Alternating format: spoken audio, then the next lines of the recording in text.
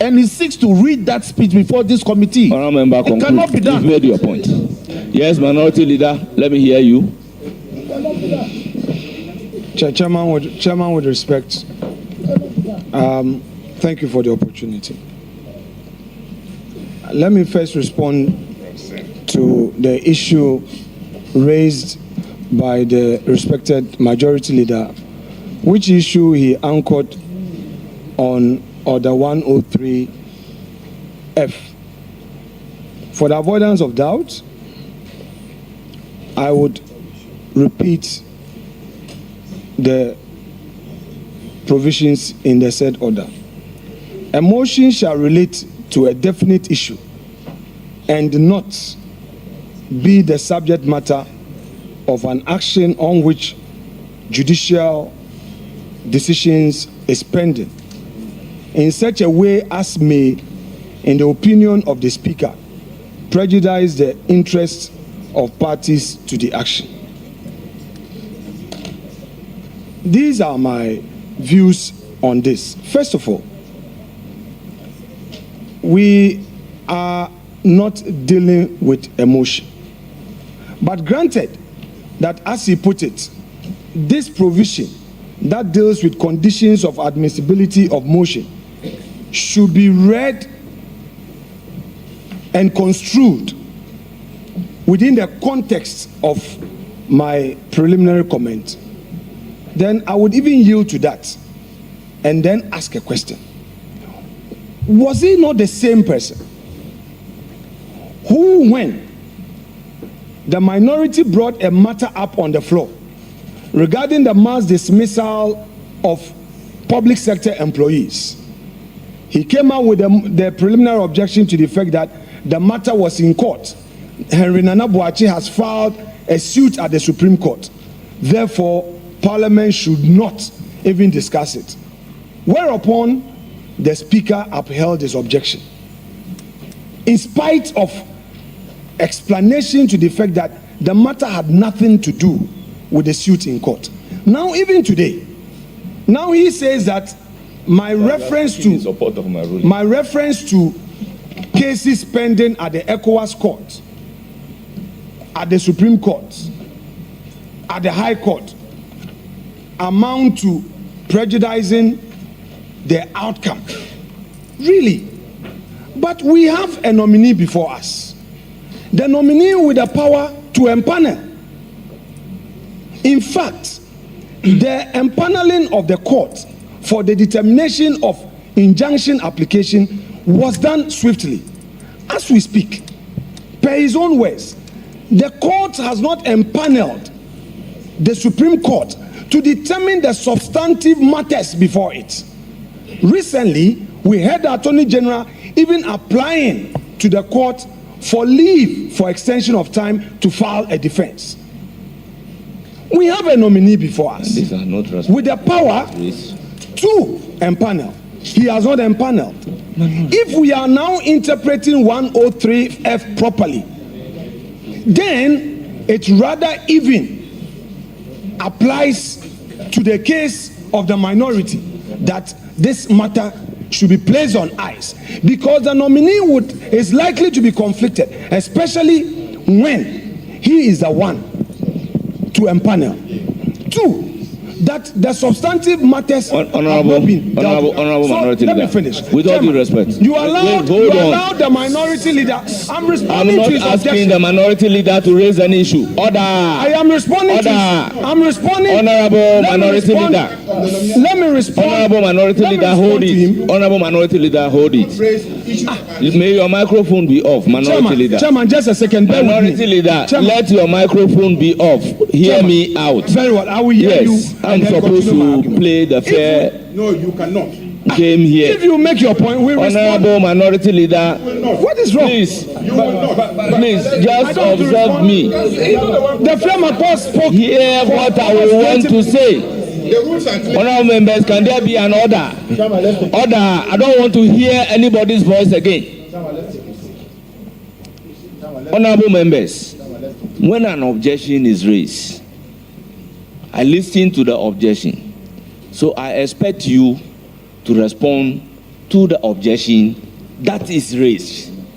I don't think in all the objections raised, there is anything in the objection that suggests that the nominee before us swiftly empaneled, acted in conflict. I mean, all those things have not. You've said that. You've said that. You've said that. You've said that. You said that. You said that the nominee swiftly empaneled the court. So, honorable members, on this note, I would want him to conclude. I will rule on the matter, then we take a short break and come back and continue with the vetting. Chairman, with respect, it is my view that if the order 103F that the majority leader made reference to at all is applicable, then it is the more reason for the minority's concerns to be heard. Here is he suggesting that nothing should be raised that is likely to affect the outcome of a pending suit. That is what he says.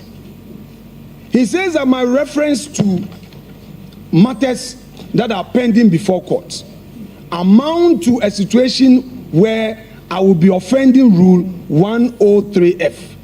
If that is the case, then the matter before us is rather more fitting than the argument he's making against me. Because, with respect, we have pending suits for over 6 months.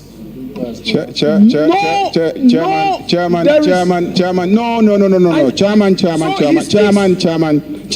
I have the floor. You've not called. Chairman. The rules. You have not called. The rules. Chairman, the rules. Chairman, he puts on the rules. The rules are clear. No, it's not. The rules are clear. The rules are clear. Chairman. The rules. So when you just comes in.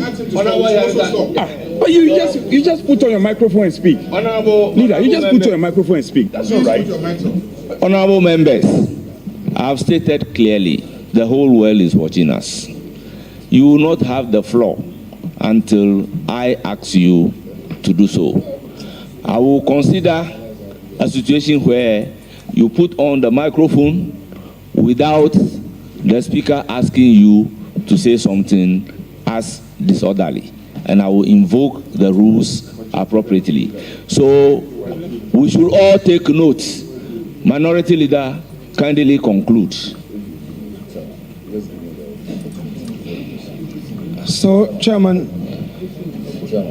what I am saying in short is that the very rule that the majority leader is invoking supports the contention of the minority. And I'm responding to him by saying that the cases that are pending, that he has a problem with my earlier statement. If we consider this motion, they shouldn't forget that what Parliament is doing, the vetting of the nominee, eventually will lead to the report being moved on the floor. Honorable Minority Leader, hold it there. For him to come in? Yes, hold it. Okay, not for him to come in. I am coming in personally. Severally, I admonish you that a matter that has been dealt with on the floor of Parliament, this vetting committee cannot be constituted into a court of appeal to reverse any decision. Therefore, I will personally not tolerate any of those issues to be read. Now, I accommodated the majority whip, and he read in extenso your motion. So anything that relates to your motion would not be entertained before this particular committee, because for me, that matter procedurally and legally is mute. It cannot be raised. So Minority Leader, kindly conclude. Chairman, there are two issues that have been raised, and each of them must have a response. No, you see, when your leader is speaking, and you're asking me to give you the floor. The majority leader has raised his issue. And then the Fiamakpo also brings in a different issue. So I'm done with him. Let me now address the Fiamakpo's issue, the majority chief whip. The majority chief whip is contending that the minority's motion was ruled upon. Mr. Speaker, Mr. Chairman, we are not here to rehash our argument. We have not brought any argument before the House. We filed an administrative motion, which motion was declared inadmissible. It's as simple as that. You have to catch his attention. Now, it does not stop us from stating our views on an important national matter. It doesn't stop us. We are not challenging the Speaker's ruling at this committee. We know what to do. The minority, even when we disagree with the first Deputy Speaker, filed a review application which was admitted, and we started a debate. We are not in any way against any ruling and against any rules. We will use the rules to express our views. So the majority chief whip is completely wrong to introduce that matter. What we are rather saying is that the rule that the majority leader is seeking to invoke to rather stop the minority from exercising its right of opinion on a matter of national importance rather supports the very reason why we had come with a motion to say that let all the matters be determined to bring clarity, because Her Ladyship Justice Arabe Esaba Tokonu has right, far right. And what becomes of her when eventually the court determines that all her beliefs are upheld, yes, and then what becomes of us? Yes, Honorable Majority Leader. Honorable Majority Leader. You are hearing him? No, I am the one speaking. What do you want? You understand? Yes. Please, let's take a cue.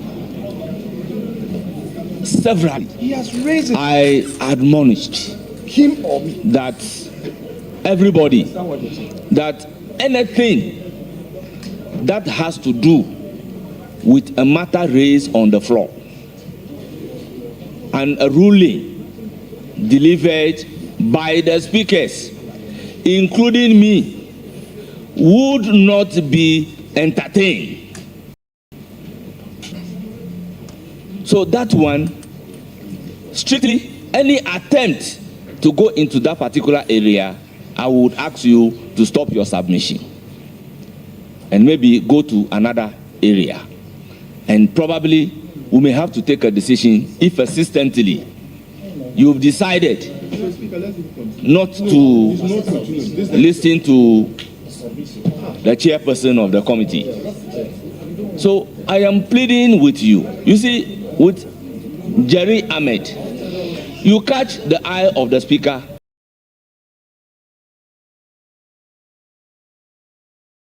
at the right time. You don't expect me to interrupt the minority leader to give you the floor to speak. It is not done in any parliament. So minority leader, if you are done and you want me to make a ruling, I will make a ruling. Then we take a break.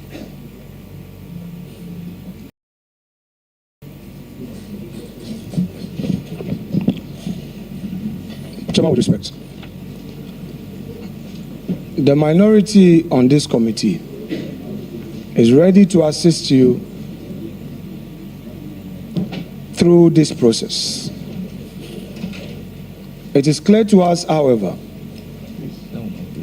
that consistently there is a grand design to obstruct us. deny us of our right to express opinion on a matter of national discourse. We are clear on our minds what the majority is up to. And Chairman, although we know, and it's a fact, that all of you are of the same stock, we, however, think that we should be heard. All these objections that they are raising here and there has one aim, that the minority must not be heard for posterity. They know that if these views get into Hansard, it will come back and haunt them someday. That is all that they are doing. Chairman, it's not a matter for ruling. I hold a view on behalf of my colleagues that you should restrain the majority leader, because it is one too many, very consistently, the statement that I made as part of my remarks that he is invoking Order 103F is neither here nor there. I didn't make any prejudicial comment. I didn't say anything that offends Order 103F. It is very clear what he is up to. Let us be very fair. Let us allow democracy to be at play. They are in the majority, no doubt. What is the problem? They are in majority, no doubt. But they should allow us.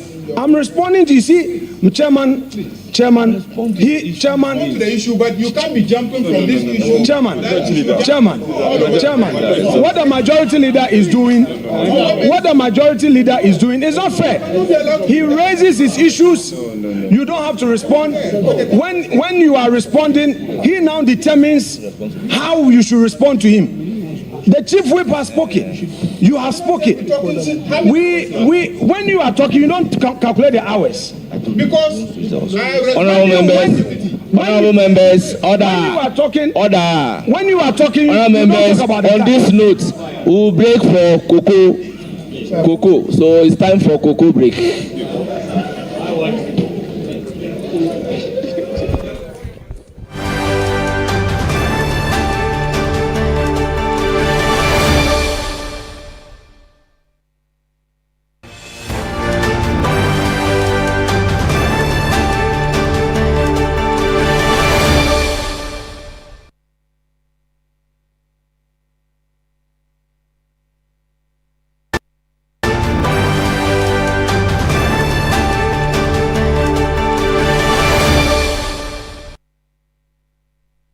So live here on TV3, and quite an interesting debate from the Appointments Committee, where the Chief Justice nominee, Paul Baffoe-Bonnie, has been seated for over an hour, and yet no questions just as yet have been posed to him by any members of the Appointments Committee. Simply put, there's been a spar between the minority leader and the majority leader about the latter's address, or the former, I should say, the former's address. That is Alexander Afenyo-Markin's address before proceedings can officially start. It started off with a prayer, which was by the chair of the Appointments Committee, Bernard Ahiafo, after which the minority leader asked that he be afforded the opportunity to make some preliminary remarks with respect to what is expected to happen today. And in that remark,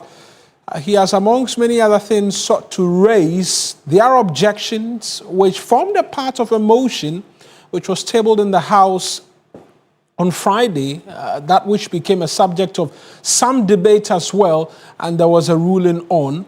That motion contained their objection to the sitting of the Appointments Committee to consider the nomination of Justice Paul Baffoe-Bonnie, who, by the way, is the acting Chief Justice, has been for quite some time, and was subsequently nominated by the President in September of this year.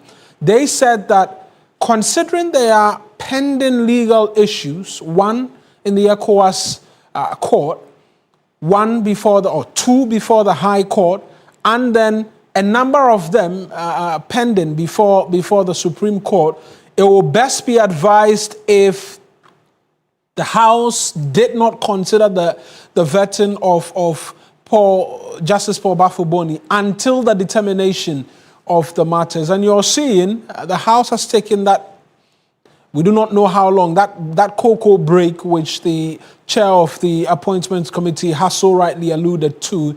And there are hearty conversations to and fro. We see the chair of the Defense and Interior Committee, James Agalga, in some conversations with some other individuals, and a host of the dignitaries. I see the Attorney General, Dr. Dominic Ayeni, as well, present.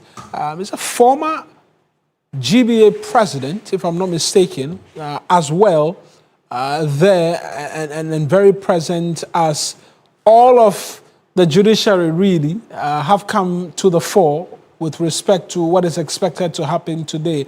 But I was just walking us through what has been a haggle of some sort over the last hour, and we'll get onto the phone lines as well and engage Zoom, rather, I understand, and engage Christian Maham-Hesse shortly on what it is that we've seen play out. But that concern has played out again on the floor of the House, and the minority are seeking to raise the objection, much to the chagrin of the majority leader, who says that on his watch today, he will not allow the minority leader, Alexander Afenyo-Markin, violate the rules. And by violating the rules, he's of the opinion that the commentary by the minority leader seeks to impugn the work of that Article 146 committee, as was chaired by Justice Paul Scott Poiman, and so will not allow that to hold.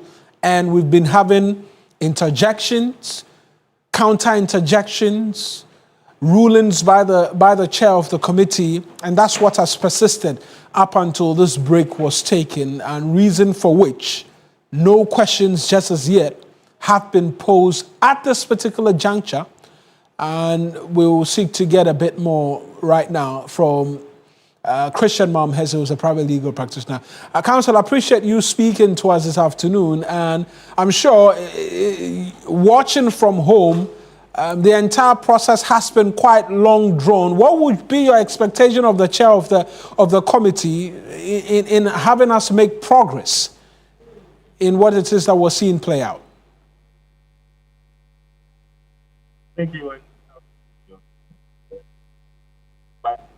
Counsel, I don't know if there's a problem with your mic or we have to do it. If you could unmute for us, and then perhaps we can hear you. It is not muted. Can you hear me? Yes, I can hear you. It's a bit faint, but let's try and proceed, and let's see if there's progress made. Yes, what I'm basically saying is that, I mean, it's quite interesting, the wrangling between the two. I mean, it has been a very protracted one. But my humble view is, indeed, I mean, it definitely should be one of balanced rights. So, I mean, just as the rules of parliament has been referred to countlessly from both sides, I mean, it stands to test to say that, indeed, in as much as the honorable minority leader would express his plenary remarks, definitely there's a concession that, and that concession is even hinged in his own speech, that he has not sinned against any third party, whether committee, whether the nominee, and all of that. That alone indicates that there is an understanding that the conduct of the committee cannot be referred to, or its integrity in terms of work can also not be impeached, because that committee will definitely not have the opportunity to respond to same. Right. And even though Justice Poiman is present there, legally speaking, he is not present before the committee to respond to such matters. And it stands to say that if the language moderation will do, then we will not have the majority leader, coming in with most of the interjections, because the interjections that he brings into are mostly hinged on the rules of parliament. So definitely, there must be a management in terms of the language put out there, so that while it is a balance of language which does not affect the rules or impede on any of the rules, it will now favor the vetting to come up, smoothly.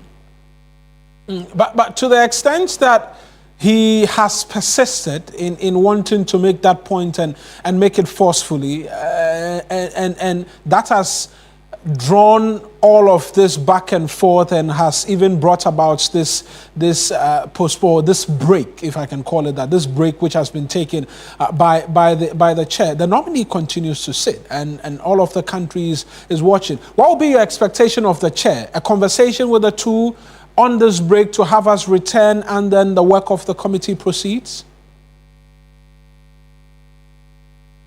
Yes, I believe that leadership will go into conclave, and they would have a short or brief deliberation on the way forward, because this spectacle cannot continue going unabated. The more it continues in that direction, it gives a different impression to the general public and the world watching.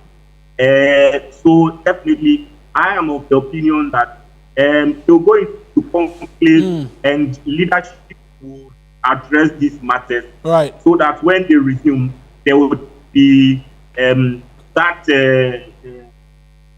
brief remark that the honorable minority leader has decided to put out there would be in the moderation of language, so not to sin against any of the rules, for us to have this betting on TV. And just lastly, on some of the use of the words, not trying to get into the rules of Parliament and the various rules the majority has been using to seek to prevent him from proceeding with these comments.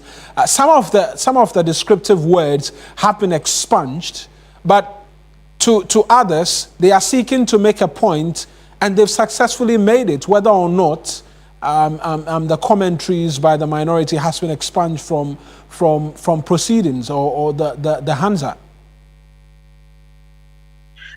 Yes, it is very clear that the minority is bent on letting the whole world know that the Chief Justice was taken out unfairly. So, in such legal proceedings, one cannot hazard what is on the mind of one, as it was said by Shakespeare in Macbeth, that you cannot find the mind's construction in the face.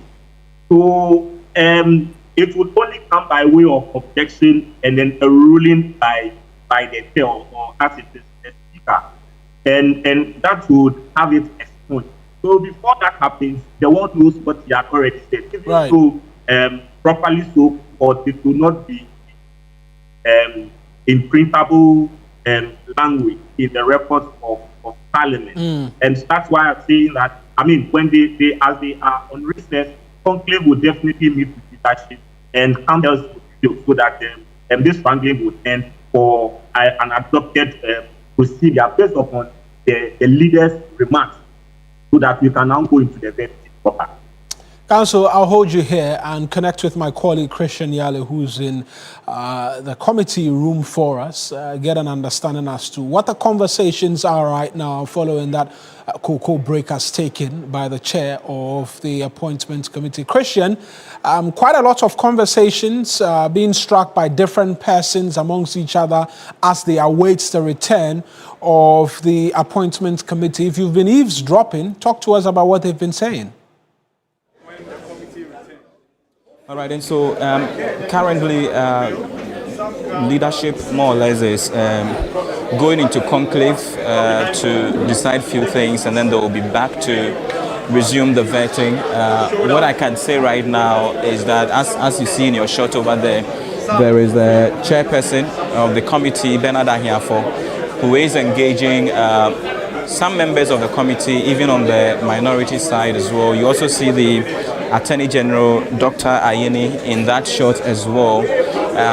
Basically, we've had like almost a 2-hour stalemate since the meeting was called to order. It all started with the minority leaders want to make some preliminary remarks, in which he referred to or described the nominee as a disputed nominee. That was where the objection started from, with the majority leader re-emphasizing over and over again that so far as he is around, he wouldn't allow the minority leader to offend any of the rules concerning this vetting process. There he goes ahead to quote a number of the standing orders as well as what the Constitution says concerning gatherings like this and what Parliament does. It's been a back and forth over the period, a long stalemate which has culminated into this break which has been called by chairperson of the committee. And indeed, apart from the use of disputed nominee, we know also that the minority leader described the appointment of Paul Baffoe-Bonnie as political, which is one also that drew some reactions and criticisms as well. Beyond that, the minority leader has sought to, in his preliminary remark, more or less describe the work of the Puaman Committee as a travesty of justice. All of these have been objected to by the majority leader, who says he's not going to, supervise any of such to happen. I have with me the Member of Parliament for Guan, Fred Agbenyo, who has been monitoring the proceedings over the period. What do you make of all that has transpired so far? Well, it's expected of us as members of Parliament to be disciplined and do things right. Nobody comes here to do theatrics or to prove to the world that he's the best. He's the only person who can challenge and speak and talk and scream and shout. We are all here as members of Parliament in our own rights. Right from the word go, you have disagreed with the process because you thought that your darling girl has been removed from office as the Chief Justice. What do you mean by darling girl? That is like a claim which I should ask you to substantiate. You may not be able to substantiate. What do you mean by that? Well, I don't need to struggle to explain or to substantiate the point. That's the woman that she has always stood by. She believed that the woman should have remained in office. She has challenged him in court, and that's why I've chosen to describe her as a darling girl. And she thinks that because they've removed a darling girl, that he can go to court and go and file a case. And within 5 minutes, the same Supreme Court Chief Justice will panel people to listen to that case. And because he wants somebody who will be doing his bidding for him, because that person has been removed, so hurt and so pain, he's sitting down here and doing this thing. We are not here to do his bidding. We are going to vet the Chief Justice, and Jesus is going to take the office. If they don't want to be part of it, they can walk out. Nobody is forcing them to be here. They can walk out. Which wouldn't help or augur well for democracy, as we call it. And talking about the concerns that he has raised, like one would say, democracy is about opposition. Over the period, they've had all of these reservations, which resulted in the motion which the Speaker did not admit and subsequently dismissed. Isn't it right, if he wants to air his views using this platform? Our laws are very clear. You can't come here and accuse Supreme Court justices when they are not here. They don't have the right to rebut or to refute the claim that you are making. They are not here. They don't have the opportunity to respond. So why do you raise it here?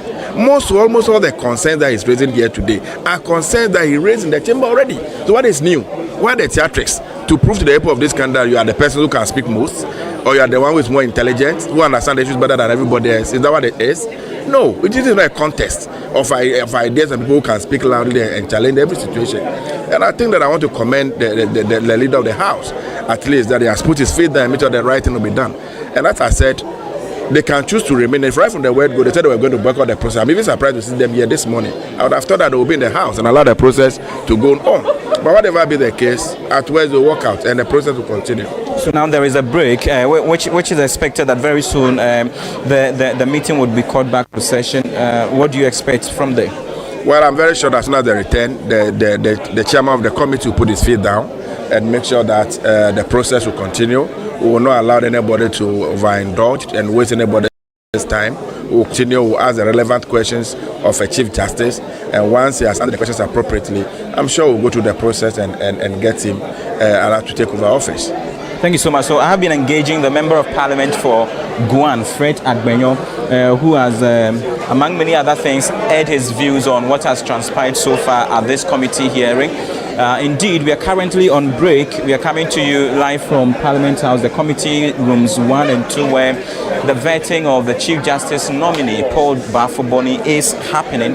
Indeed, we're on break. Very soon, the meeting will be called back to session, but I'm just also trying to see if I can get some few words from the Vice Chair of the committee, really, to know what it makes of what has transpired. Indeed, I engaged him earlier, even before the hearing has started. He was expecting that things would go as smoothly as possible. That did not turn out to be the case. We've had a stalemate. Honorable, earlier when I engaged you, you were expecting or anticipating that this hearing goes on as smoothly as possible.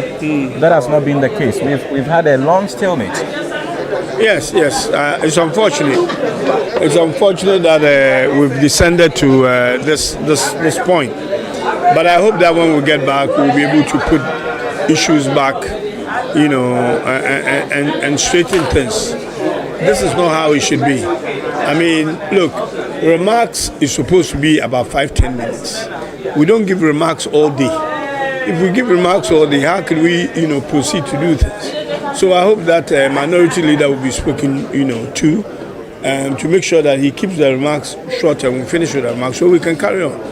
The unfortunate thing is that the nominee has been sitting here for over an hour and not a single question has been, asked.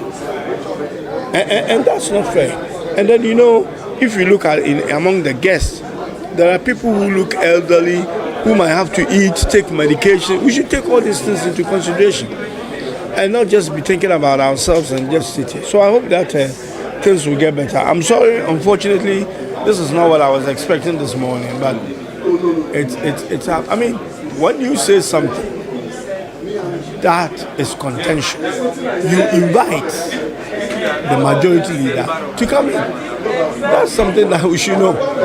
You're not going to sit down and take it, So we should avoid those things, especially things that the ruling had already been given in the chamber, not to be brought here as something new that is being. Thank you so much. So that is the Vice Chairman of the Appointment Committee, George Kweku Ricketts-Hagan, who has expressed his views on what has happened. He is very sorry about all that has transpired so far here concerning this vetting. And like I indicated earlier, he had anticipated something smoother than what has happened now. Unfortunately, that has not been the case, and so he's just hoping that when the meeting or the session is called to order and is brought back in session, things would go as smoothly as possible. And indeed, you see all these distinguished persons who are still seated and are waiting for the meeting to be called back to order so that things can begin. And indeed, what is also expected is that from the resumption, things would be fast-tracked so that at least the questioning period, which is the main reason for which all have gathered here, would continue. So you see members of parliament, some of them are having some pretty chats with some of the judges who have gathered here. Let me still engage you, Honorable Francis Xavier. So I engaged you earlier. The expectation or anticipation was that this goes on as smoothly as it were. What are your observations so far? Well, I think that my observations are that the posturing of the minority so far looks like a posturing or a deliberate attempt to obstruct the process. And I say deliberate attempt to obstruct the process because almost every single issue that the minority leader is raising now are issues that have come to plenary, is being debated, and Speaker has made pronouncements on those things. And so it's quite cunning that the minority leader would want to use this platform as a backdoor approach to reintroduce those issues. And for me, it's completely unacceptable, especially when what you are saying impugns people's character, impugn people's integrity, and so on and so forth. But they will not ever have the chance to respond to those things right there at the committee meeting. When we say that these are issues they've raised over the period, addressed press conferences, and raised these issues, especially concerning the Poaman committee, which he sought to raise again here. What is new about them? So the question is that why do you want to relitigate it? You know, that should rather be the question. If these are issues you raised already during press conferences, why do you want to raise them in a formal proceeding? I know what they intend to do is to use a backdoor approach to bring those matters into the records on the archives of Parliament, and we must not allow them because they are breaching the rules of Parliament. You know, the fact that we have rights to speech does not mean that those rights are unfettered rights. Where the content of your speech is infringing on other people's rights and has the potential to impugn the integrity of other people, you must not be allowed to do so. And I think that's exactly what is happening here. And I'm hoping that when we return back, the chairman of the committee will stamp his authority and move forward. Because in any event, what we do here is just a parliamentary practice and a convention. There's nowhere in our rules that says that when you can give preliminary comments. So if only preliminary comments is taking us close to 2 hours, why should we continue to allow it? I think that the speaker should be bold enough to move the process forward so that we can finish considering the nominee. Thank you. So that is the MP for Madina, Francis Xavier Sosu, who believes that once the meeting is back in session, the chairperson should be able to stamp his feet to the ground to ensure that this process takes place as it were and as it should, so that we don't get to see another stalemate or another form of drag or dragging or litigation, as it were, as we saw happen earlier. And so that has been the situation from this room. We're currently, the appointment committee has gone on a break, a short break indeed, after that 2-hour stalemate between the majority and minority leaders to more or less allow cool heads to prevail. And then after that, we would have the meeting come back in session. So we are keenly anticipating and waiting that chairperson of the committee would call the meeting back to session. And after that, it is expected that the actual process of vetting the Chief Justice nominee would resume or would commence, because one would say that the earlier one we've seen has just been more or less like rebuttals and objections from both leaders of the House. Back to you in studio. We are back when the action is back. Thank you very much. Christian Yali is my colleague there. We're still on Zoom with Christian Malmhesi as well. Council, perhaps I'll just ask one last question, then I let you go. Barring any unforeseen challenges, Justice Paul Baffoe-Bonnie will be vetted and will be approved. What do you foresee as the possible hurdles you have to surmount in turning around perceptions, amongst many other things, challenges really, which could come up for him? Please, could you come again? Could you come again with your question? I was asking that barring any unforeseen challenges, he will be vetted, he will be approved. How do you expect him to go above possible challenges and hurdles that could come up during his time as Chief Justice? Oh, I mean, definitely the only possible hurdles would be the lingering legal challenges that the former Chief Justice would put up. Aside that, Justice Baffoe-Bonnie would have a very smooth tenure, and he is very qualified to occupy that particular position.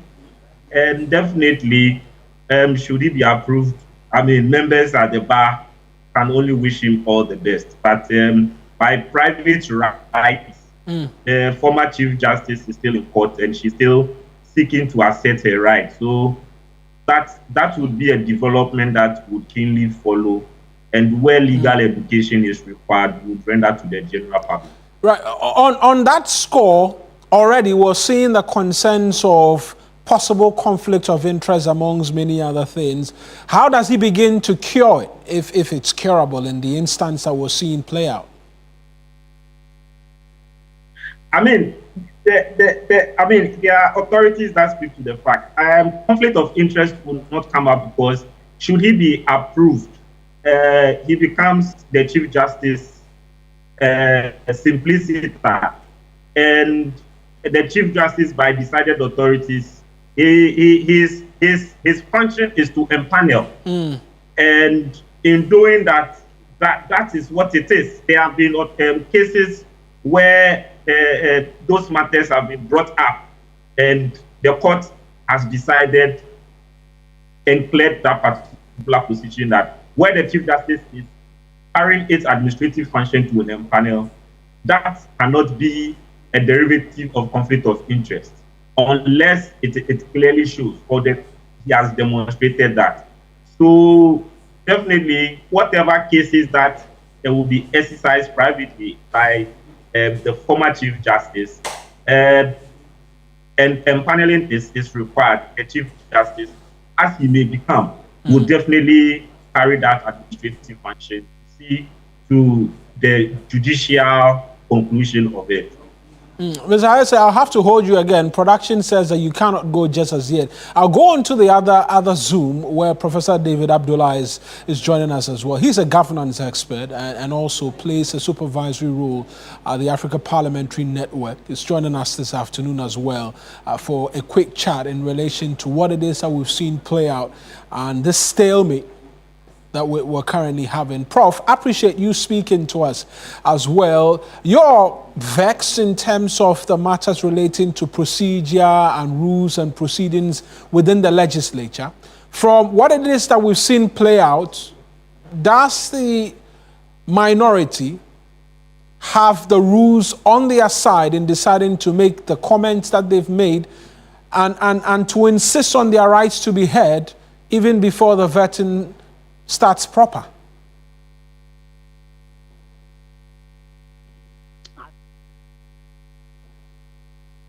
When you, not even going to the rules, when you say preliminary, if it's preliminary, you are supposed to say something brief.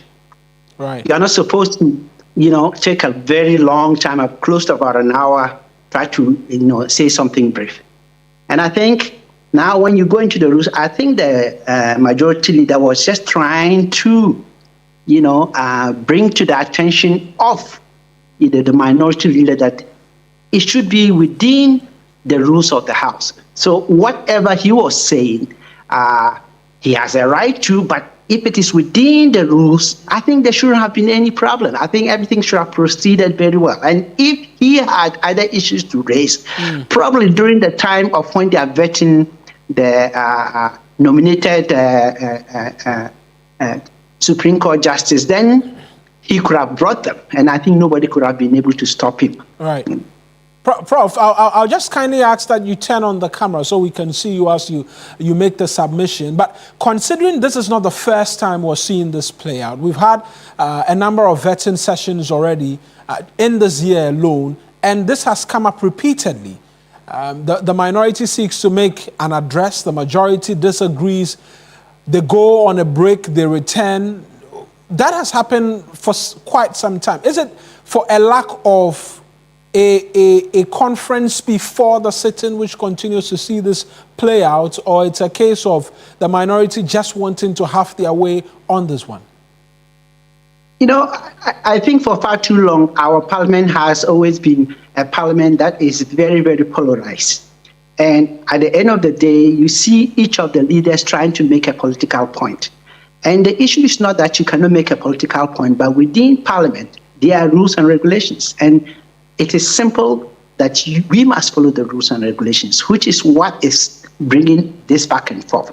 And for far too long, I have said, even on this your platform, that the kind of behavior the minority leader is projecting, to me, it doesn't fit into what leaders should be. Whether he likes it or not, he's a leader in this country. He's a political leader. But leadership is about being able to, rise up to the challenge of leadership. And the challenge of leadership is to, most of the time, to do the right thing.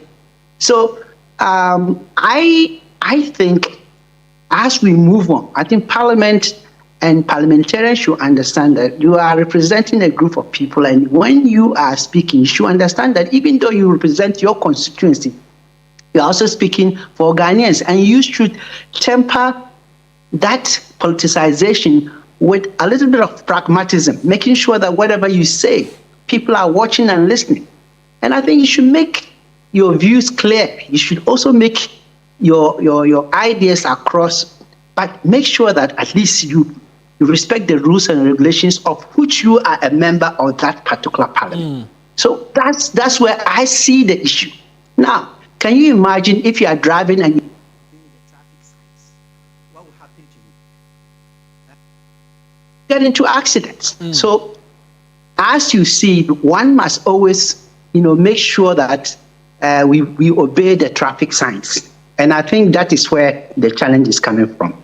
In obeying the traffic signs, I'll just say that we just lost your visual, and if you could kindly just rectify that again for us. On the subject matter, we had the majority chief whip make a point that, look, of the many issues they were seeking to raise in this preliminary address, it was subject matters which had been decided upon in a motion they had tabled before the House.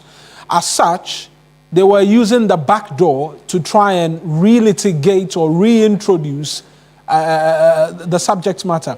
In your view, could the chair of the committee had identified that and said, look, these were matters which you raised in the motion, the speaker ruled on it, and so you cannot bring that before us again, and then proceeded to allow the vetting to take place? No, but I don't think it's right, because the speaker has already ruled on it. Apart from the fact that the speaker has ruled on it, the minority speaker is a lawyer, but apart from that, also he's a senior member of the House. He has been a majority leader before, and he has been a minority leader now that he is. He understands the standing orders, and I think he should have,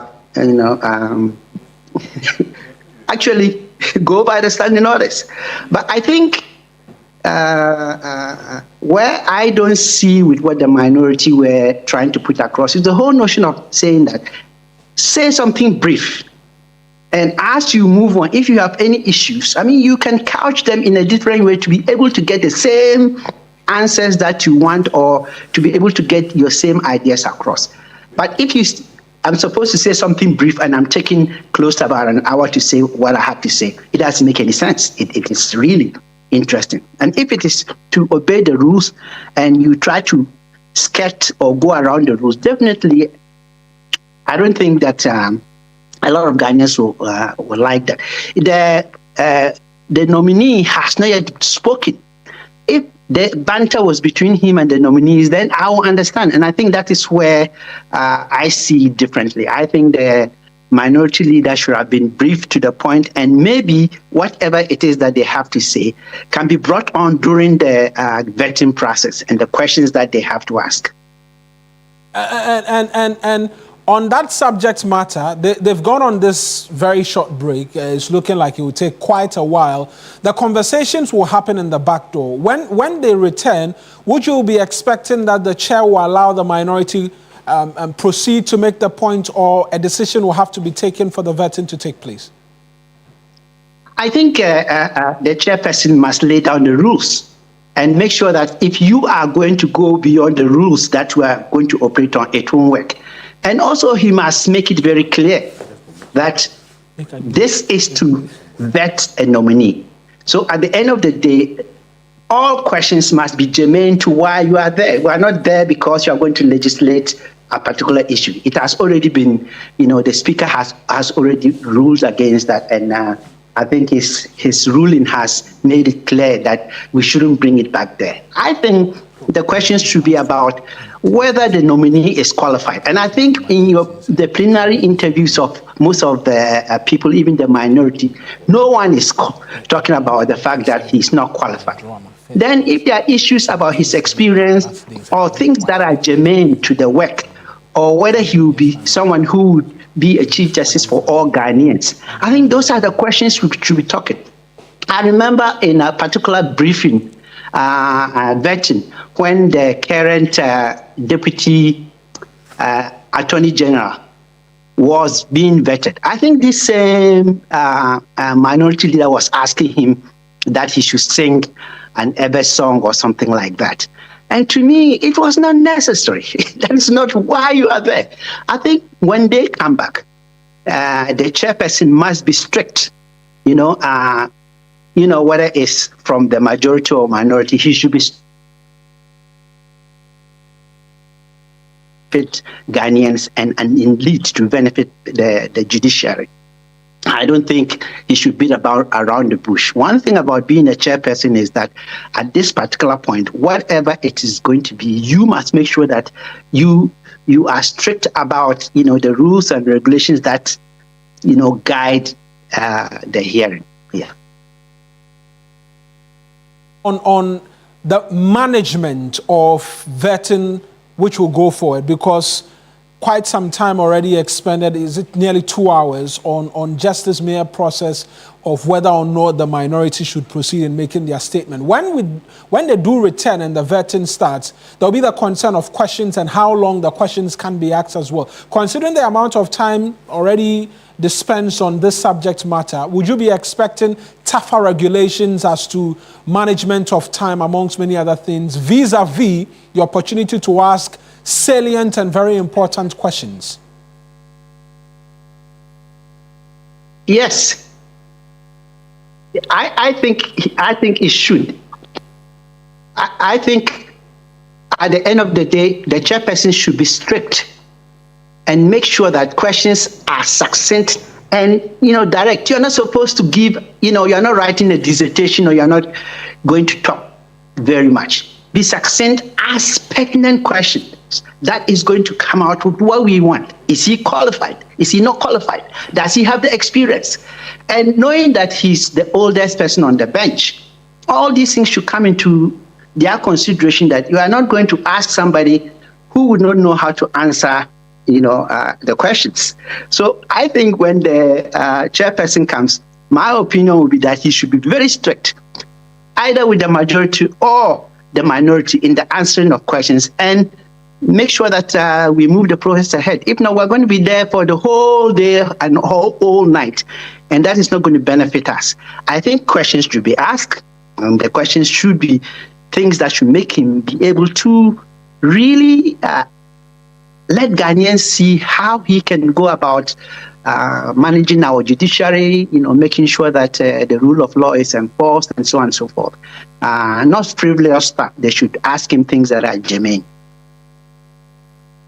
Just hold you as well as counsel just a while longer, because we have to make a return to the committees room 1 and 2 and get quick updates from Christian Yali. Alfred Okanse as well has joined me here, but we'll just go back to the committees room 1 and 2. Christian, provide us with updates as to what's been happening since we left you, some development from the committee rooms. i.e. the vetting of the Chief Justice nominee Paul Baffoe-Bonnie, which has unfortunately hit a stalemate following earlier remarks or descriptions by the minority leader that the nominee is a disputed nominee.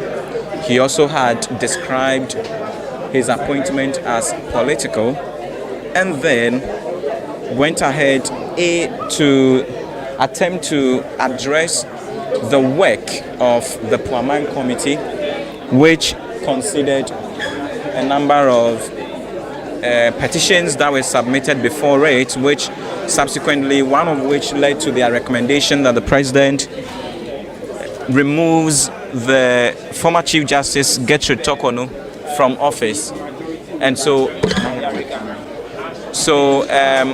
after that, the minority leader, in that preliminary comment that he sought to give, mentioned, for instance, that the work of the Puaman Committee was a travesty of justice, which the majority leader objected to. In fact, almost every line of his submission was objected to, which resulted in almost 2 hours of a stalemate. In fact, no single question was posed to the Chief Justice nominee. And so that eventually and subsequently led to the committee chair calling that there be a break. Indeed, he does not tell us how long the break should be, But what we know is that currently leadership of the committee are not in the room. Probably they are considering one or two things, and then after that they will come back to call the meeting to session. Then the vetting itself properly would resume. But what we know is that the majority leader on any other instance has made the case that he is not going to allow the minority leader offend any of the rules that govern how business is conducted in the chamber and in Parliament by the various committees. So what it means is that he wants the standing orders strictly adhered to, and also what the Constitution says. Rightly so, he makes the case that, see, if you are raising issues against the persons of certain individuals who are not around and do not have a right to even respond to such issues that you raise, then indeed this does not become the forum for you to raise such issues. So he has sought to object every step of the way utterances or statement deemed to be a breach of rules by the minority leader. In fact, it got to a point that it was getting heated up, for which reason the chairperson of the committee, Bernard Ahiafo, who doubles as the first deputy speaker, directed that there is a break. We don't know exactly how long that break is going to be, but we know that so there are a number of members of the leadership of the committee who are around, and very soon we should see the nominee brought back into the committee room. And yet, what other story I have to tell you is about the patience of justices from the Supreme Court, as well as other judges who are still here waiting patiently for the meeting to be called back to session. We have a number of respected traditional leaders as well who are still around waiting for the vetting process to resume.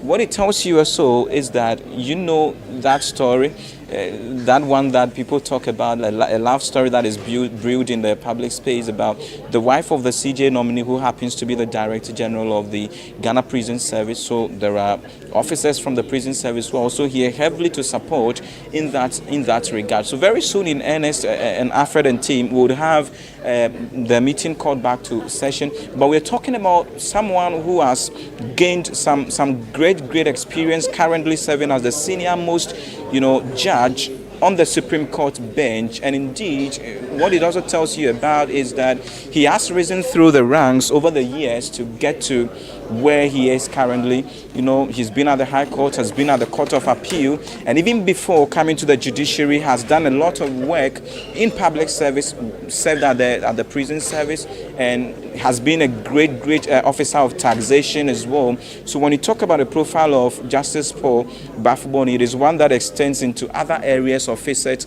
of life, even before coming to the judiciary. But for a career spanning over 3 decades. Indeed, when you ask some members on the committee, they tell you about what they expect of him by way of his responses to some key issues that deal with legal education in Ghana. You know that the Attorney General is working around bringing a bill to Parliament which would see to more or less decentralize legal education, such that, for instance, when you go to the University of Ghana School of Law, you are able to write your legal education examination there and be passed as well, without necessarily going to the Ghana School of Law or what you call Makola to get all of those ones.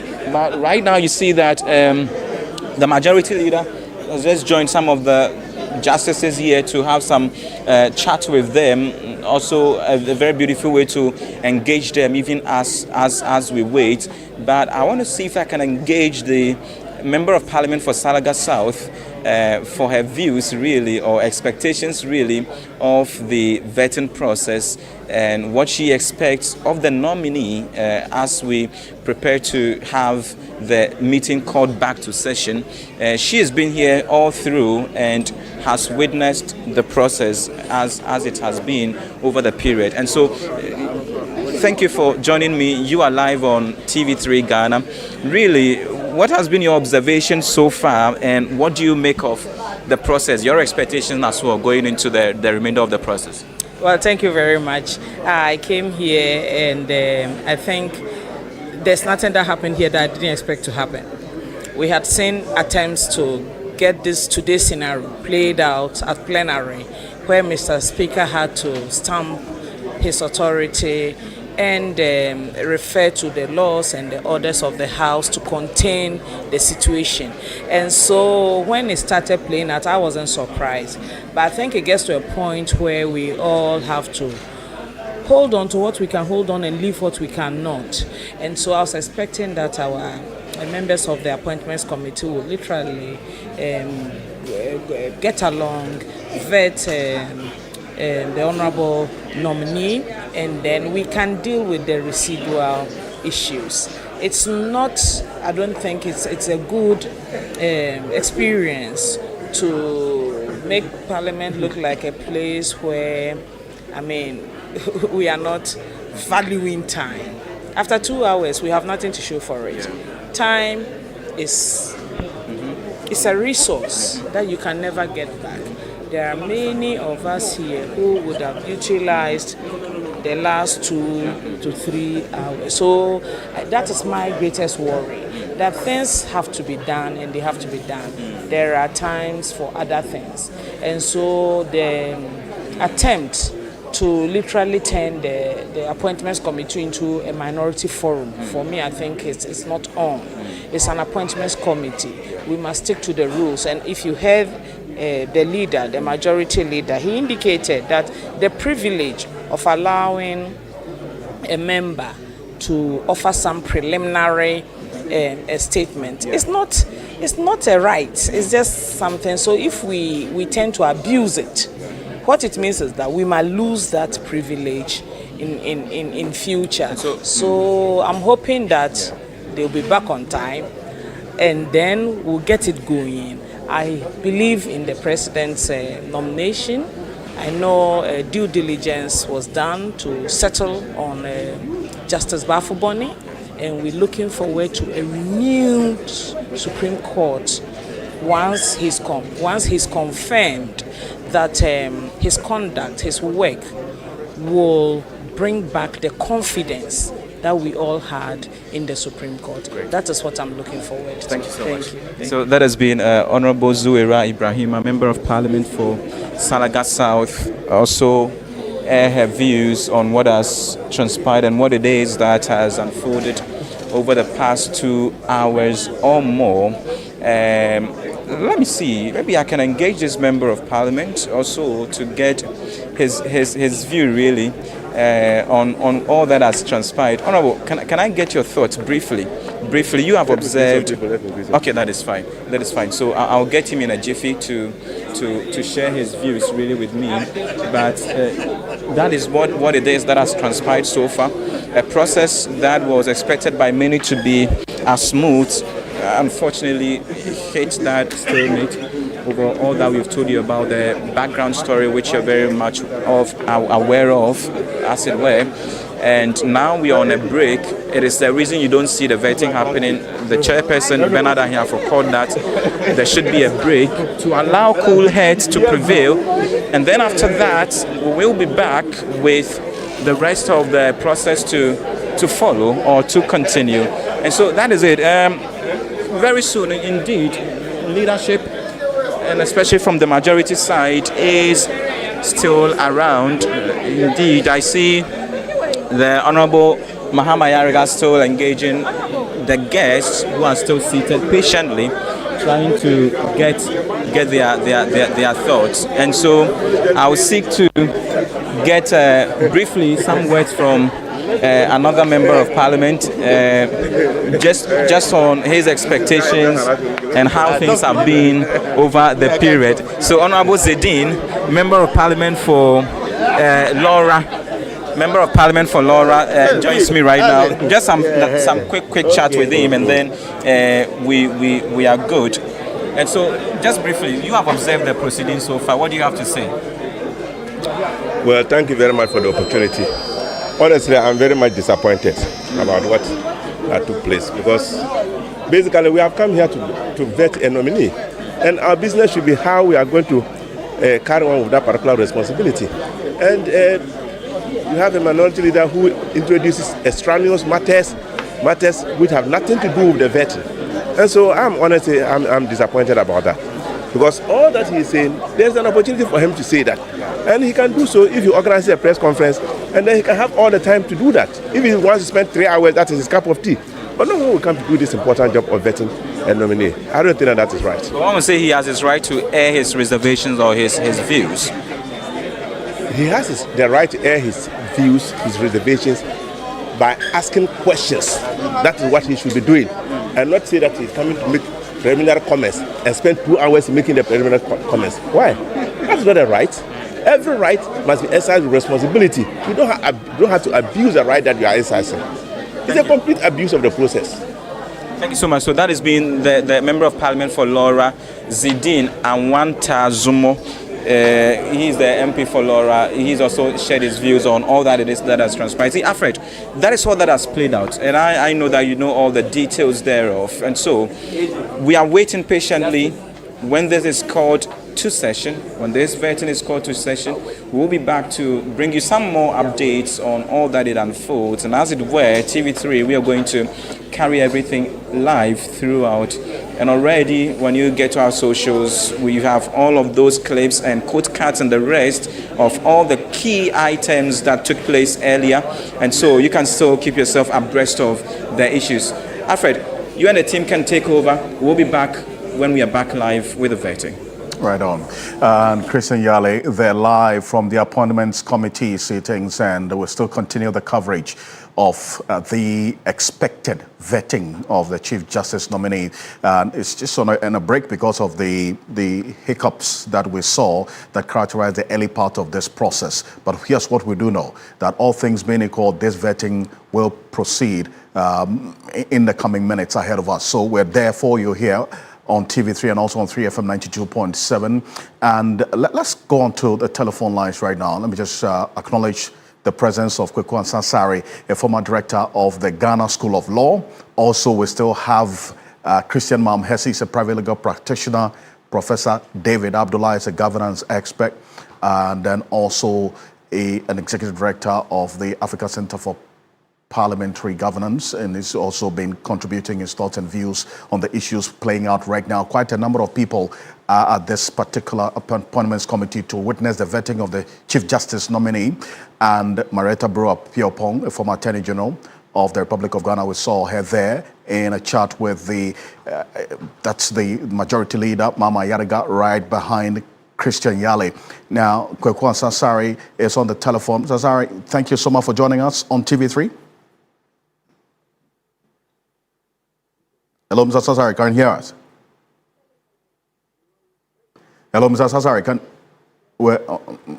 we'll try to reconnect with Kweku Ansah-Sarri shortly to get his thoughts on what has transpired so far. He is actually at this vetting, the venue of the Appointments Committee, where this vetting of the Chief Justice nominee is taking place. So he has a fair view of the interactions even outside of what we are seeing on television. And so we'll connect with him shortly. Christian Mam-Hesse is connecting still with us here on TV3. Counsel, now, there's been a number of things that Mauna has established with you. One of the issues you see quite clearly is that, as expected, the Chief Justice nominee has a solid support and the backing of that's the justices of the Supreme Court. Not because of his current portfolio, but also having served as a senior most over the period.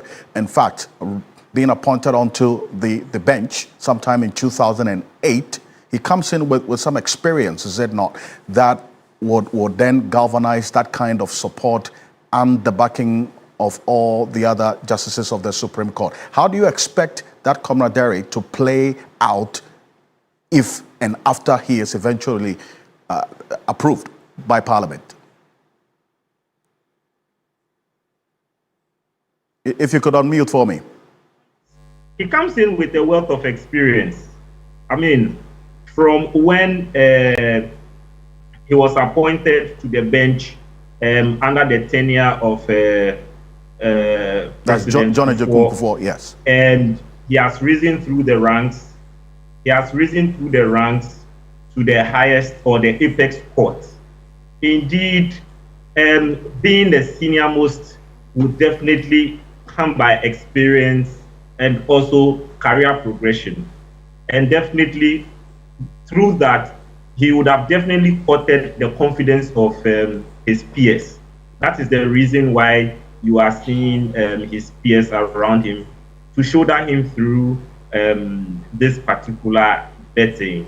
And definitely, once he has existed in that particular position for all this while, there will definitely be that relationship built. And also, I mean, in developing the jurisprudence of the country as far as judicial precedent is concerned. And so he comes in with a wealth of experience, and it is our belief and hope that given how things have turned out, he will definitely shoulder and direct the judiciary to the pinnacle of justice that the masses expect. Because just as we know now, or as the law prescribed, law emanates from the people, and definitely that is what Parliament is seeking to do. That Parliament is a representation of the people, and it is deemed as the people through Parliament are the ones vetting the honourable nominee or the justice nominee, so that when he assumes the position, we would see a more robust judiciary, a judiciary that will deal more with its administrative bottlenecks, a judiciary that will have infrastructure partnerships with deepening relationship with local governance institutions, because the district assemblies and the municipal assemblies, they are supposed to be working with the judiciary so to develop district courts and other court infrastructure across the country.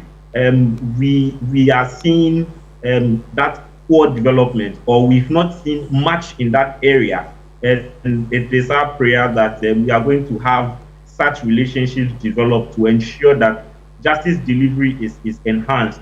We are also going to see that most of the courts are going to have are going to have the presence of judges more, because we have experienced situations where in some courts for whether promotion which hitherto should have been anticipated by the judiciary have not been catered for, and that has caused the absence of judges in those courts. And when that happens, it's either there will not be substantive judge to hear the matter, and creates expensive litigations. I mean, I'm a victim of that. That's why I'm saying that in a number of cases that I'm involved in, especially this new legal year, we've had the incidence of that.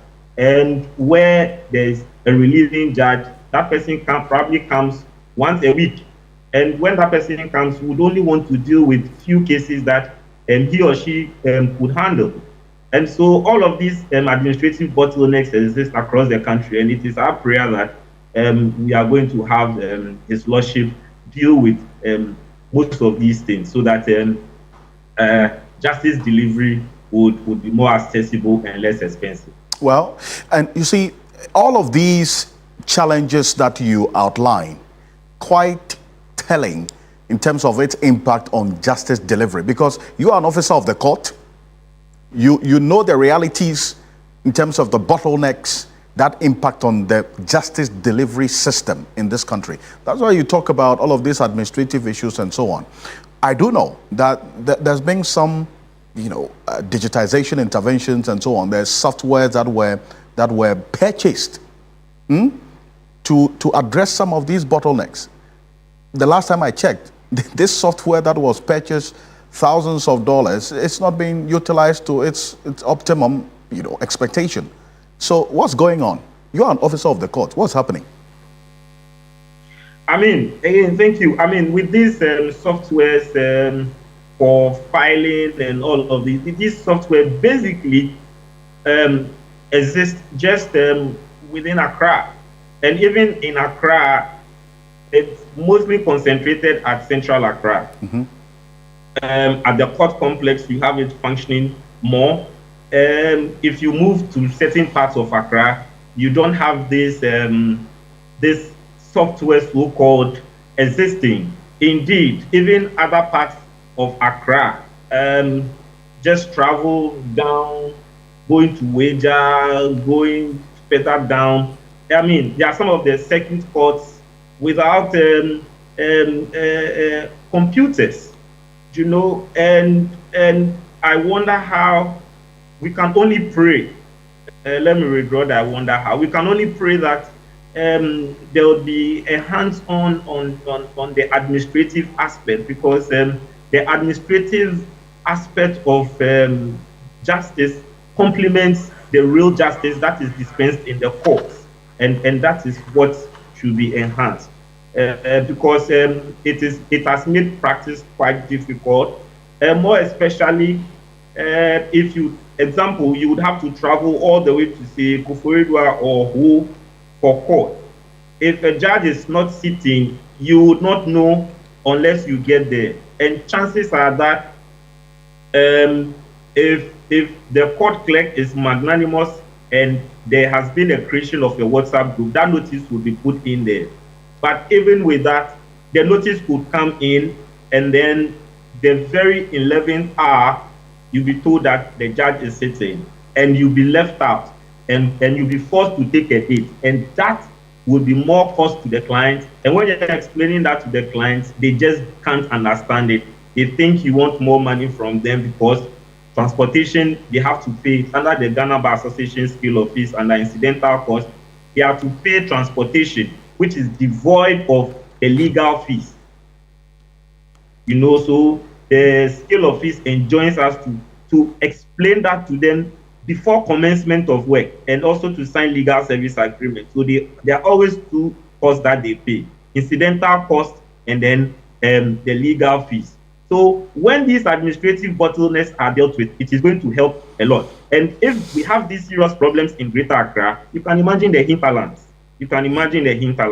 True. So it is for me, the administrative aspect is very, very important, and I pray that definitely, as the incoming Lord Chief Justice, we pray that his attention will go to that aspect, so to make the work not just at the bar, but justice delivery across the country very, very, very, very accessible, and it would also make it less expensive when we have expedited cases happening. Again, talking about expedited cases, because of the poor implementation of the software, or the less expansive reach of the implementation of the software in other areas. In fact, it is that point that I want to hold you on to. It has also affected.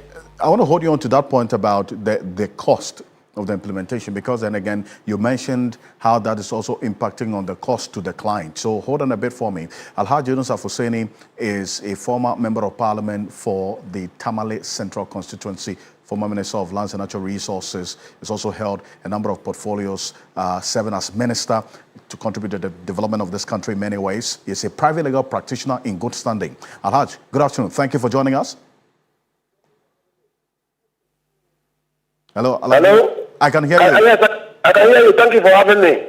Great. Now, if you haven't been watching what's been happening so far, the appointments committee, just summarize it for you. The minority leader raised some objections and concerns, and which has led to a temporary break in the vetting of the Chief Justice nominee. Although this was expected, that is, either they walk out or they come in and make their case about some of the concerns that they had raised prior to this moment concerning the removal of the former Chief Justice, and then also how Justice Gabriel Scott Palman, as well together with the other members of the committee, conducted their work. Now, with this hiccup that has been experienced, which has led to this break, how does all of this strike you, especially because it is also impacting on the vetting of the Chief Justice nominee as we speak? Well, thank you. I think that what is happening is very, very unfortunate, and it's marks of some level of indiscipline on the part of members of parliament. Why do you say so? Because the members of parliament exercising their right under parliamentary procedure filed a motion with the speaker. That motion came before the speaker, and the speaker ruled on that motion. So that matter has been settled, and you cannot go back to the vetting and seek to raise these matters which you tried to raise by motion and which was rejected. And it's marks of some level of indiscipline on the part of the minority in trying to do that through the back door. Why do you describe their process of letting their own reservations and grievances be known as an act of indiscipline? Because they have invoked the procedure under the parliamentary rules to have their matter heard on the floor of the House. There is if you want, a winnowing process for the receipt of motions or admission of motions. The motion came before the speaker, and the speaker, in his view, thought that the motion or ruled that the motion was inadmissible. That should end the matter. That should end the matter in the sense that because they invoked the lawful procedures of Parliament and the authority of Parliament that has the power to decide whether or not the motion was proper before the House, ruled otherwise. To come back and raise the same matters or try to raise the same matters at a committee hearing can only be described as indiscipline. I see, but then how else or which other process could they have employed to still let their grievances be known or their reservations be known despite so when the speaker, there's a rule of Parliament which says that if a person disagrees, if a member disagrees with the ruling of the speaker, he files a motion challenging that ruling. There's a rule of Parliament. So it is not like, there's no remedy to that ruling. There's a remedy, and the remedy is that you file a motion challenging the ruling of the speaker. But then again, that would have been after the fact. That would have been after this vetting. And they thought that this was a prime opportunity to still state their case, even before the vetting. The fact that you do not have the time to do that does not justify using illegitimate means to bring your concerns to the floor of the House through the committee. See, now this has led to this vetting process being truncated, at least temporarily.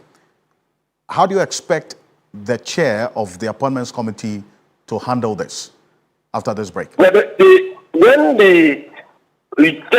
word was used, the leader of the House ought to have, of the committee ought to have called upon the majority leader to withdraw that word. And if he refused, could expel him from the meeting, could get him to leave the meeting, because that would be insubordination to the authority of the chair of the committee. And so this ought to have been the procedure. You should have gotten him to withdraw. If he refused to withdraw, to get him to leave. It's two things. They didn't ask him to withdraw. They've gone through this process of going for this quick recess. It's a stalemate, yes. But then again, two things may happen after this quick recess. It's either the minority would come back and still take advantage of this process to state their case, or they would walk out of this vetting process.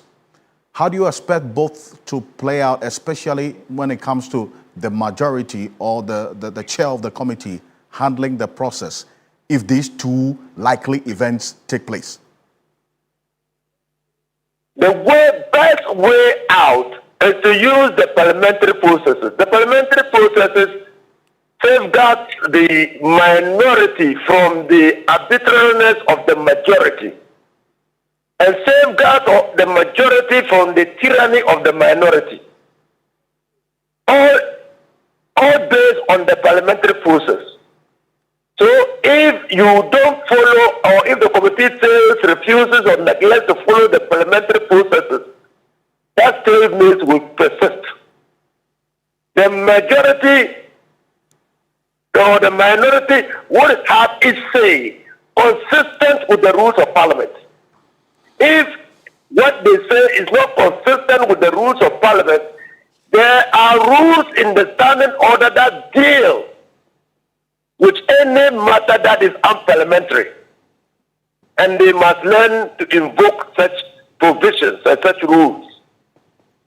If the majority decides that the minority should not speak, there are rules of parliament encapsulated or found in the standing orders that protect the rights of the minority to speak at such committee meetings. So the best way out of a stalemate is to go back to the rules of parliament, the standing orders. I see. Now, hold on a bit for me, Alhaji Yunus Afuseni. Kindly indulge me as Professor Abdullahi. You hear Alhaji Yunus Afuseni talk about the chair of the committee safeguarding the sanctity of the process from the tyranny of the minority. These were the words that he used. I mean, has the chair of this committee, John Bernard Ahiafo, been able to assert the authority that this position gives to him in implementing the exact rules of the House and the standing orders as expected, that would be able to preserve and protect the sanctity of the process from whatever, disruptions that would come? Well, first of all, I think he has not asserted his position enough, because by asserting his position enough is to be fair, but also it should be within, the standing rules of Parliament. And I think he has tried. I think he's been on similar committees with the minority leader, and he has tried at least to give him an opportunity to come up with his views and so on and so forth, except that, it should be within the law. It should be within the standing orders. If definitely he is to assert his position, I think he should make it very clear that, if you repeat X, Y, Z, I'm going to make sure that I let the rules pertain. So I think Alhaji was basically, as a former member of parliament, is actually telling you that each, either the minority or the majority, each and every one of them have rights as well as responsibilities in performing their legal duties as parliamentarians. But if one particular, if the minority or the majority is trying to capture, the hearing in a certain way, the chairperson must make sure that they assert their, their chairmanship without any doubts, and it should be right on. And if any of them then see it not in their liking, then of course they have the option, either that the chairman lets you leave or you can leave by yourself. But I think at the end of the day, what is very important is that I think, Nene, we have seen this before, whereby the minority speaker in committees like that had actually always gone off point. I think there was a case he asked one of the, the nominees to sing, and he has asked even the current, Deputy Attorney General to dance, and all those have nothing to do with vetting. It is basically to make sure that the person who is vetted is qualified, has the requisite credentials, has the experience, and is going to dispense, justice and fairness in their position. And I would employ the appointee that, as I've always said, that leadership is not a popularity contest. I think he knows that when he goes in there, he's not in Hollywood. He's going to make sure that he delivers. And by delivering, the previous guests on the show have already talked about the challenges that we are facing in our judiciary and the delivery of, justice in our system. So definitely, he must go about the challenge of managing, making sure that our courts work efficiently and does deliver justice. I also think that at the end of the day, having his experience and having been so, he's been on the Supreme Court as someone who's now the most senior of all, should apply that in such a way that he brings all of the people along, because some of them will not support him. And those who will not support him doesn't mean that he shouldn't bring them along, because he's going to be a Supreme Court justice if he's approved for not only his colleagues, but also for the whole of Ghana. And I think at the end of the day, that is what we want, so that our democracy can move forward. And at the end of the day, we must always remember that we're a developing country. Even the developed countries, they have challenges. And those challenges doesn't mean that they cannot move things forward. If you look at it right now, even at in the U.S., the Congress, they are at a stalemate, whereby the Republicans and the Democrats, have shut down government. But at the end of the day, they have to talk together and make sure that it's taken care of. So I believe that Alhaji was saying that the chairperson, when they come back from the recess, must be very, very, very, tough on the rules and make sure that the processes move forward, so that at the end of the day, we are able to come up with the approval or whatever of the nominee. See, Prof, and stay with me a bit. And Alhaj, are you there? Can you hear me? Can hear you. Perfect. Do you align with this thought process and the position that Professor David Abdullahi espouses, that Bernard Ahiafo has not asserted his authority that much as expected as chair of the committee, even though the powers and the standing orders does give him the power to ensure the sanctity of the process without necessarily having it get chaotic? Well, I have worked with Bernard Ahiafo when I was in Parliament. I know him. He knows the parliamentary rules. He's a forthright person, but he's a team player. He wants to move everybody along.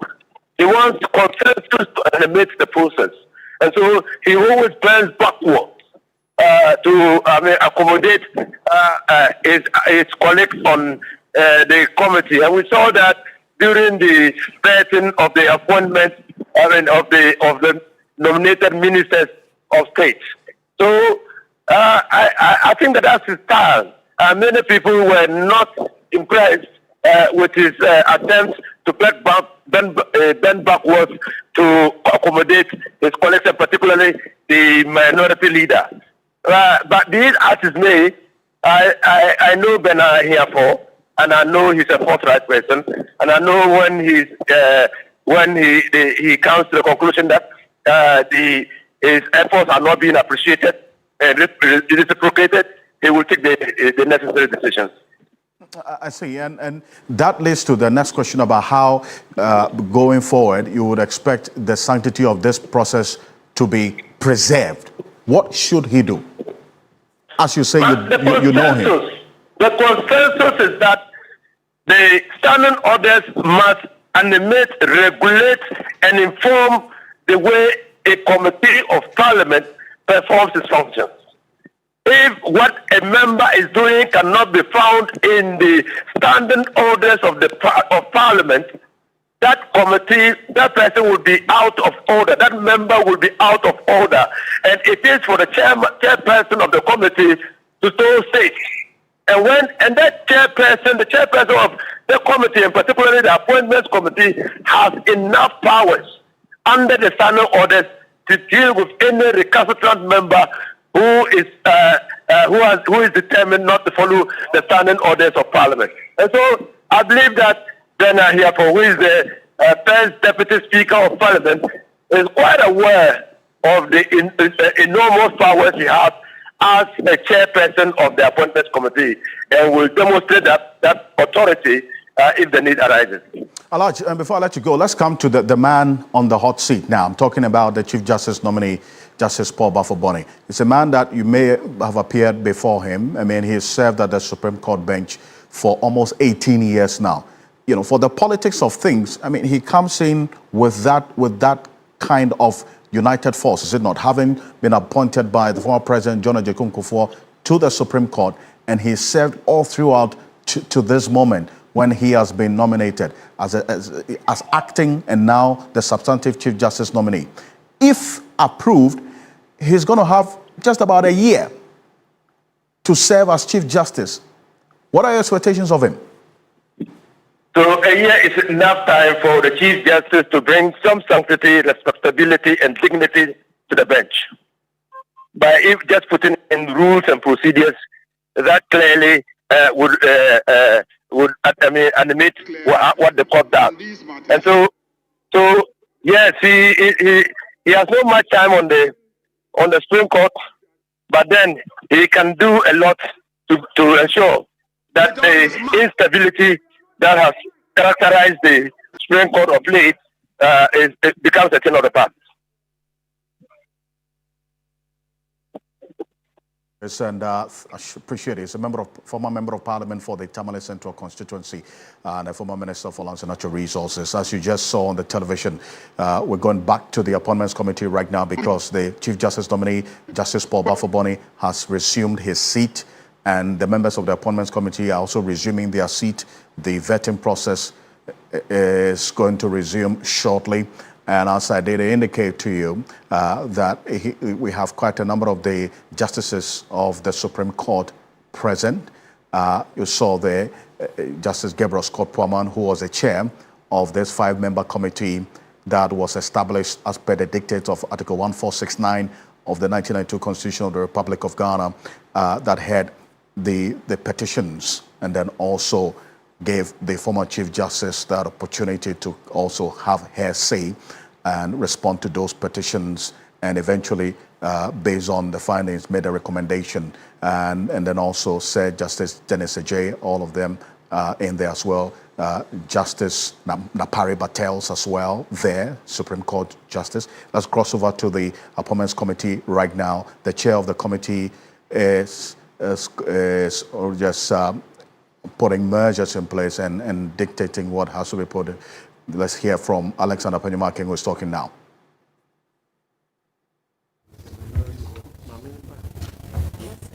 Whilst there are pending cases by the leadership, Justice Araba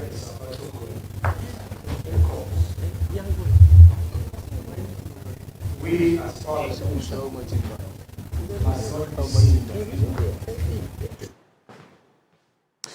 So we'll rectify the connection to the Appointments Committee shortly, but that is Alexander Penyumaking, the minority leader, the Futu Member of Parliament, who is making a statement.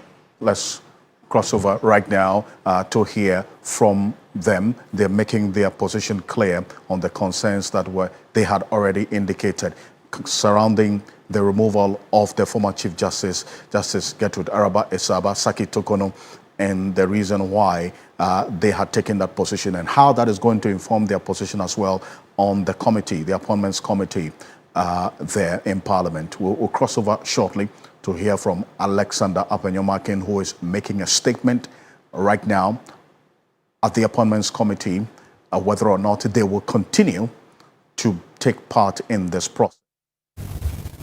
My Lord, Justice Baffoe could continue serving in acting capacity until the court have provided clarity on whether her ladyship, Justice Araba Esaba Tokonu, was lawfully removed. In our view, all that is happening does not amount to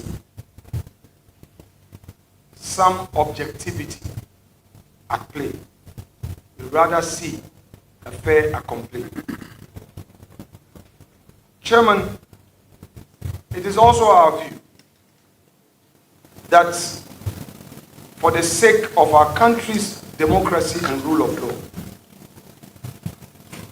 the grant of 3 weeks extension for the learned Attorney General for leave for extension of time was rather unacceptable after the long delay in filing an opposition. Chairman, please.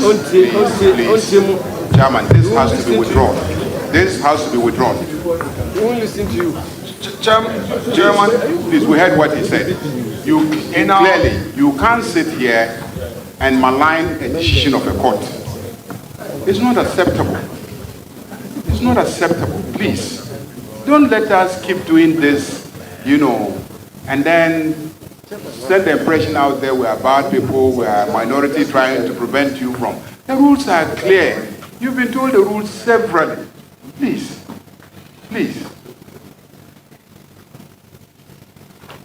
Chairman, I'm sorry. I think that Chairman, we have to help you. With respect, we have to help you. My leader speaks at will. He speaks at will. We all know the practice in this house. Leader, you have to catch the eye of the speaker. You have to respect the chair.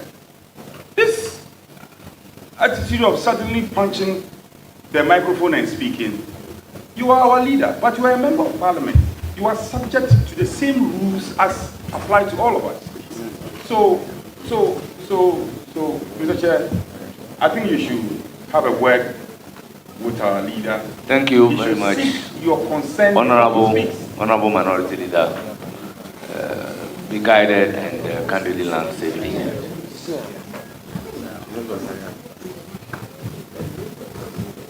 Yes, Honorable Ayarga. So I raise an objection to his reference to a judicial decision and the conduct of a judge. And the rules are very clear. I really don't understand why the minority leader wants me to keep reciting the rules. Because everybody knows that the rules are clear. You can't say that about a decision of a court. You can't say that. So you have to expunge that. Honorable Majority Leader, I have heard you. Honorable Minority Leader, be guided accordingly. And proceed.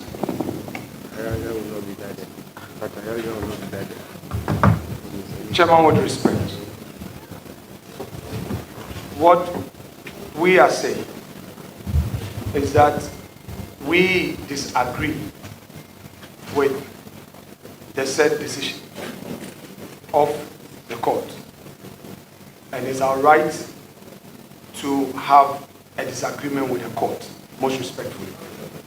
Especially so when we are of the view. You see, Honorable Minority Leader, Chairman, you can disagree with all due respect with the decision of the court. And when you disagree with the decision of the court, you know what to do. That's not a problem. But we are making a comment, Chairman. Chairman, I've held my calm throughout all of this. I gave you my word, proud to this verdict. And I've kept my word. Today in Ghana, you cannot even speak as a parliamentarian to express a view. You will be stopped by the majority leader. I am not attacking the court. I'm saying that the minority disagrees because we have the rules book, the CI 16. When you apply for extension of time, there's a time period. You can't go beyond 2 weeks. We have the provision, so we cannot disagree with the court. We cannot cite the court's own ruling and say, on this we disagree. What is happening here? Because somebody has supermajority? What is happening in this Honorable country? Minority Leader, What have we done wrong? I will not have a problem. I have not attacked any judge. We've not attacked the By court. way of a question that will give an opportunity for a response. You are making a preliminary comment. Exactly, that's exactly what it is. That's just exactly what stick it to the rules. I don't have a problem. Make your preliminary comment as such. Very well. Chairman, thank you. So we expect that steps be taken by the court to expeditiously hear the cases brought before it by the respected, learned Justice of the Supreme Court, who until removed was the Chief Justice, Her Ladyship Gertrude Araba Isaba-Tokolo. Expeditious hearing of this matter and a final determination of this matter will reassure the Ghanaian public that the rule of law works, that we respect the Constitution. Chairman, we submit further that all the delays in the filing of defense in the matter is a strategy. A strategy to ensure that these cases languish undefended, creating space for this right competition to proceed.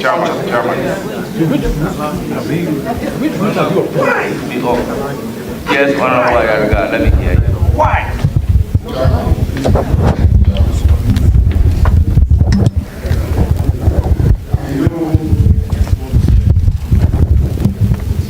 Now and then, the minority leader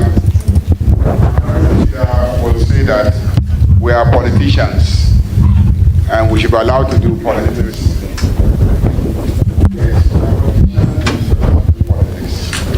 But when we sit here, our politics should be guided by rules. The rules are very clear, Chairman. The rules say that where in the opinion of the Speaker, the words of a member used in a speech are offensive, abusive, insulting, blasphemous, or unbecoming, impute improper motives. Impute improper motives. I repeat again, impute improper motives or impugns the integrity of a member or any other person. The Speaker may order that the member withdraws those words or withdraw and apologize. The Attorney General is a constitutional office created in our Constitution, and he is a member of this House. In the discharge of his functions, you have no right to come and sit here and impute improper motives. Our rules are clear. What you are saying, you are imputing improper motives. Saying that all of it is a charade and then a strategy and etc. to subvert justice. No. Mr. Speaker, how can he say that? I object and I insist that that part of his statement should be expunged. And the rules are very clear. That any reference to the conduct of persons mentioned in Rule 7, in any amendment, question, or remarks in a motion or on a debate dealing with any other subject is out of order. And then you, the Speaker, or the 123 Rule 3 says that if you make a determination that indeed he has impugned improper motives, you should order him to have it expunged from the records. And I'm saying that he has impugned, imputed improper motives, and therefore he should expunge that from the records. Yes, Honorable Minority Leader. Mr. Chair. Mr. Chair. Honorable Minority Leader, please put off your microphone. Please put off your microphone. Yes, Honorable Minority Leader, you have the floor. He's a member. Mr. Chairman, some of my, yes, sure. I'm saying that my colleague has a point to make. Since a point of order has been raised, I think that it was within every member's right to respond, not limited to only me. Well, Minority Leader, with all due respect, we are a house governed by rules. Sure. I can be guided by the rules that enable the Speaker or the person presiding to take a point of order against a point of order, or a response to a point of order from any other person apart from the person who raised the issue. So the rules are applied. That is why I asked the honorable member to put his microphone off, and then I'm giving you the floor to respond to the issue of the point of order raised.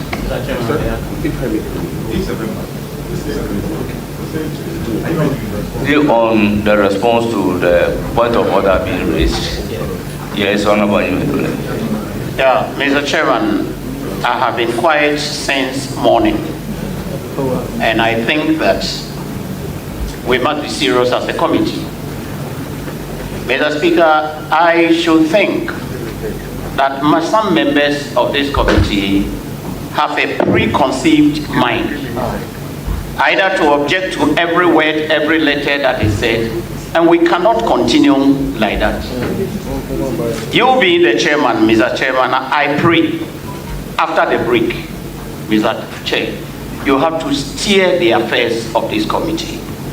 Now, the majority leader, let me, please, I have the floor. The majority leader is not about, if you are quoting the standing orders, that people are imputing improper motives, you must go to the extent of proving to us that this word is an improper motive. You just don't say it. Now, even the law that you have cited, it's on motions. What motion are we dealing with here? Now, every committee, ever since I became a member of this house, every committee meeting, people, we start, the chair, the ranking, we come out with preliminary issues before we start the agenda of the meeting. Now, if you raise the question about what I heard other people say that, well, there had been issues, nobody has the right to raise a preliminary issue when the chairman already ruled that he should speak. This is part of us. And if every word is going to be objected to, then I don't think that we are ready for the vetting. Now we have been here all day. The nominee had not even spoken a word. This objection, that objection, and Honorable Kwame, you raised a point, but I feel you are out of order. It's not in response to the issue on the floor. So, Honorable Minority Leader.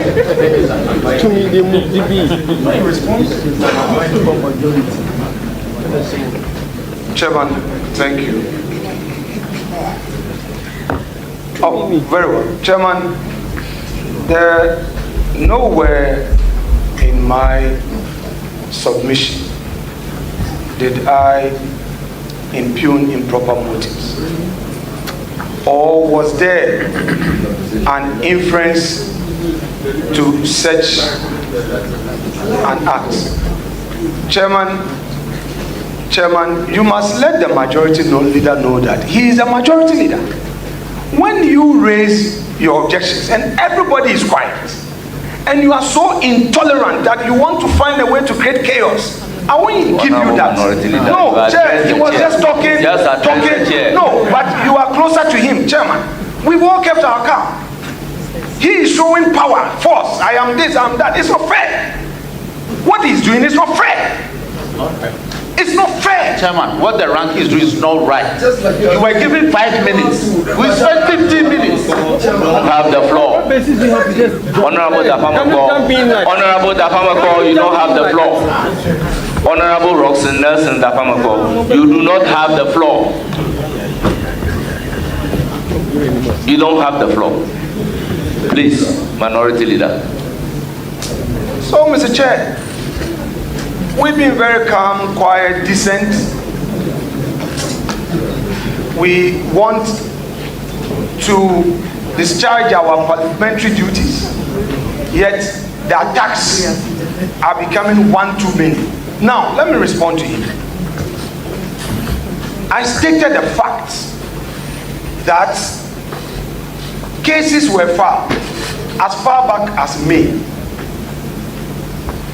It was only recently that the AG filed a motion for extension of time to file a defense and sought the leave of the court for that. It is a matter in the public domain that long after the time required to file a defense in that important constitutional matter had lapsed, the AG had not filed, the court itself had not issued a hearing notice to compel the AG to come to court until the AG applied to the court for leave to file out of time.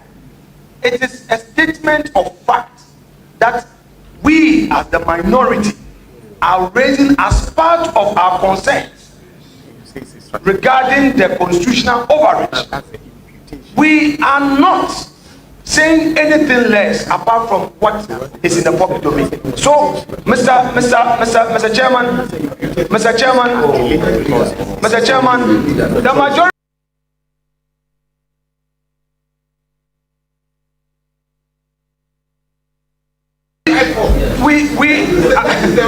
I have my speech before me. I can read it again. You see? Honorable Chairman. Leader. Chairman. With all due respect, can you conclude? If I will have to rule on the objection raised, this is what I will say. We have a constitutional mandate to vet the Chief Justice nominee. The issue before the courts, whether a defense has been filed, leave has been sought, defense has not been filed, is a matter entirely in the domain of the courts. And this cannot be a subject matter of discussion at the vetting committee. Consequently, everything said about defense or relating to that is ordered to be expunged from the record. Minority Leader, please proceed. Chairman with respect. Chairman with respect.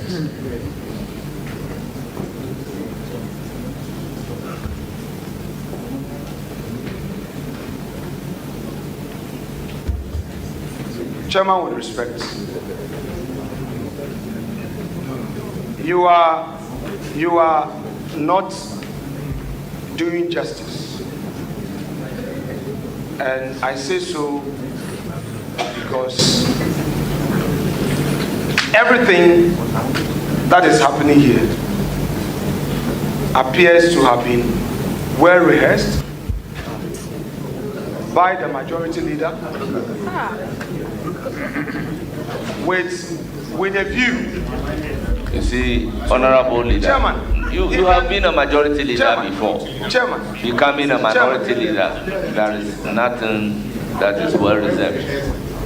Chairman, this approach where you come, force you, speak, put on the mic, then you say it is expunged. What exactly, what particular word are we expunging? I think you heard my ruling very loud and clear. If you disagree with it, you know what to do. Very you well. Proceed. Don't worry. We are all aware of what this whole thing is leading to.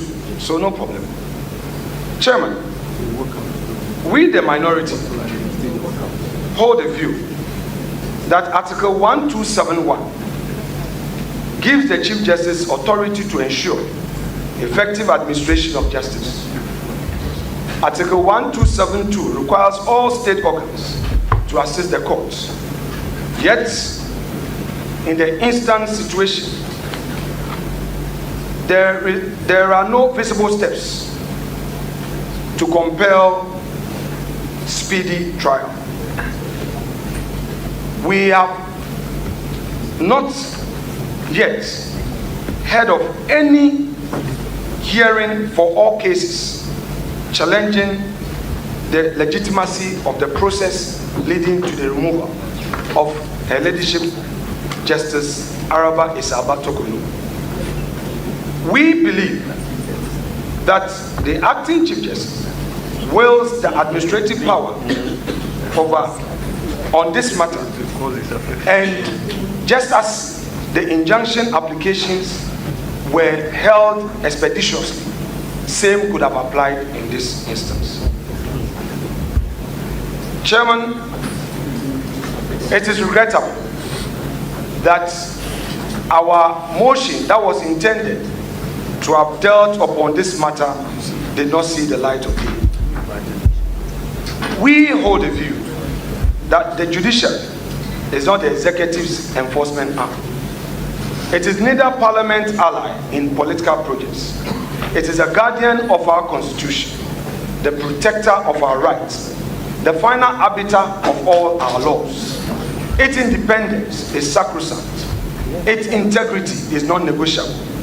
It is the oracle of justice emanating from the people of Ghana.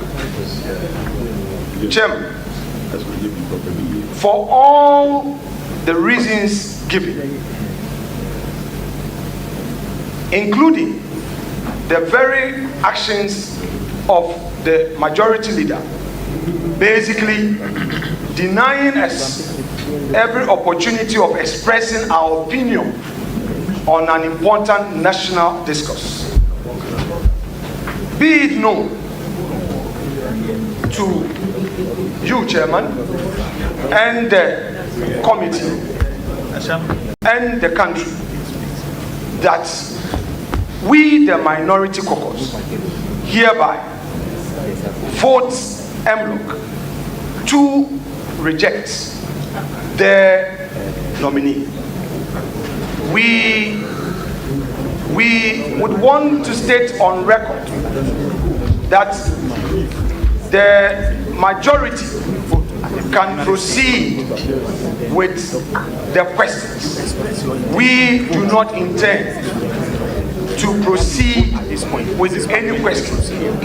We are, however, registering in the strongest terms that we reject the nomination, and the records should reflect that the report of this committee be a majority report. You have not said that. You have not said that. Listen to him. Honorable colleague, when we show you respect, reciprocate. So far, we have extended to you every courtesy. We've heard all those unpalatable words. We've heard the abuse. So please, for posterity's sake, listen to us. We don't need to vet a nominee before we vote against the nominee. We have preliminary issues well grounded in law. You may disagree with us. And we say that on the basis of that, we cannot be part of a process that would give right to another and deny another of her bona fide as enshrined in the Constitution. Chairman, that said, we would yield to you to proceed whilst we exit this committee room with our views well documented for the records, and on the floor we shall proceed with the debate, further stating our position and take a vote against the nominee as required by the rules of the plenary. Thank you very much indeed. Thank you very much, Minority Leader. But how do you reject a nominee who is yet to be vetted? Yes. No, she believes in us. The report is not ready to be voted for. We are not at the stage of approval. So your conclusion is very preemptive. Yes, Chairman with respect. Chairman with respect. This is not what I want you to respond. No, Chairman, but I don't want your Chairman, response to the extent that you've raised it, I just need to. Honorable Minority Leader, Chairman, you have your day. Chairman, you have your day. The two microphones should be off. Chairman, the two microphones should be off. With all due respect, we have registered our position. Honorable Minority Leader, that we have rejected. We don't need to agreed on your position. We rejected and we voted agreed on your position. Yes. When it is time for voting, then you can vote again. Yes. So we thank you very much, and we wish you a very good luck. Honorable members.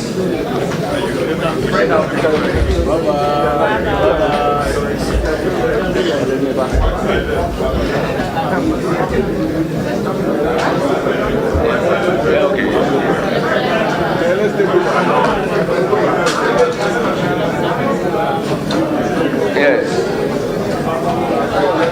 Honorable members,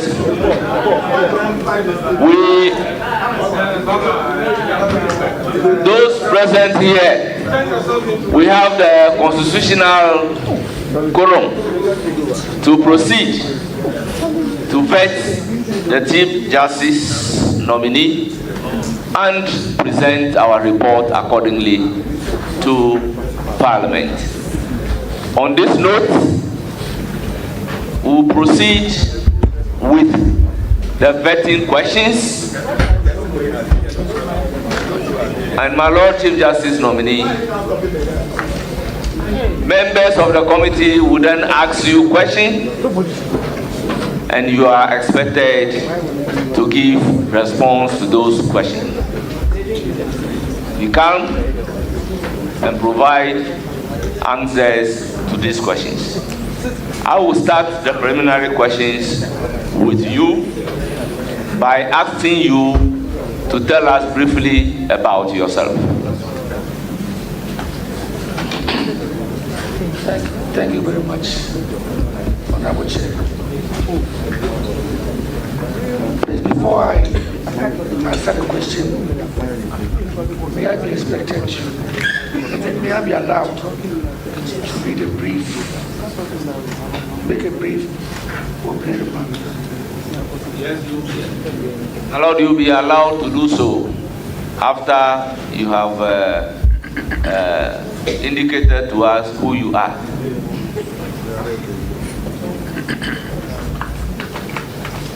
My name is Paul Baffoe-Bonnie.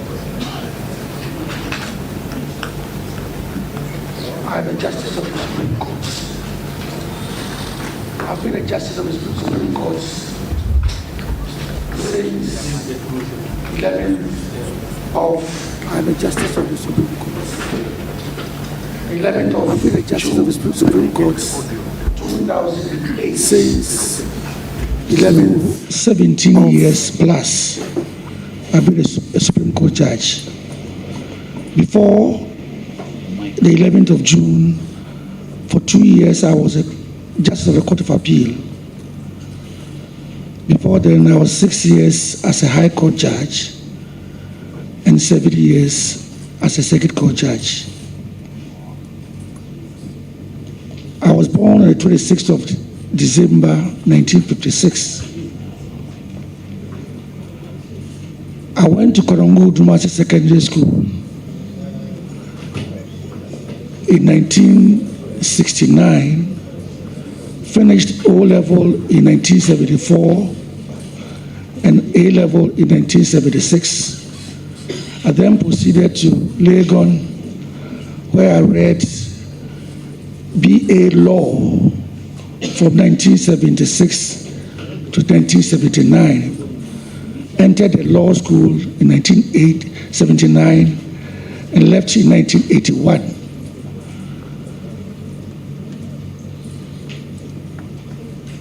I was called to the bar in 1983, 2 years after I had graduated from the law school, because at the time we were being called to the bar, my colleagues were being called to the bar in 81, I was in Nigeria seeking greener pastures.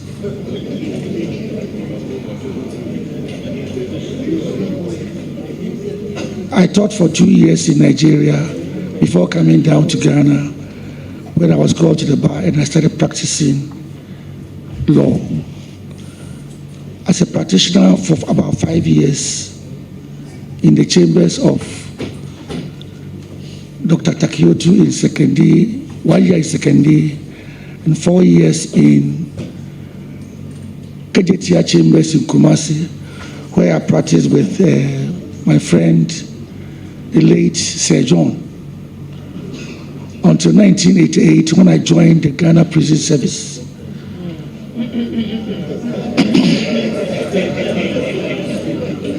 I joined the Ghana Prison Service in 1988 and I underwent 6 months military training, and I was posted to Sekendi. That's where I met my wife. At the time I met my wife, he was also a Bobno rank person. She didn't have any rank, actually. A sixth former who was then starting her career in the prison service. I was with the prison service for 2 years, till 1990, when we were told that I, as a deputy superintendent of prisons, couldn't marry a junior officer because we couldn't go to the mess together. So I opted out of prison service so that she could stay.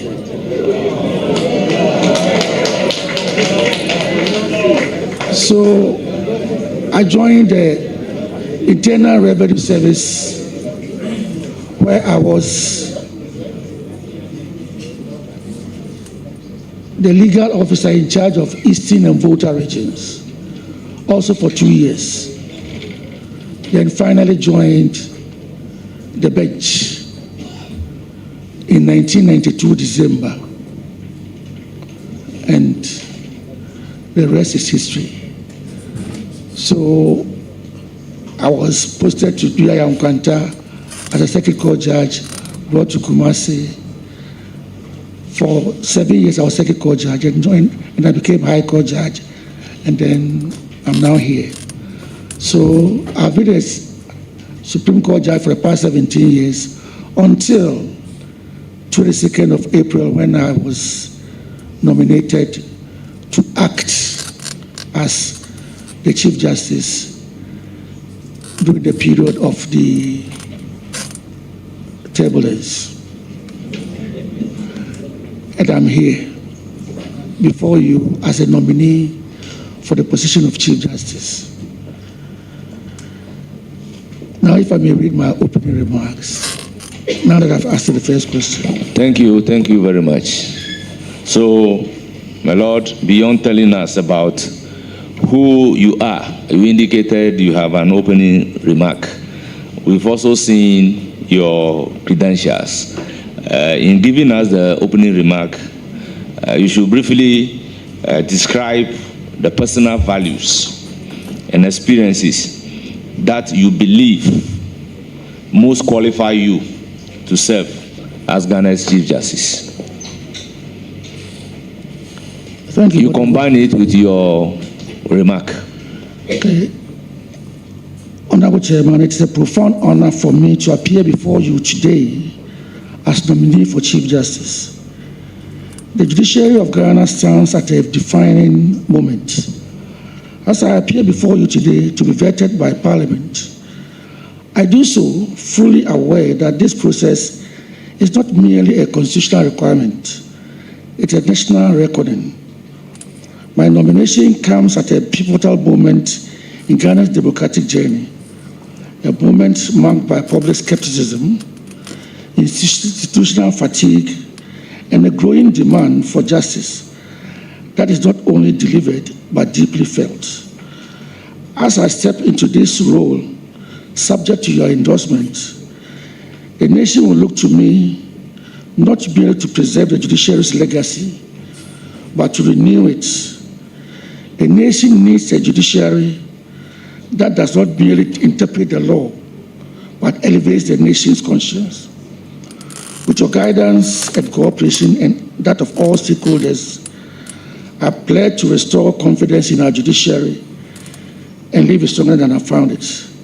If I'm endorsed by you, I pledge to lead an era of greater transparency, efficiency, and accessibility in our judiciary. I do so mindful of the constitutional role of the judiciary, not as a political actor, but as a guardian of rights, checks against abuses, and final arbiter in the rule of law.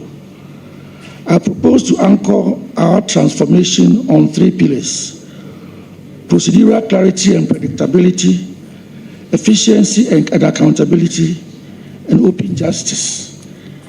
If confirmed, I will stand with every judge, every staff, every court user, and every citizen in the belief that access to justice should not depend on who you are or your connections.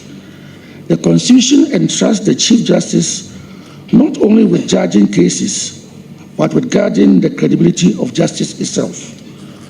My task, if confirmed, is to ensure that the law remains both a shield for the weak and a restraint upon the powerful.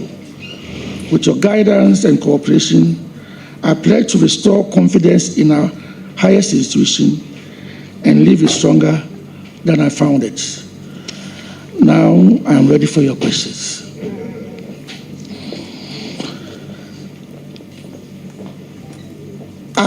Throughout my career, from prison service through the Internal Revenue Service and the Judicial Service, where I've been for the past 33 years,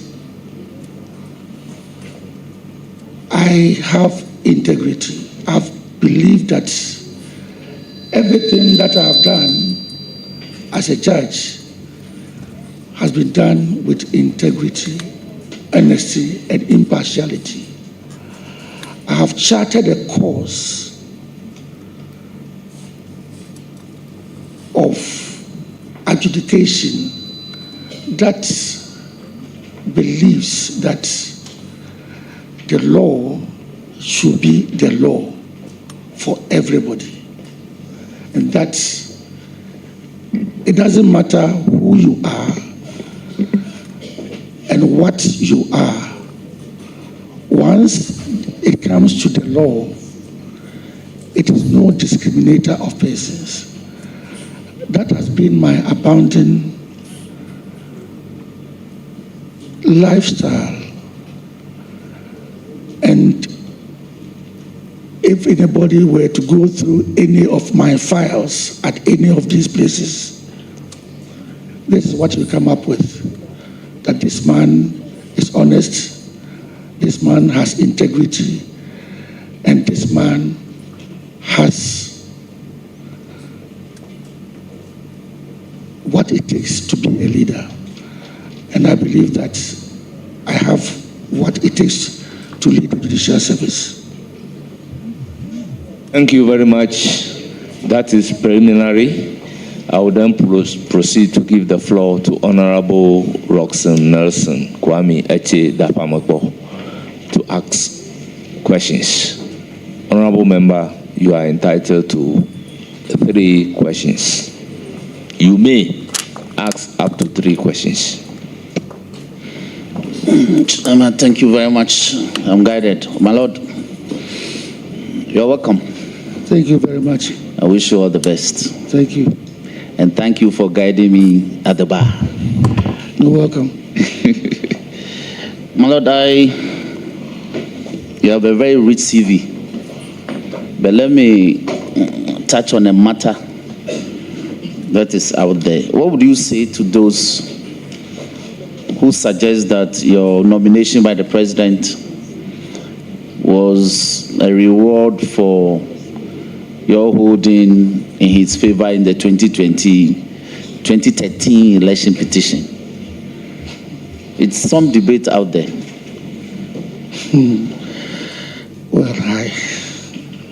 Well, I don't know. I don't know where to start from. I actually do not know. I wouldn't know what goes on in the president's mind since I'm not there. But I actually will be disappointed if my only qualification for the Chief Justice nomination is because I voted for the president in 2013. But I mean, that is on a lighter note. But I think I qualify for the position. As I said, I have been a Supreme Court judge for the past 17 years. I would not be presumptuous to say I am the best qualified person in the Supreme Court. No, I would say that. But I've been at the Supreme Court for the past 17 years. The person who has served nearest to me has been there for 10 years. Meaning I was at the Supreme Court in 2008. The next person came there in 2015. The others are from 2019 and then 2020. So I think I qualify for the position. And let me add something. I was actually, if you look at my CV and if you follow the trajectory of my career, I was actually admitted, I actually was made a circuit court judge by Chairman Rollins. Then I was promoted in 2000 and I was sworn in together with Secretary Jamefe.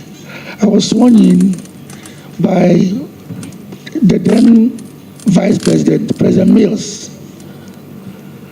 Then I was elevated to the Court of Appeal by President Baffoe. Then to the Supreme Court by President Baffoe. So if, that was 2008. So if 17 years later, another president deems it fit to elevate me to the position of a Chief Justice, I think I cut across all political boundaries. I don't think that, I think I'll be a reason for people to say that, oh, this man is deserving of the position. Because from Rollins, Mills, Baffoe, and then Mahama, I think I deserve the position, that's why. But as I said, the president might have his own reasons. I don't know that. Very grateful. Any further question? Yes, my Lord, you have a very rich and expansive CV. I see that you've done, as part of your work as a juristic officer, you have also worked extensively in election and election-related matters, chaired a lot of committees. Now, the argument is out there regarding the duration that presidential election challenges take, all the 2 or 3 that we've had so far. Will you consider, if you get the approval of this House, will you consider introducing reforms such that, for instance, a challenge can be determined before inauguration on the 7th? Will you consider that? That is between the 7th of December and the 6th of January. Will you consider introducing? Thank you, Honorable Chair. Thank you, Honorable Chair. You see, as part of as you said, I have been a member of the Election Management Committee of the Judicial Service since 2010. And then I became its chair in 2020. As a part of our engagements last year, we had a lot of stakeholder engagements with IPAC. We had stakeholder engagements with the CDD, CODEO, that is CSOs, and then the Peace Council.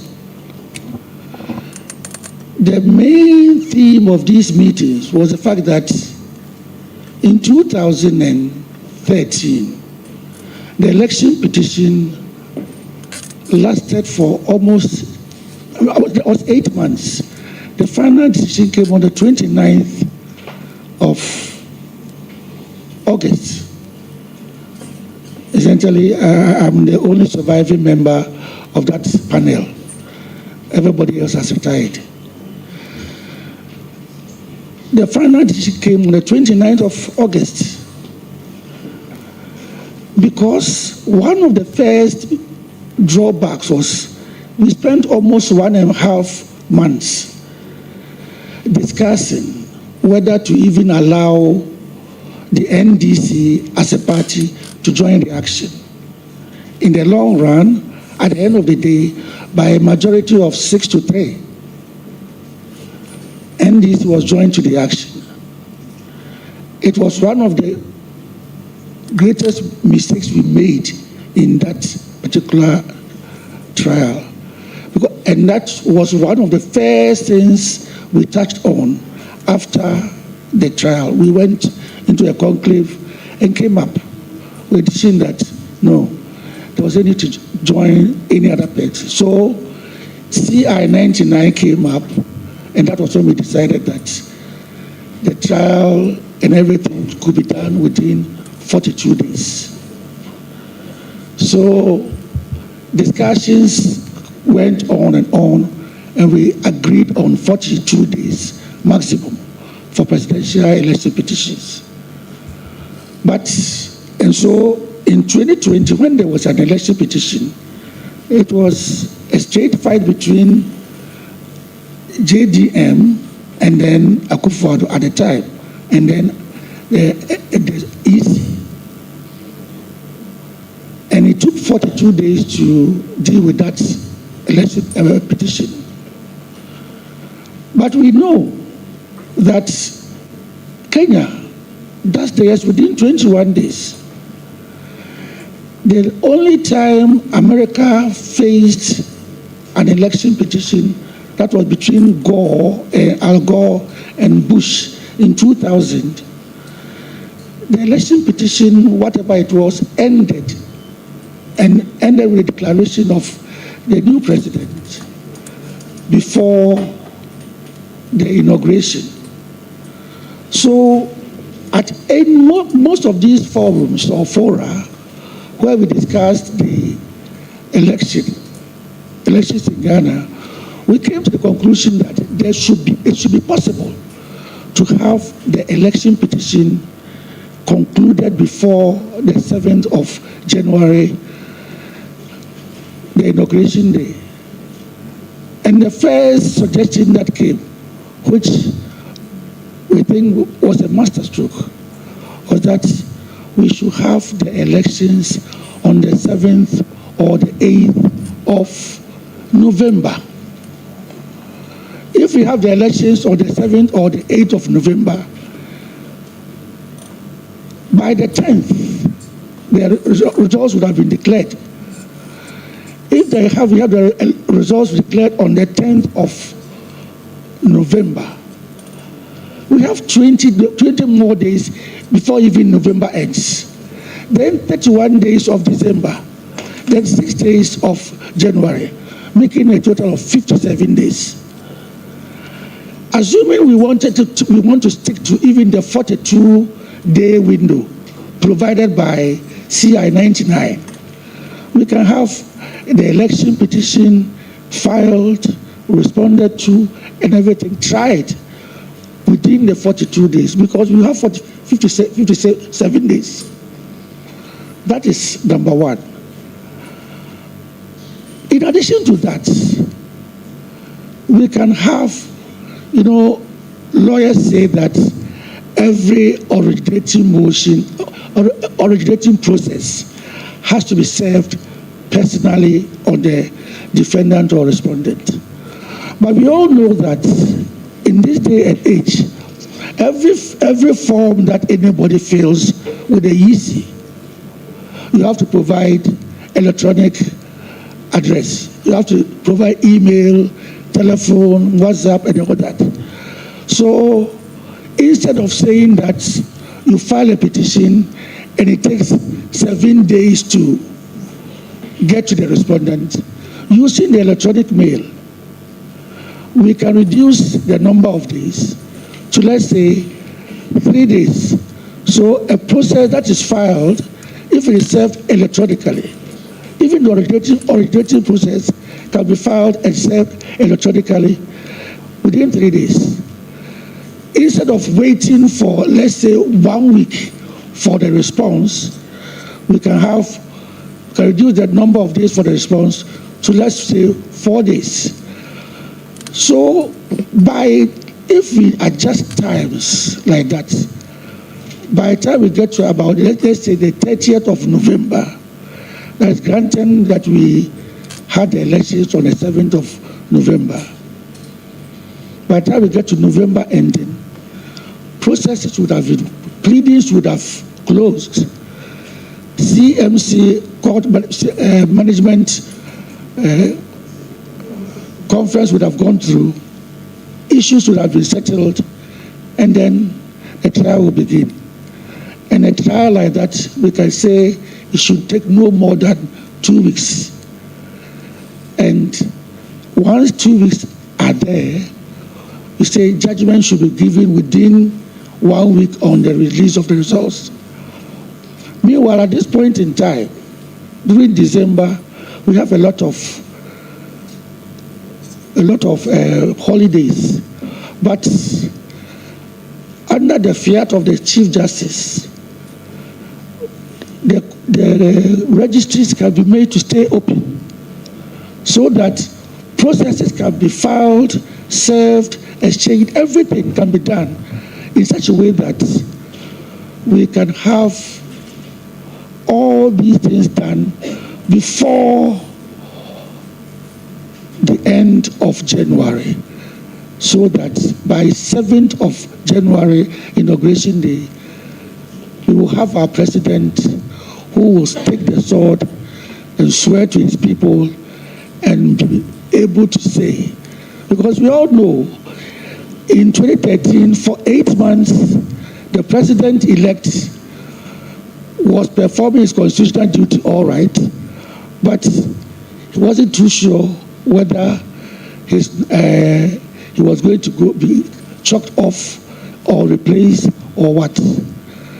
Even though the 2020 election petition also lasted for only 42 days, it lasted beyond the inauguration. So these are things that we have discussed, and we shall need the input of Parliament when it comes to LIs and CIs to be prepared. So this is what I intend to pursue so that we can have our election petitions, if any, in future. And I'm sure there will be. And before the inauguration day. Thank you. Thank you very much. Do you have any further question? Mr. Chairman, thank you. That is so. My Lord, I appear to be the lone ranger in this matter. The welfare of the judges at the magisterial level is so dear to me. But I see a disparity in the welfare, in the service of office and conditions of office for what you term professional magistrates, that's lawyer turned magistrates, and the career magistrates. And they do a lot of work, the career magistrates. In some cases, they do relieving in 2 or 3 other district courts within their jurisdiction. So the question is, yes, will you consider introducing the career magistrate program to absorb young men who are interested, yes, reintroduce, because it will be a very heavy source of personnel. And also reforming them in such a way that they will have the opportunity of rising through the ranks to the level. Because recently you just elevated. Honorable member, I think finish. you have Mr. asked Chairman. your question. No, Mr. Chairman. You see, today I said we'll go by the rules. A questioner is not supposed to run commentary. You don't run argument. The foundation cannot be too long. So strictly proceed to ask questions. That is the rule. So Honorable Roxanne Nelson Dafamoko, ask question. Chairman, I'm guided. Thank you. So, CJ nominee, will you consider reforming the courses, the career magistrate program in such a way that they will have the opportunity of rising through the ranks and getting to the highest level? Because they do a lot of work as the same as the professional magistrates. Presently, you have about 75 openings at the magisterial level. You just elevated some from the circuit to the high court. Naturally, you elevate the district judges to the circuit court. Thank you, Mr. Chairman. In the years gone by, when we started practicing, we had the grade 2 magistrates and the grade 1 magistrates. And the grade 2 magistrates were actually not trained lawyers. Most of them were social welfare workers, retired teachers, and the rest. They were grade 2 magistrates. And then lawyers who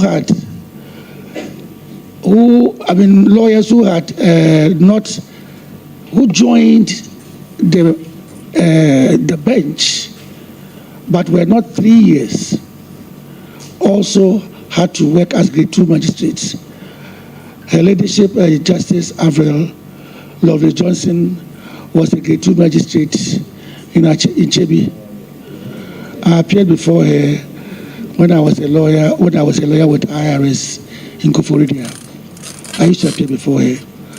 So that was, and so, but when lawyers get to 3 years, lawyers who had joined the bench got to 3 years, automatically they became grade 1 magistrates. But with the grade 2 magistrates, the original ones, they never had the chance to go beyond grade 2 magistrates. They couldn't join the bench at any level because they were not lawyers. That was the situation of things until sometime, I think in the 90s, the whole concept of grade 2 magistrate was abolished, leaving only professional magistrates, as lawyers who were magistrates. But then, around the 2000s, in the millennium era, this concept of career magistrate was reintroduced. This time they were not called grade 2 magistrates, but they were called career magistrates, but they were doing the same thing. And this time, the judiciary went one step further. Whilst with the grade 2 magistrates, they were just social welfare persons who had retired or been drafted to become magistrates. With the career magistrates, these were even, they could be even as young as 30 years. In fact, they were the very first ones were actually workers with the judicial service who were drafted to undertake 1 year or 2 year course at the law school. So they took 2 year courses and then they were made career magistrates. But they are not lawyers. So their career path carries them only to the chief magistrate level. And that was it. it doesn't matter how long you stay there, you can get to a chief magistracy, and then that will be the end. But we still maintained the 3 years for professional magistrates. So what then became the order of the day is that these lawyers, these career magistrates, then opted to go and read law. And once they went to read law, then they could transition to become professional magistrates. But here was the problem. You find somebody who has been a career magistrate for, let's say, 7 years, 8 years, 9 years, 10 years. Now he goes to the law school, he transitions, he's a lawyer now. And because he hasn't spent 3 years, he has to remain on the career magistrate level until he becomes 3 years. He gets to 3 years. Even though he might be more experienced than somebody who has left the law school and been practicing for the past 3 years. So there was a problem. And then again, I know, for example, in the army, if you go through the rank of, let's say, the junior ranks, the furthest you can go is maybe chief warrant officer. But in the army, you have a warrant officer who, because of longevity, maybe even be receiving a salary higher than that of a captain at the senior officer level. But with the career magistrates, it doesn't matter how long you stay as a career magistrate.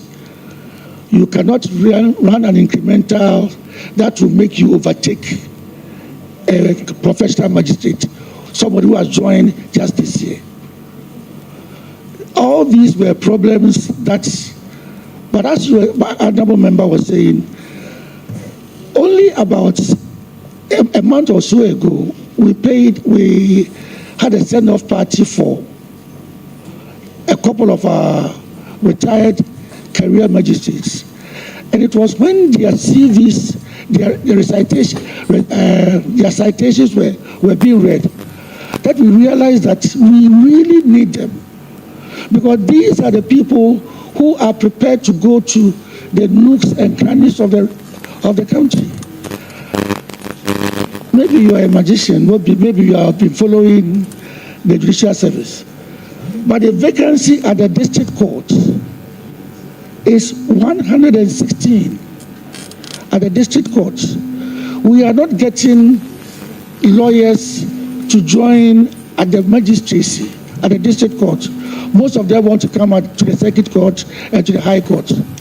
So with the current elevation of some circuit court judges to the high court and the district court to the circuit court, we are going to have an opening for 116.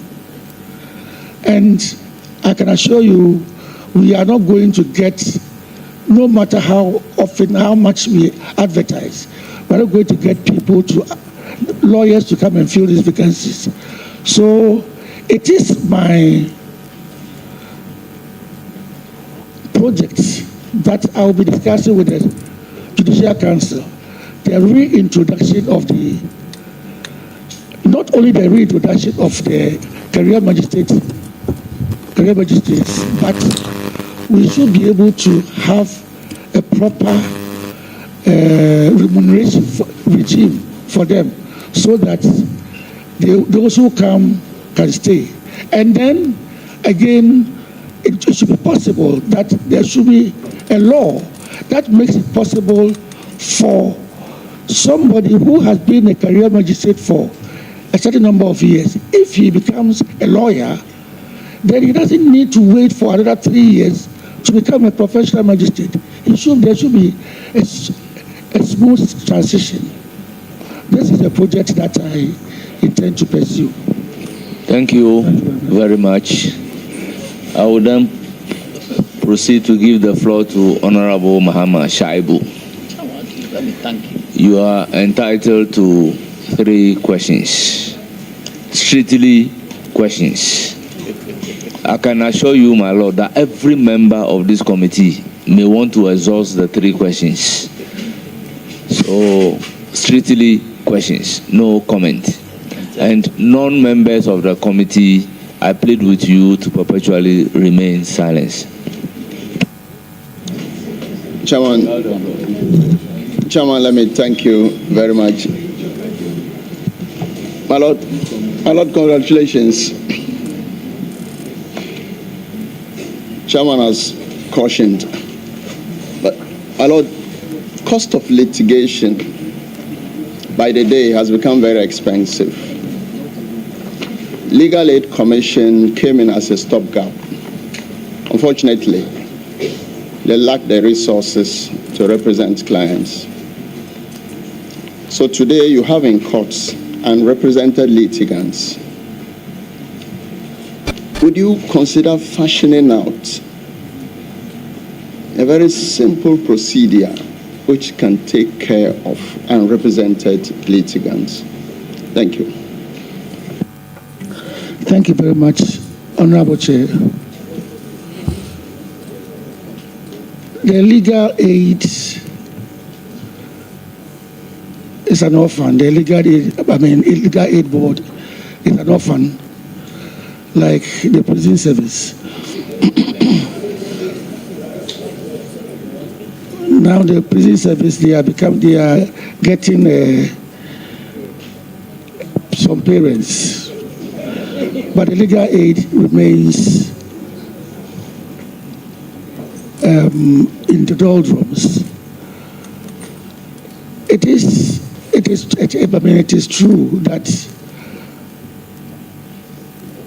cost of litigation is now very high, and it's becoming very, very high. Higher as a result of the delays that are occasioned in the courts, so that even small minor offenses in the criminal realm, small claims in the civil realm, still have to follow a long queue. So litigation is now very expensive. And when you look at the persons who patronize the legal aid, you realize that, but for the fact that they don't have the means, they wouldn't go there, because they are very much under-resourced. So it is something that I have discussed since I started acting. I have discussed with the Attorney General, and we are trying to find a way of resourcing the legal aid. As a matter of fact, with time, in the long term, we are thinking of even mobile courts, which will be able to take care of some of these things. We are thinking of, I was telling somebody that maybe the president even stole his the 24-hour economy idea from the judicial service, because we have planned for some time now to introduce courts around the clock, so that we can have night courts. And then, see, all these are supposed to augment the legal aid situation. If there are courts around to take care of cases, definitely the cost of litigation will go down. So apart from asking for more resources, which I have discussed with the Attorney General. We are thinking so much about other things like having night courts, weekend courts. Already we have weekend courts to take care of electricity and other things. So once we do that, we hope that, and then to cap it all, the ADR, ADR is something, an avenue that we want to highlight. Already we have court-connected ADRs, and then we have set aside weeks, 1 week in every term, to have ADR sensitization. But people are still not sensitized enough to resort to ADR in some of their claims. So we have a combination of plans to get rid of, to resolve the legal aid and also reduce the cost of litigation. Thank you. Thank you very much. I recognize a supplementary question from Honorable Mahamaya Yarega, the leader of the House. You have the floor. Thank you. So, my Lord, do you have your commitment that your court will now say 24 hours when you become Chief Justice? Judiciary at 24 hours. I said we are exploring. Already we have. No, we have. We want to pin you down to a specific commitment to this committee that the courts will explore and will sit 24 hours and provide opportunities to citizens to pursue justice 24 hours. Well, it is possible, but for now, we have some courts that have morning shifts and afternoon shifts. At least for now, we have that one. And we have some courts that sit over the weekends. So it is now left to us to, so we can say we have a 16-hour economy. It's now left with time, maybe we will get to a 24-hour. I'm certain the President saw these ideas from us. Thank you very much. Honorable Shaibu, do you have any further question or a follow-up on this question? Thank you, Chairman. A further question, not a follow-up. Yeah. Very well. That is your question number 2. My Lord, let's stay within justice delivery. A very important aspect of how we live. Cases on appeal. Previously, if you're up country, Bolga, Wa, Tamale, you would have to travel to Accra for Court of Appeal cases. I note that there was a system in place that cases were heard in Ho, Kumasi, Tamale, and Cape Coast. This for some time now has not been working, or it has been suspended. Would you consider that Accra is not Ghana, and that many regions still will have to travel to Accra to the Court of Appeal? Would you consider reinstating and possibly expanding that service to all regions of this country? Thank you. Thank you, Mr. Chairman. I think with all due respect to the questioner, I think the question is not factually correct. Yes, we used to have Court of Appeal sitting in certain regional capitals that are not, where we don't have them now. But it is not true that all the other regions have been suspended. No. Now we have a Court of Appeal in Accra, as usual. We have a Court of Appeal in Kumasi, where we have accommodation. So they are residents there. the judges, there are 10 judges of the Court of Appeal who are in Kumasi, resident there, dealing with cases in the Ashanti region, Brong-Ahafo, and the north. We have 5 dedicated Court of Appeal judges for Eastern and Volta regions. I mean dedicated in the sense that they are assigned to only the Court of cases from Eastern and Volta regions. So the Court of Appeal sits in Koforidua. Then a Court of Appeal sits in Sekondi to take care of Central and Western regions, and then the Western North. So we have at least 4 courts of appeal.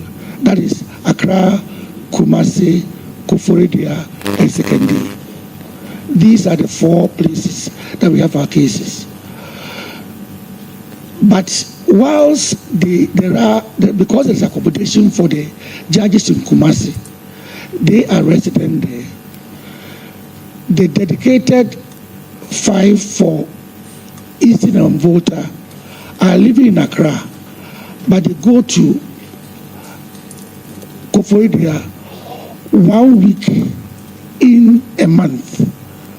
1 week in a month. They will go and sit there 1 week in a month. Then those who are for Sekondi also go to Sekondi and deal with cases 1 week in a month. Now, Tamale and the North don't have resident judges there, but they are also served by the judges in Kumasi. But you see, because of distance and then even costs, any time the 5-member committee, judges, the panels goes to Kumasi, goes to Sekondi, the service spends 38,500 cedis or 40,000 cedis on them in terms of hotel accommodation, transportation, and all other logistics. Koforidua, if the 5-member go, is the same thing, around 40,000 cedis. But you see, going from here to Koforidua is so easy, even though it is risky and inconvenient, it is so short. The Kumasi people found it very difficult to go to Tamale, where they would meet the judges. So they were doing virtual hearing. The virtual hearing was started at the time of COVID, and we realized that it is a very good way of doing things. So Kumasi and the North were communicating only by virtual hearing. And then, but when I started acting, I realized that the virtual hearing was not very convenient because of the interconnectivity. There were breaks in transmission and other things. So I actually spoke to the Judicial Council. We went to see the Minister for Communications, that is Honorable Sam George. And now we have the interconnectivity is so good that even now we don't go to Sekondi again. We do virtual hearing of appeals for Sekondi. So now instead of incurring 40,000 cedis in a month, we do virtual hearing. So it is something that the lawyers are very, very happy about. For now, the judges stay in Accra, and then the parties meet in Koforidua. So even if the lawyers in the case are in Accra, they still have to go to Secondary to take part in the virtual hearing. Now, what we are aiming at is a situation where we can have persons, for example, Kofodia and Ho. We are trying to get to a situation where lawyers will not go from Kofodia Ho to Kofodia, but they can also have a hearing whilst they are in Ho, so that the judges will be in Accra, the parties could be in one of the parties could be in Kofodia, another party will be in Ho, or Cape Coast lawyers can sit in Cape Coast and listen in and take part in it. That is a long-term project, but for now, the regional capitals are taken care of by way of virtual hearing.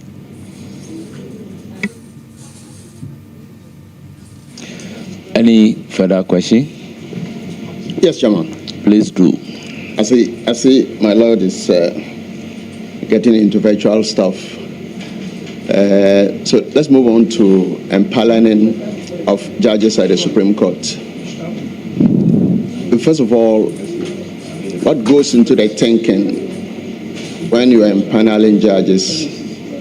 And given that the human element of it raises some questions, would you consider looking at an automated system of empaneling judges at the Supreme Court?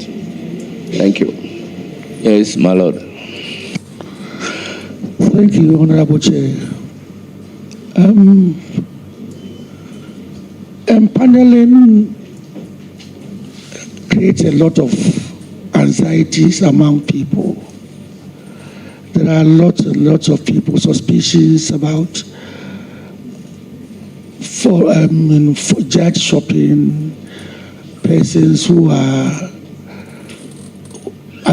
some judges are not empaneled and other things.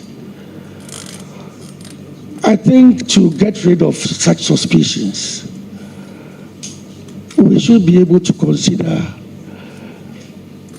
AI to do that. I am not very AI, but I know that those who know about AI tells me that if you are able to feed the computer or AI with information about judges, their philosophies and everything, the AI should be able to do empaneling based upon the things that we have fed it with. But, and I think it is done elsewhere, so we can try it. But what actually goes into used to go, I wouldn't be able to say for some time now what. But when I joined the bench, when I joined the Supreme Court bench, we were about 16. And then when at the Supreme Court, we know everything is based upon seniority. We have persons we refer to as seniors. Then we have the middle, and we find the juniors. There is no derogatory. None of the words is complimentary or derogatory. It only shows when a person was appointed. So I will be the most senior. It doesn't mean I'm the best. Somebody may be the most junior because he was appointed to the Supreme Court only yesterday. But that is how we had this classification. So any case, we had the seniors. So any case that we wanted to empanel, you find one senior. Since we sit in panels of 5, We have a senior, we have 2 middle, and 2 juniors. And that makes a panel. And it was done randomly. There were situations where if we are sitting in 7 and we want to believe that this is a matter that we should get the seniors to sit on, then it is that can also be done. I remember in the 2013 election petition, the empaneling was done in such a way that the Chief Justice opted not to sit on it. Justice Tatiba had only 4 months to go on retirement, and since we were not too sure how long the whole trial was going to take, he opted out. Then it was number 1, number 2, number 3, number 2, up to number 9. So it wasn't like somebody had been handpicked from somewhere because of this particular reason or the other to do it. So empaneling is normally done randomly, or it follows certain patterns. But because of the anxiety it creates among people, the suspicions, or people feel it's not transparent, I think we should be able to consider AI empaneling. But in our part of the world where a person can decide not to sit just about 2 or 3 hours at a time because the wife is being taken to the hospital or the father has just died, it means AI will find it difficult to replace such a person. Maybe AI should be told that, okay, instead of 5, set aside 6. So when somebody opts out, you can bring the 6th person in. So AI will be a very good thing for empaneling. Thank you very much. Yes, Honorable Shaibu, your very last question. Yeah, exceedingly grateful. Exceedingly grateful, Chairman. I see my Lord has veered into AI. Can we apply AI again or any other method? Backlog of cases and then delays. What concrete steps and time-bound steps would you want to employ to deal with backlog of cases that are hanging and speedy trials? Thank you. Thank you, Honorable Chair. I think to tackle the backlog, to find a way of clearing the backlog, we must first identify what causes the backlog and then the delays. In the first place, litigation, courtroom litigation the volume has increased, whether we like it or not. Now, people litigate practically over everything. In the years gone by, I'm sure if you took my picture and you displayed it in your newspaper, and so I'll be very, very happy if somebody came and said, Daddy, I saw your picture somewhere. I mean, I will see it as even you promoting me. But I'm certain that if you displayed my picture in your anywhere else, maybe even in your house, and without my permission, I will sue you. So now people sue practically over everything. Intellectual property and everything. So the courts are inundated. That is number one. We've tried to solve that problem by opening more courts. But the more courts that are opened, the more the litigation comes up. Some time ago, we had courts up to Medina. From Medina, you could only go to another court on the mountains. Then we realized that we have to have a court at Adenta to take care of that enclave. Now, courts in Adenta have more cases than courts in the law court complex. The threshold for every court should be about 250 cases. At the last count, the High Court 1 in Adenta had 849 cases for one court. So the cases are many. There are more cases. So it doesn't matter how hard you work. You find you deal with one case and 2 more cases are added. Then we have situations which I will refer to as institutional. CI 47 was actually passed in 2004. Those of us who were practicing using the older version of the rules, that was LN 140A of 1948 or 1950, 1960, 1954, LN 140A of 1954. Between 1954 and 2004, when the new CI 47 came, lawyers were always referring to the White Book of London, of England, which had undergone several editions.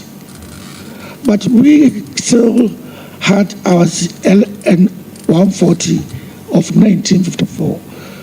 By the time we had the CI in 2004, CI 47, it was already dead at birth. It was outmoded at birth. So we have rules in the CI 47 which make it impossible for us to move forward. In this day and age of electronic e-service and everything, we still say that when a person issues a writ, it has to be served within 8 days. Now we have the Electronic Act, which makes it possible for you to do a service electronically. But the rules insist that as far as the originating process is concerned, it has to be served personally. So in this day and age of when everybody fears for his security, we still have bailiffs going around serving processes. So if we improved the rules, we have situations where applications that are filed, applications are filed and they stall proceedings in the trial courts. All these things are catered for by the rules. So if we are able to review the rules, and that is one of the things that I intend to do, to engage the Rules Committee, the Attorney General's Department, the Attorney General, not Attorney General's Department. I will be on his neck, and then I'm not going to kill him. I'm not going to kill him. I'll be on his neck, and then with the Rules Committee, so that we should be able to amend the rules to make it user-friendly, to take care of the technicalities so that trials can be sped up. As for the cases that are already in the that have been clogged, what we can do is that we should be able to track. Now we have a monitoring team which I'm going to reinforce that should be able, that goes about tracking backlog cases that are locked up, and then we will see what we should be able to do about it. This is not to say that there are no human elements in this. Lawyers play all kinds of games to have cases delayed. They play all kinds of games to have cases adjourned. I remember when I was appointed a Supreme Court judge, and we were attached to the American Supreme Court. They were surprised that we grant adjournments on the ground of somebody's wife. And because a lawyer says, my wife is being taken to the hospital. The judge asks us, are you a doctor? If your wife is going to deliver, you are the doctor, you don't need to be there. You have to come to court. And that is their system. But here, sometimes you have somebody coming to say, my father has died. 3 years later, he's asking for adjournment, and his father has died. 4 years later, the same father has died. How many fathers you have, you cannot really tell. So we see there's a human element to this. But we are going to work on all these so that we can have a reduction in the backlog of cases. Thank you, Mr. Chairman. Thank you so much, my Lord, the Acting Chief Justice and the nominee before us. We have 6 more members to ask you a question. Therefore, we will plead that the brevity rules that apply to members would apply to you, mutatis mutandis. So I will call on Honorable Haji Aladi to ask you a question. Thank you, Chairman. Chairman, let me take the opportunity to congratulate my brother on his being nominated.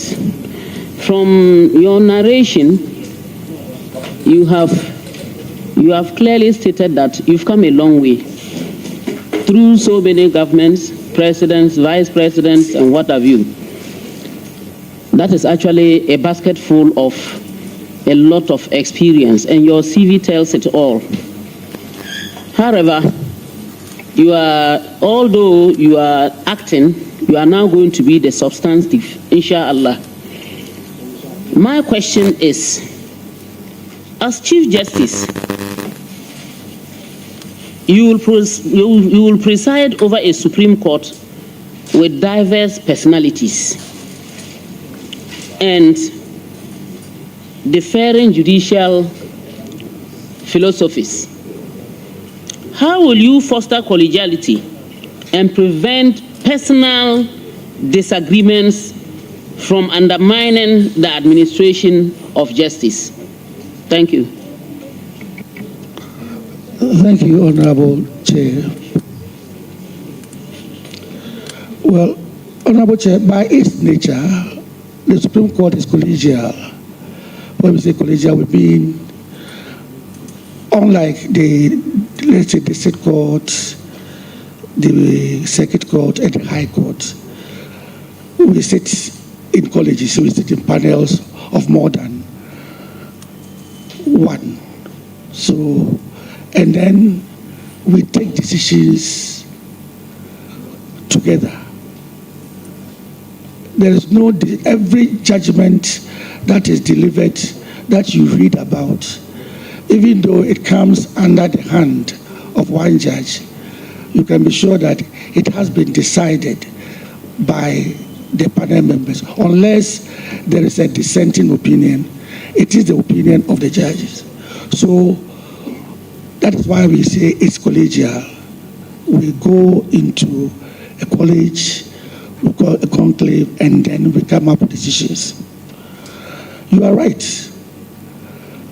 I come from Gozo. The person who is now the president of the court comes from Navrongo. We have somebody from Wa. I went to the best secondary school in Ghana, Korongo Secondary School. Somebody went to a one of us went to a school which is no longer even in existence. Sir Dennis went to a school which at the time was a mixed school. Now it is a girls' school. Achumamai Secondary School has now become a Fiakobi Girls Secondary School. So he doesn't even know whether he's an old student or... So... my lord, he's still an old student. And the school is still in existence. And then there is this Wa man who went to school at Koforidia, the town of the flowers. You see, so you are right. We come from different backgrounds, different schools, different philosophies. Some of us, a couple of us, about 3 or 4 of us, started from 2 of us started from the magistracy. Her Ladyship, Avril Lovely Johnson, started from grade 2. Sergeant Jamefe started from the Regional Tribunal. So both below the Circuit Court where I started. And then there were some of us who joined at the Court of Appeal, like Sir Dennis. Justice Poaman joined at the Supreme Court. Justice Yodi Kulenis joined at the Supreme Court. We have persons who have come from the academia, like Professor Mensa Bosu. So we have different philosophies. This is the Supreme Court. And so when you have all these people with different backgrounds having to come together and then agree on something, even with all due respect, you see how lawyers agree or disagree. The little that we saw from the Honorable Deputy Speaker, Honorable Minority Leader, and Honorable Majority Leader, 3 very able lawyers agreeing or disagreeing on the rules, the standing orders.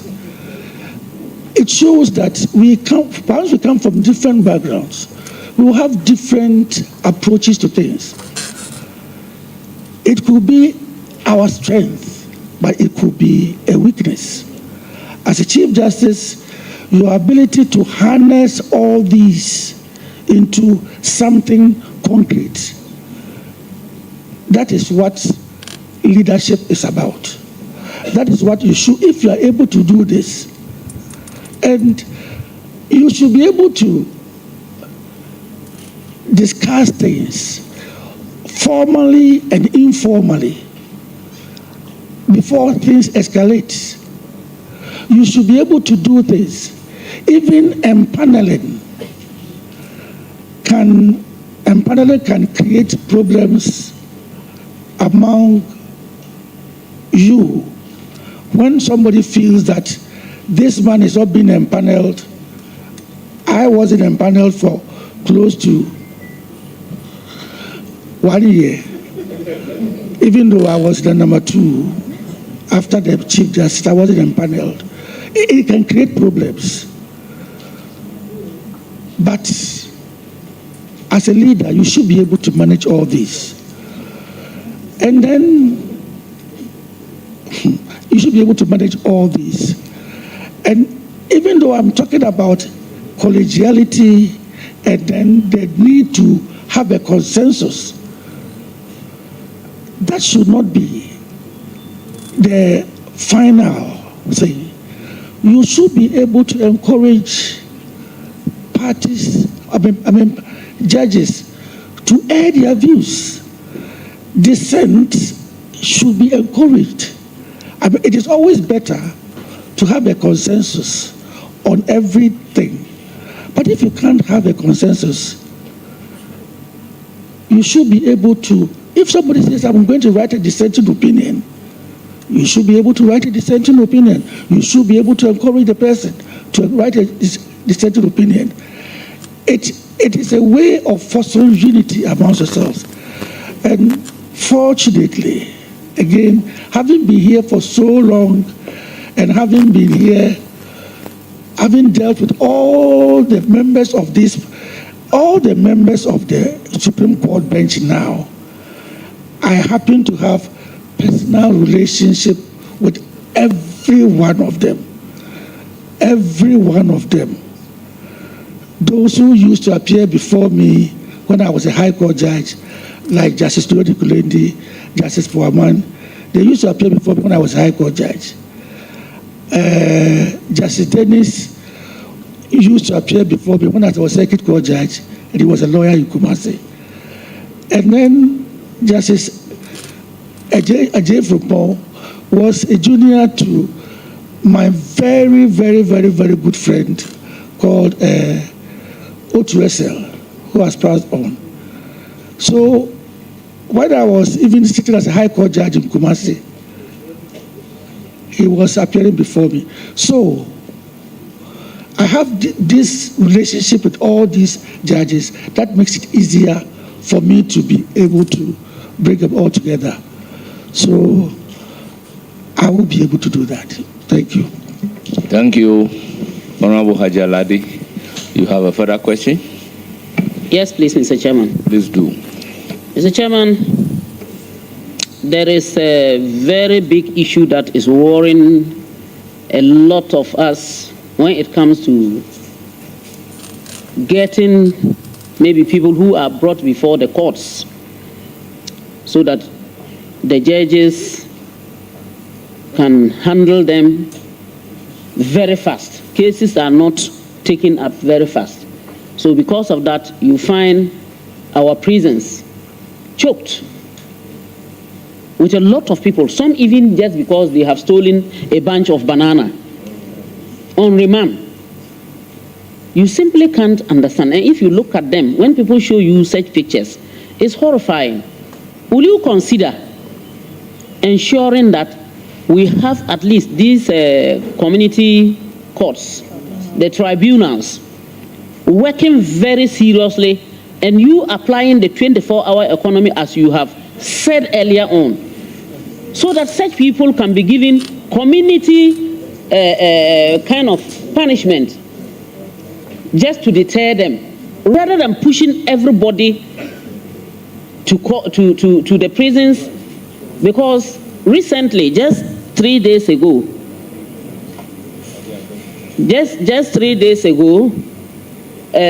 I got a message that someone went to court and then was told that the judge had put to bed, so she was not in court.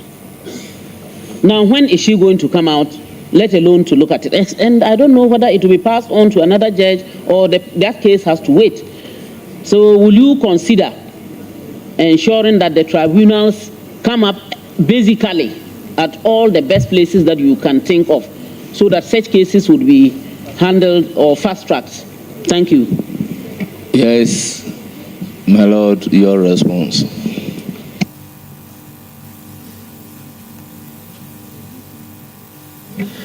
It looks like you are speaking the language of my wife. My wife has maybe engaged you to ask questions about the prison service. This is something that I know about, because as I said, I was a prison officer.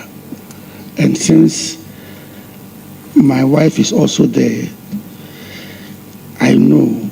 For example, I am told that the inmate situation in some prisons was built, the capacity for some prisons is 851. As of today, they are 3,562, a variance of 2,711. Kumasi male prisons was built for 416 persons. As of today, there are 1,727. And this is replicated all over. The prisons are choked. The prisons are choked. Remand prisoners, I mean, it is a bother. And one of the causes of the prisons getting choked is people being remanded, and sometimes indiscriminately. That is why, and then there are also some, as you said, who have committed minor offenses, who shouldn't be there, but they are there. So I think that it was particularly for these minor offenders that the Justice for All program was introduced. And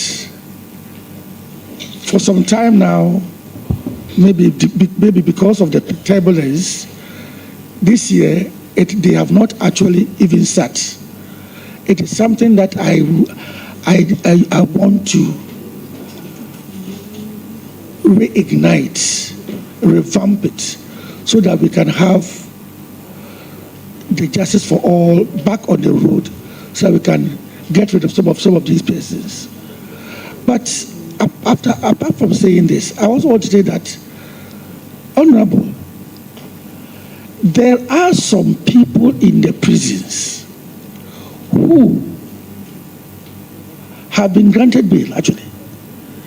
They have been granted bail, but they are still there because they can't meet the bail conditions. And not that the bail conditions are too high. Sometimes they are too high. But in most cases, they are not. In so many cases, they are not.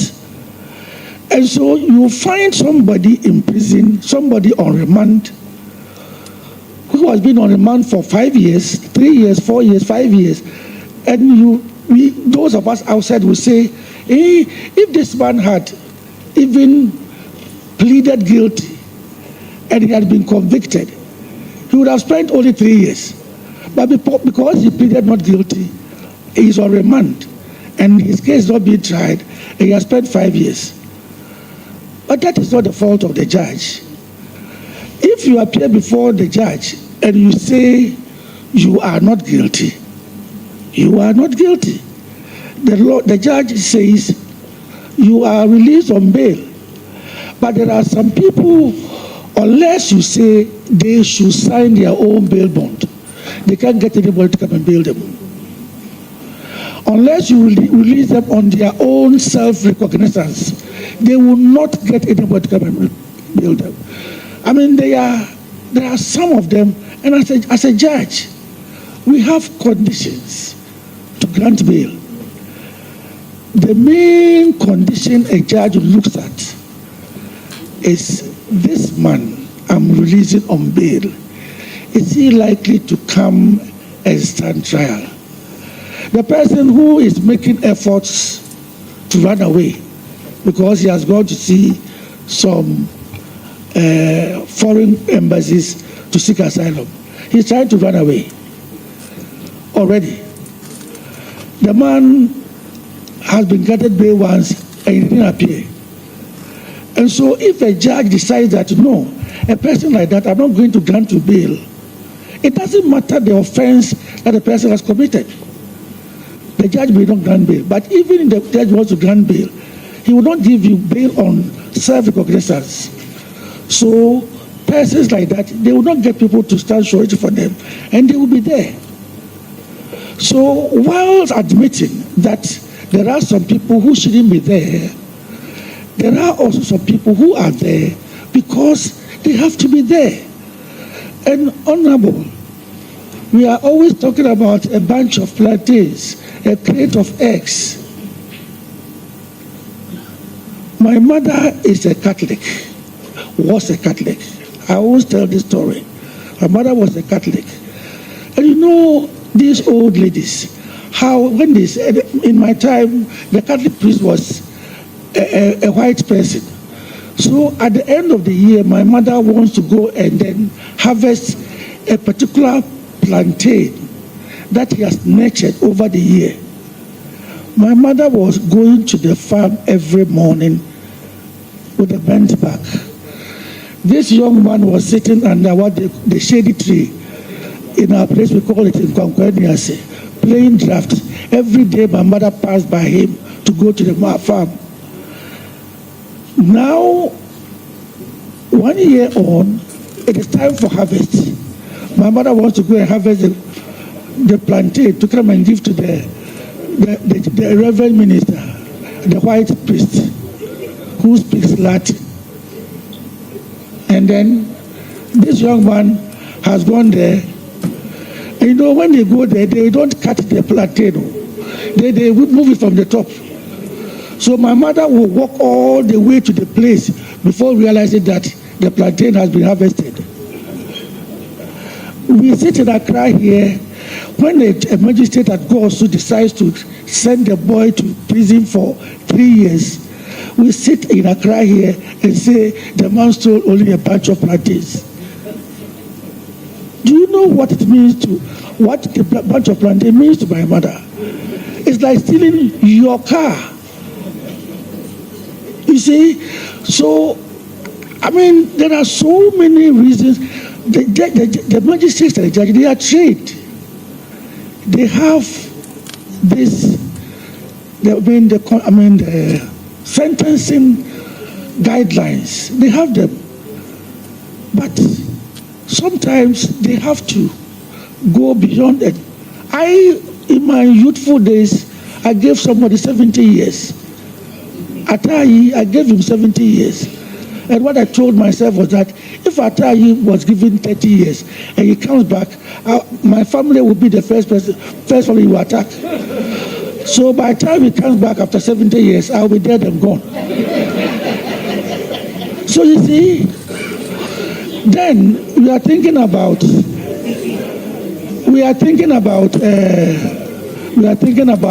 community service. Yes, there are some people who, if you give 3 years, 4 years, touch wood, if I am convicted and sentenced to 4 years in prison at Insawam, I may not eat prison food for even a day. I will have some people bring food to me. So if you want to make me feel the prison punishment, prison sentence, then maybe you should order me to go and do community service. Maybe around the place where I stole, around the courts, that they'll see me, because punishments are not only for the person, the victim, or the person being punished, but to deter other people. So community sentences should be introduced, but that one is in your bosom. It's a law. That one will have to be taken up by you. Another way of decongesting the prisons is through the parole system. People should be able to go out on parole for exhibiting good conduct or whatever. So if the parole system is introduced, I'm certain we can reduce the numbers in the prisons considerably. But, parole system, you cannot do that without tackling the social welfare angle of the parole system. You have to beef up, because I know in some jurisdictions, when a parolee or a person who has been granted parole may not even be able to go beyond a certain distance because he has a tag that gives AI alarm to somebody. We don't even have these things here. So, Honorable, we are at it. We will play our part by reducing our pension for imprisoning people.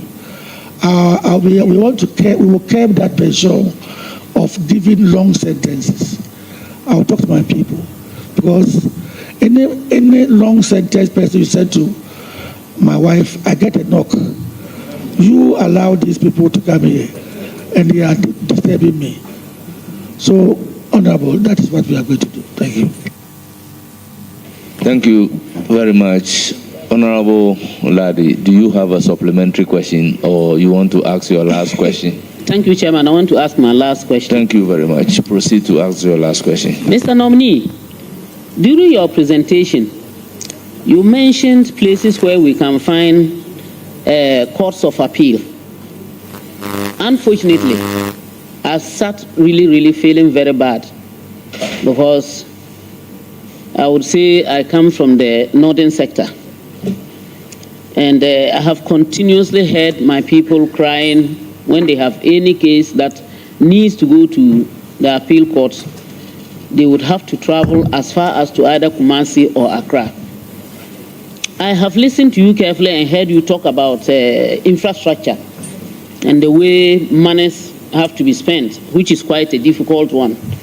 Will you consider putting up at least one with all the amenities that are needed to take care of the 5 regions of the north, to ease problems of our people having to travel these distances?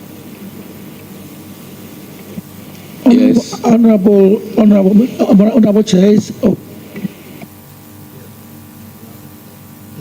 Honorable Chair, it is possible, it is feasible. We have done it before. We have done it before. You see, I know how sentimental people feel about such things. When I started acting, I got a letter from a community, and they said they wanted, it was written so beautifully, they wanted a district court. So I gave it to the court's services manager to advise me. And you know what? He came up with the fact that the community they are talking about, they are 500 people. 500 people. And then he mentioned the various courts that are close by. And we found that almost all those courts have cases no more than 10 a day. Sometimes the whole week. It is not, when we tried the Court of Appeal in Tamale, we realized that all the cases could be heard within a matter of 2 months. All the cases. So it is just not feasible having 5 judges stationed at Tamale to take care of the north. It is not just because the number of cases that come from the various regions put together is not up to much. So, to prevent this situation where lawyers and parties will be coming to Kumasi or Accra, that is why we are introducing the virtual, so that they will be meeting in Tamale. The lawyers don't need to, with virtual hearing, the lawyers don't need to move at all. They have to be in Tamale. So, as I said, if you have a case which is being handled by a lawyer from Kumasi. For now, the lawyer will have to travel to Tamale to go and be in the Tamale courtroom where the virtual takes place.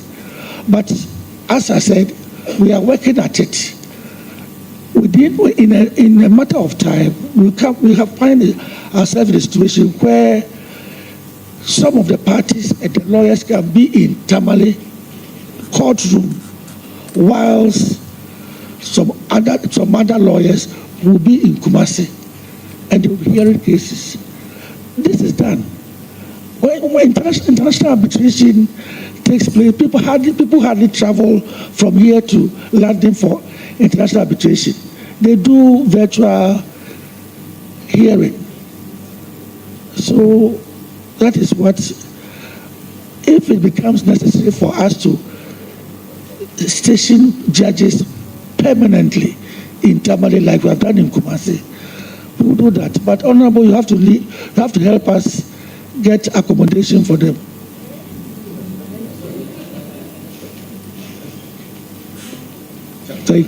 Thank you, Honorable Ade. You have exhausted your 3 questions.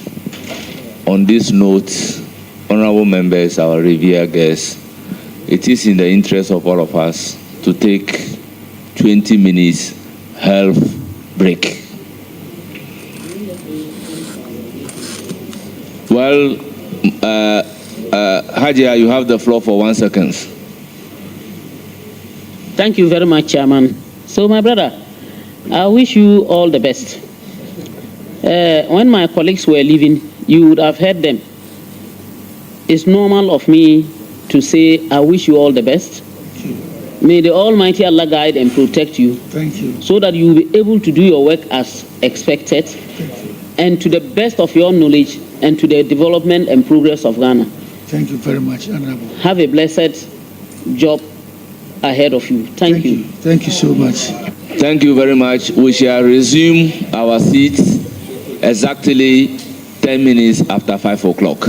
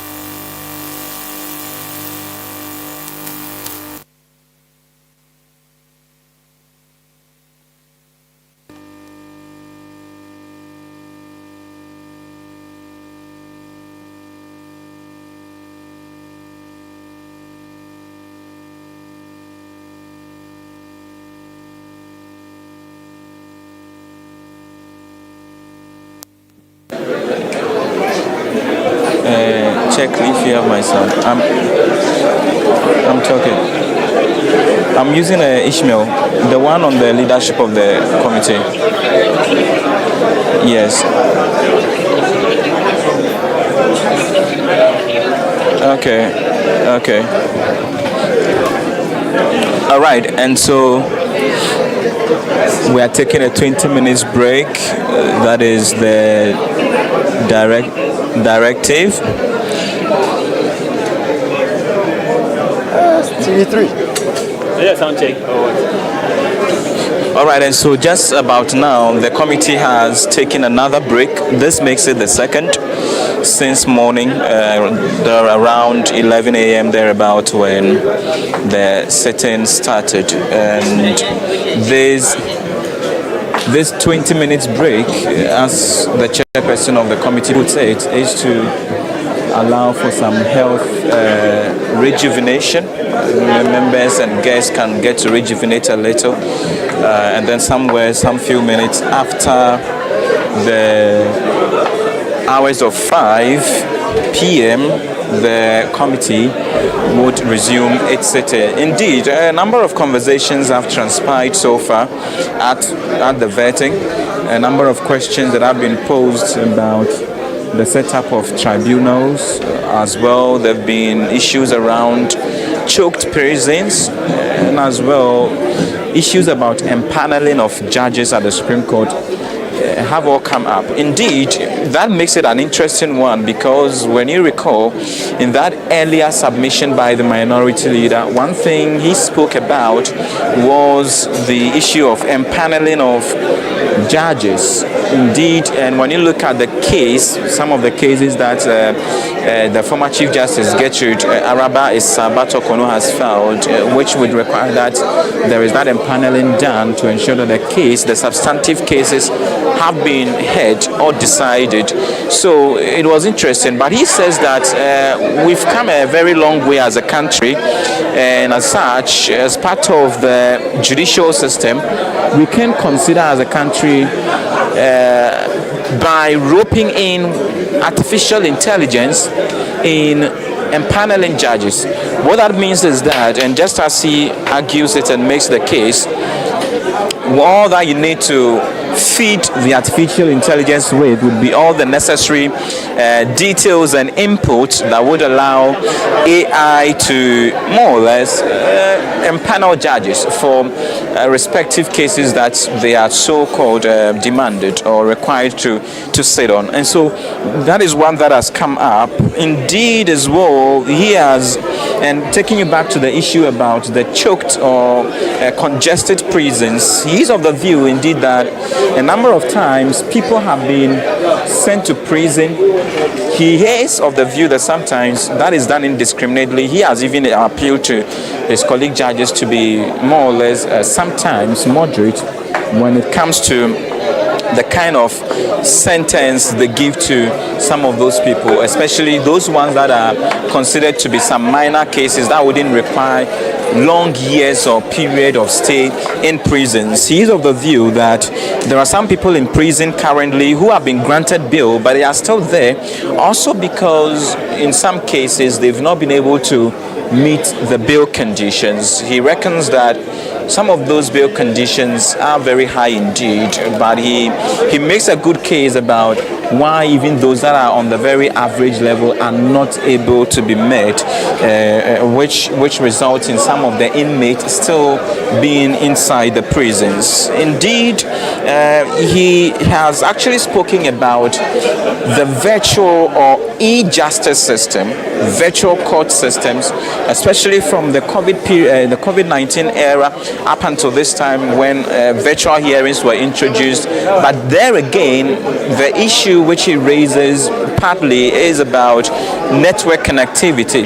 We're in a country where there are people from different areas in the country where network reception becomes an issue or a problem, and so there are instances that he has observed that virtual hearings become very difficult sometimes to even have. But one thing he mentions is probably going forward getting our court system to run on a 24-hour basis.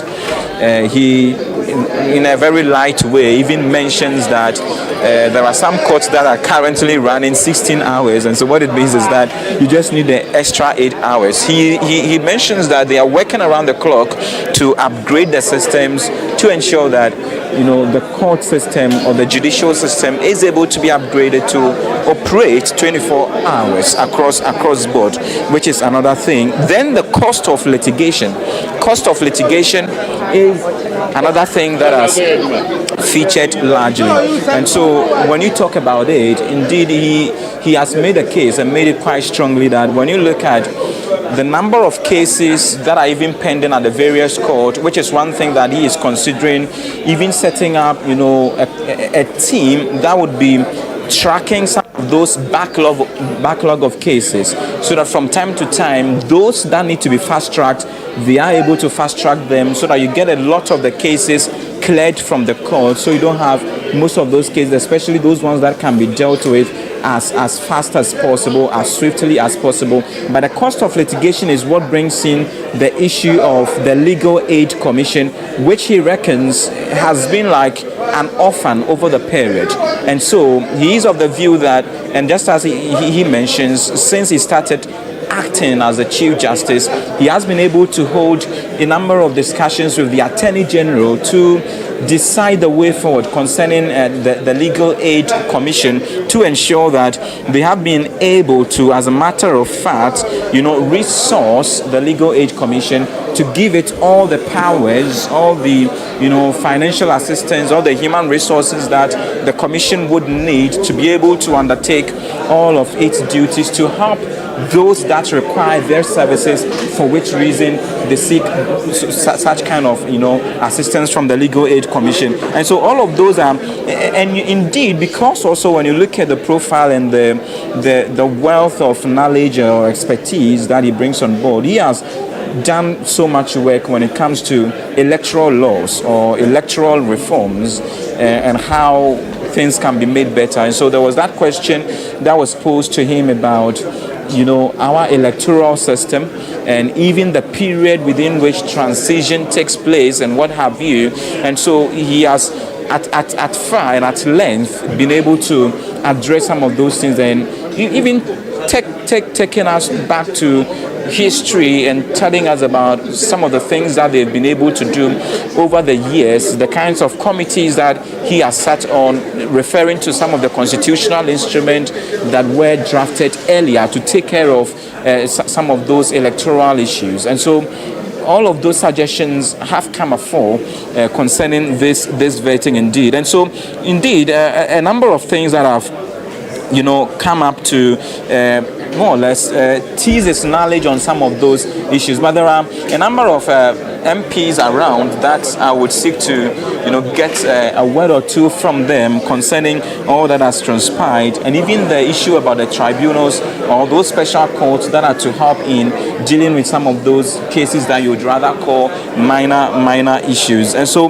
that is it. That is what we have had. But that earlier he had given a preliminary remark, in which remark he speaks about the fact that he is ready to work to leave the judiciary better than he has come to meet it. And so he talks about ensuring that there is greater transparency. He talks about efficiency. He talks about accessibility. All of these are some of the things that he noted in his earlier brief remark. And actually, he gives a theme or pointer strategy that he is hoping or looking forward to implement once he is given the nod by the House to become the substantive Chief Justice. And one is procedural clarity and predictability, which he explains. He also mentions efficiency and accessibility, which he has explained, and also open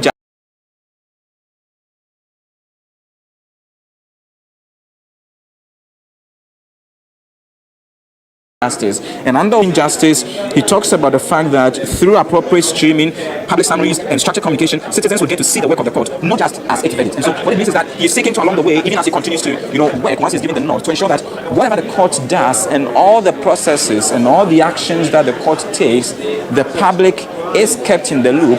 The public is abreast of all the issues that there may be. But certainly, and indeed, he can't go without referencing that love affair, how he started from the prison service, talks about how he met the wife and all of that. That was an interesting moment indeed, especially when you have a lot of people who were clearing their throats and shouting love, love, or whispering love, love at the back of it. So it means that indeed it has been a great experience so far, having the Chief Justice nominee answer to some questions. But he makes or takes note of something, that indeed his nomination comes at a very pivotal time in Ghana's democratic journey, a moment that he says is marked by public skepticism.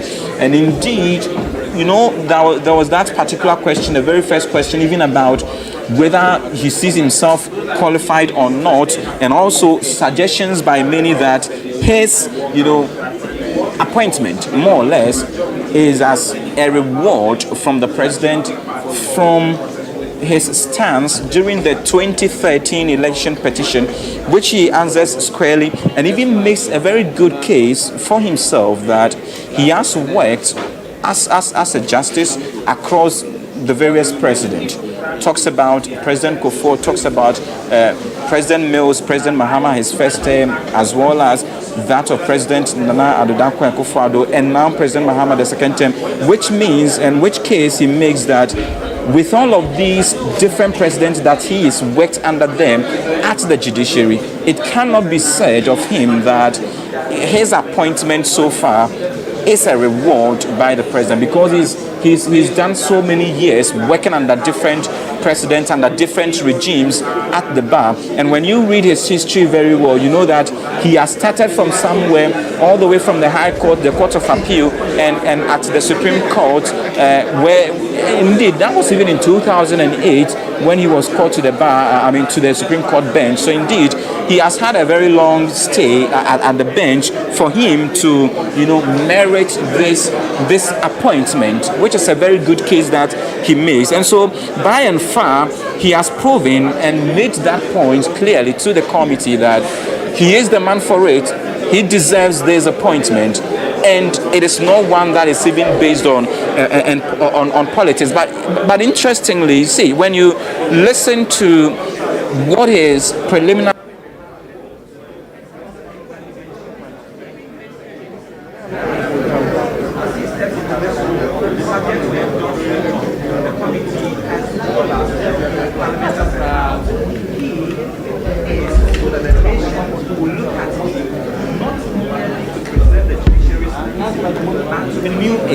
which is a strong, commitment that he wants to make, that once he's given the nod, he's going to work to ensure that the face of the judiciary, the status of the judiciary, and all the records, the track records thereof, have been defended and even made better. But let me see if I can engage a few of the members of parliament who are here, who have observed the process so far and have seen themselves or have heard for themselves some of the responses that the CJ nominee has provided thus far before the appointment committee, to also gauge their own experiences of how things have been. I have two of them here really, but I'll start from the gentleman, then I'll come to the lady. They usually we say ladies first, but let me start from the gentleman.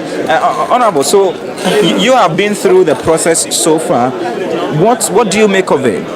Thank you so much. I've just entered the hall, but in detail, what I can say is that this gentleman, you see, deserves this position.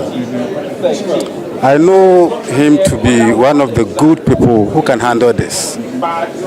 So I heard you talking about as a reward for him. That is the assumption. Exactly. And I think it's true. You see, he has passed through all the political situations, MPP, NDC, all regimes, and he has been there. He has the experience, acumen, exposure, everything to handle the judiciary. So I think he deserves it. Let's give it to him. You see, what worries me so much is about the behavior of the MPP today. I think we've done with that, huh? You see, but let me say it. I'm not happy. We are talking about national issues. They should be nationalistic. You understand my point? That lady, the former CJ, is gone. You see, let's talk about how to protect the integrity. But there are cases that, so far as he has some pending cases in the High Court and the ECOWAS Court, then it is only fair that those substantive cases have been determined before president or the state can go ahead to even get a new chief justice when those cases have not been dealt with. You see, when did these cases start? You see, you can't use this appointment regime to talk about these cases. You understand my point? You see, if he is sent to the throne of becoming, the head of the judiciary, we can still go ahead to talk about this thing. But now he needs to be a substantive, head of the judiciary. So to me, they should stop all these things. Let's come together. Let's all become nationalistic and go forward. The country, as you speak today, is moving very well in terms of all spheres, socially, economically, politically, and everything.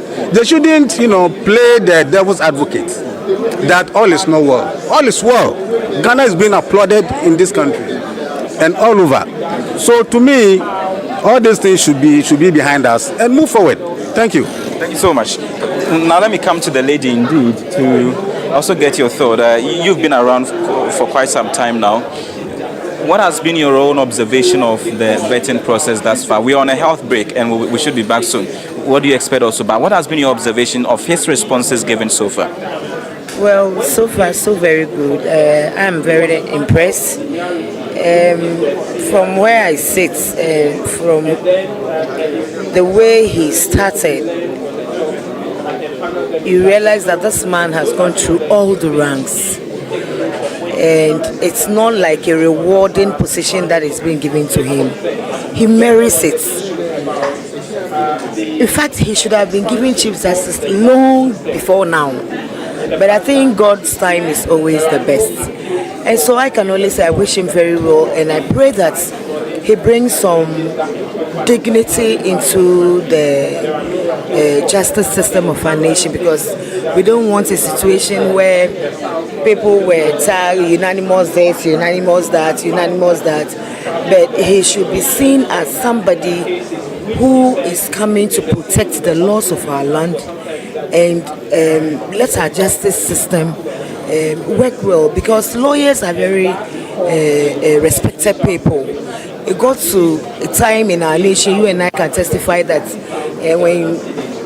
when there are cases, the people outside can just determine how the case is going, and indeed it goes that way. And so I wish him well, and it is my prayer that he delivers very well and leave a legacy. Because at this stage, what does he want? He has seen it all. I can only wish him all the best of luck, and I know he's going to help the Attorney General, who is my big brother, to deliver. The nation needs healing. The nation needs people who can bite to keep everybody, including politicians, to check. And so we need people like this, and let's encourage them to safeguard the integrity of our justice system.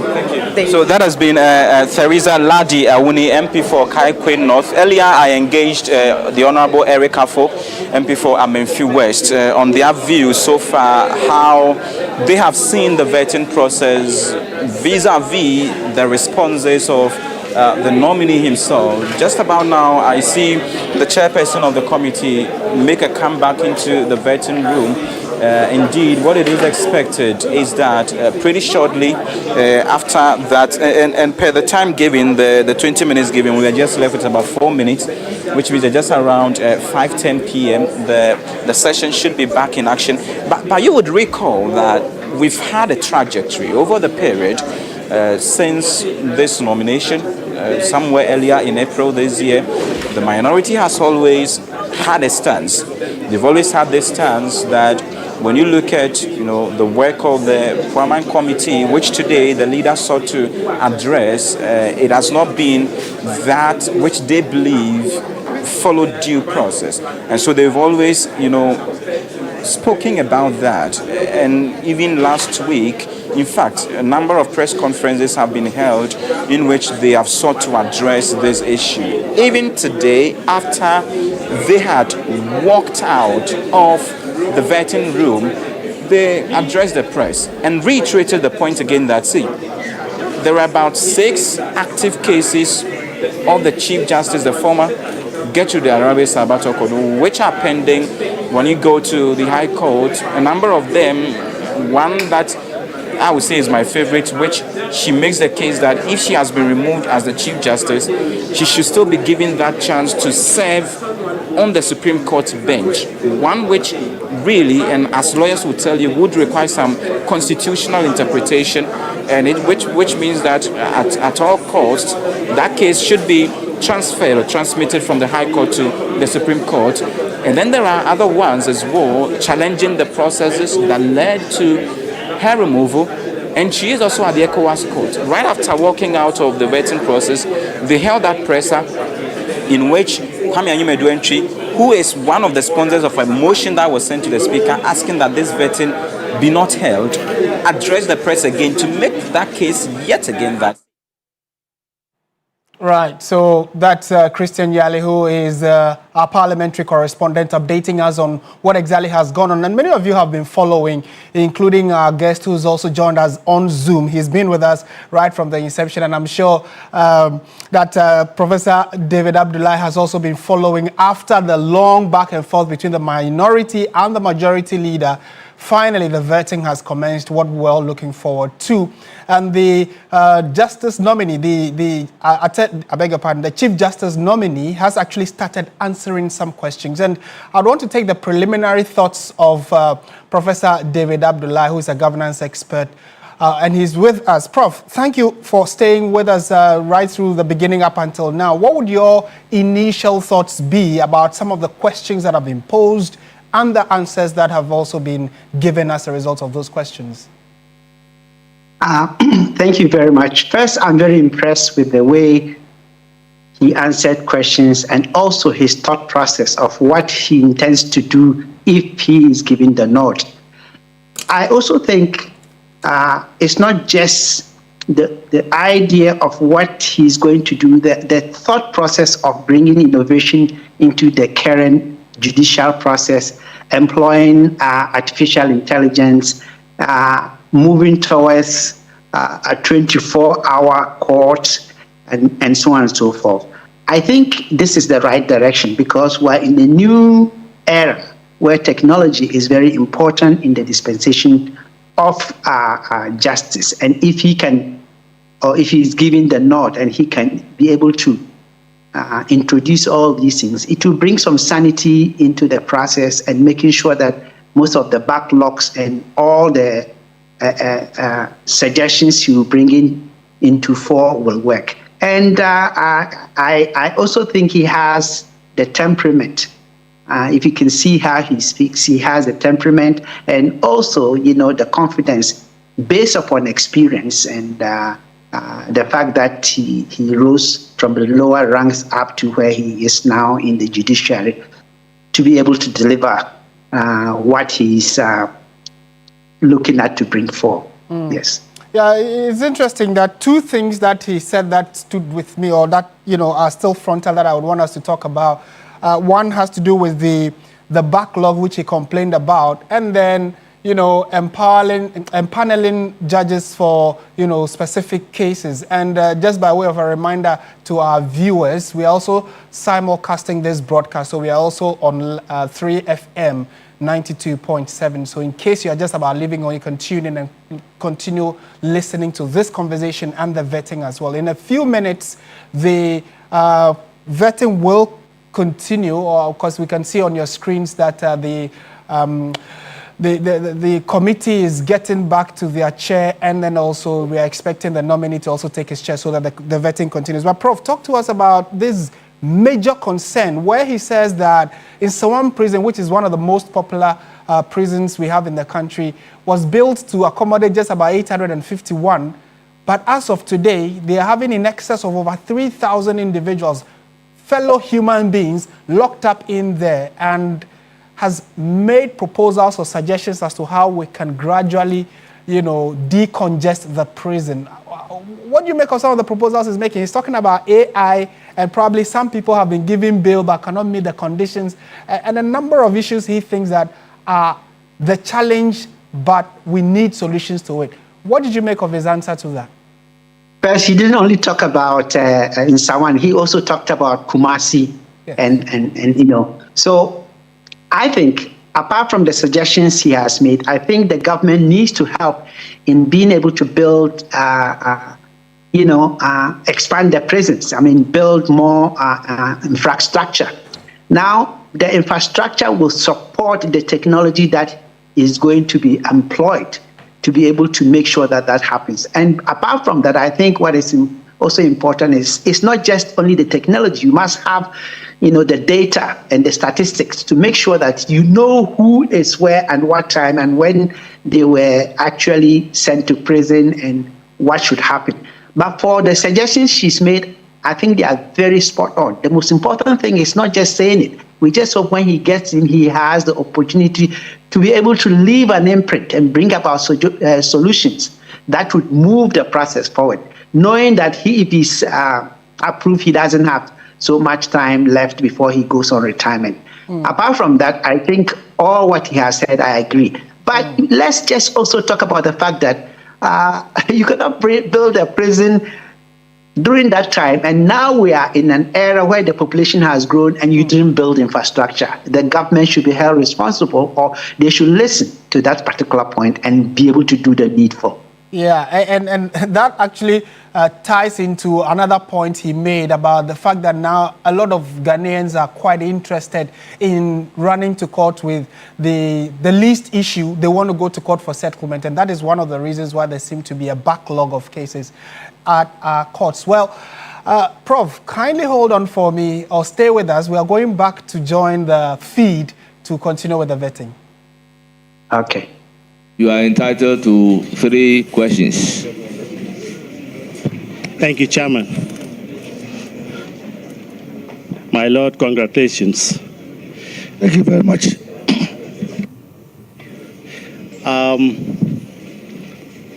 Thank you. My Lord, your nomination as Chief Justice marks not just seniority, but a symbolic restoration of trust, tradition, and constitutional renewal or resetting. Now, the question I have for you from the above opinion is, what specific reforms will you implement to restore credibility and revive the judicial sinking image? Thank you, Honorable Chair. I think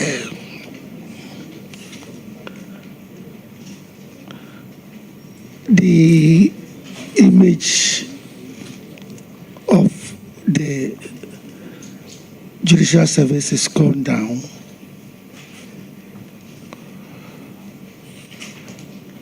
A lot of people have a lot of problems with the service, particularly with regard to the fact that cases keep so long in courts.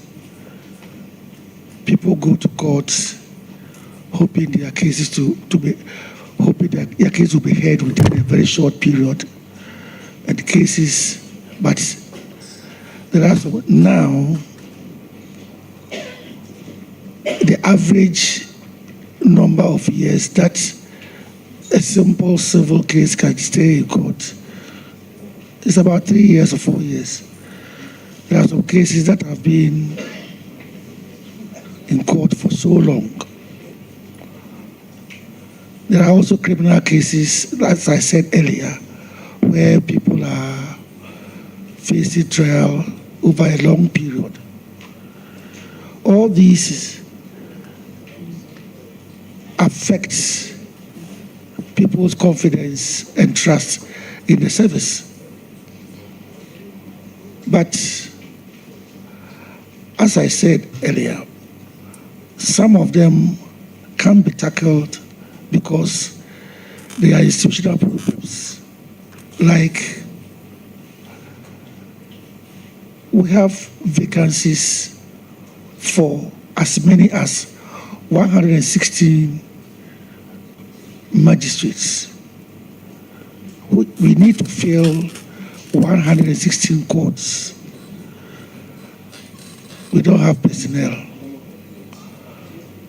There are some courts that do not have infrastructure. I mean, you go to the courts and then the buildings are in very serious states of dilapidation.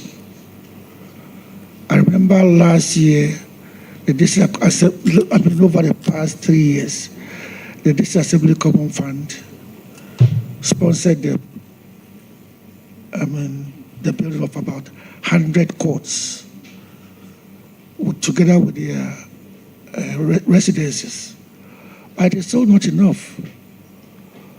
We still have some of these courts built but not occupied because we don't have the personnel. But that is not to also mean that we should throw our hands in despair and say that we can't do anything about it. Admittedly, there are some cases that do not move fast as a result of, as I said earlier, the technicalities associated with our rules and other things. But we also recognize the fact that there are some judges and magistrates who do not put up their best. And all these add to the creation of backlogs. And I also mentioned earlier that people are now too eager to go to court. And so we want to, as we want to build courts to take care of the more cases that are coming up, that we also want to encourage ADR. I was at the ADR week in Koforidua, and the reports that they gave us that of about 600 cases that came, about 470 or about 480 they were able to solve them through ADR. And so we realized that but it is still not, people still do not know so much about the ADR. So if people are sensitized enough about ADR, they will embrace it and then leave the courts for more serious matters. The way it is that there are some people who, no matter what, who want to go to the regular courts. They want to have their pound of flesh. But so it's a combination of a lot of things that lead to this backlog of cases. And that is what people's confidence or trust in the judiciary going down is more as a result of the fact that their cases are not heard early. There are some people who also have lost confidence in the judiciary because they say that judiciary is corrupt. How they come by that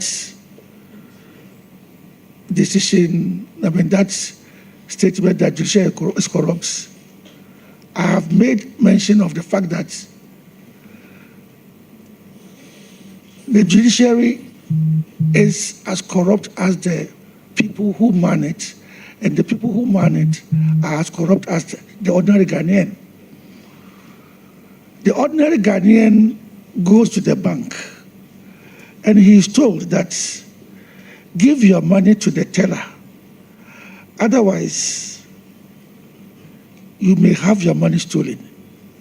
He goes, and instead of being in a queue for just 2 minutes, he sees somebody sitting down there, or somebody recognizes him and says, "Oh, I'm a teller." And then he takes his money to go and deposit for him. Before he's aware, the man has stolen his money. The ordinary Ghanaian goes to the courts, and I tell you, if 100 people evince the intention that they are going to see a judge because they have a case in the court, less than 3 of them will be able to go to the judge personally. They will go through his girlfriend, they will go through his wife, they will go through his friend, they will go through all kinds of people. So anybody who they think is close to the judge is game.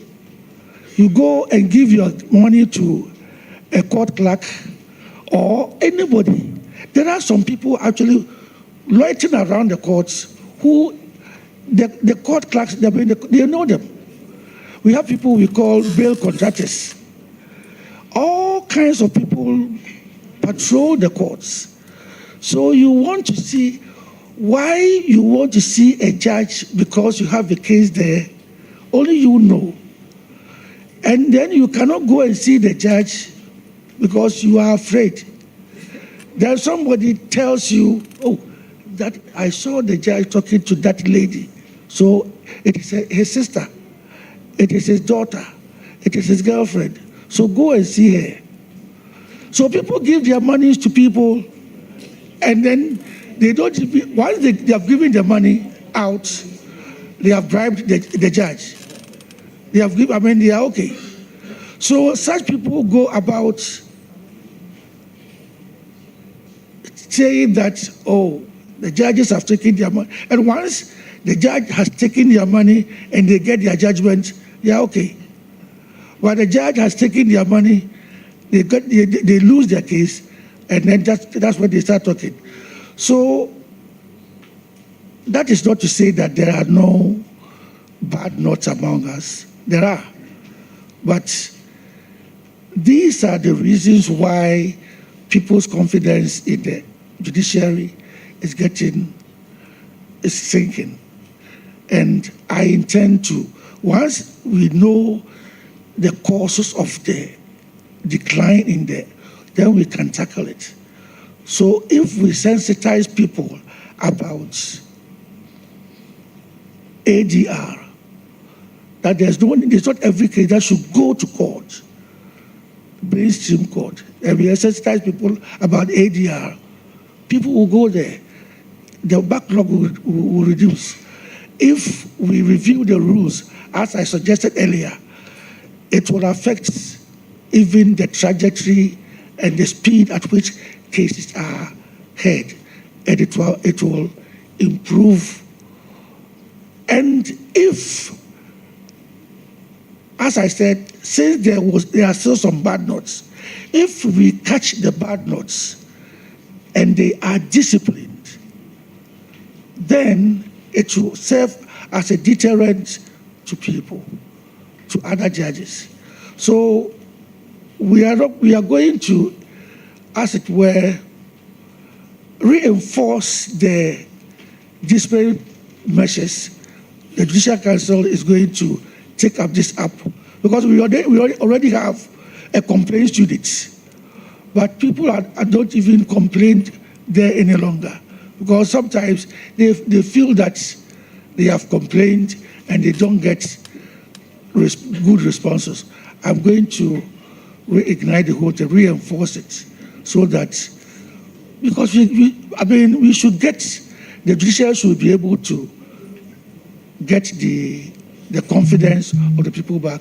Otherwise, we might end up having people say that, well, I'm not going to court, I'm going to do what we call mob injustice. Thank you.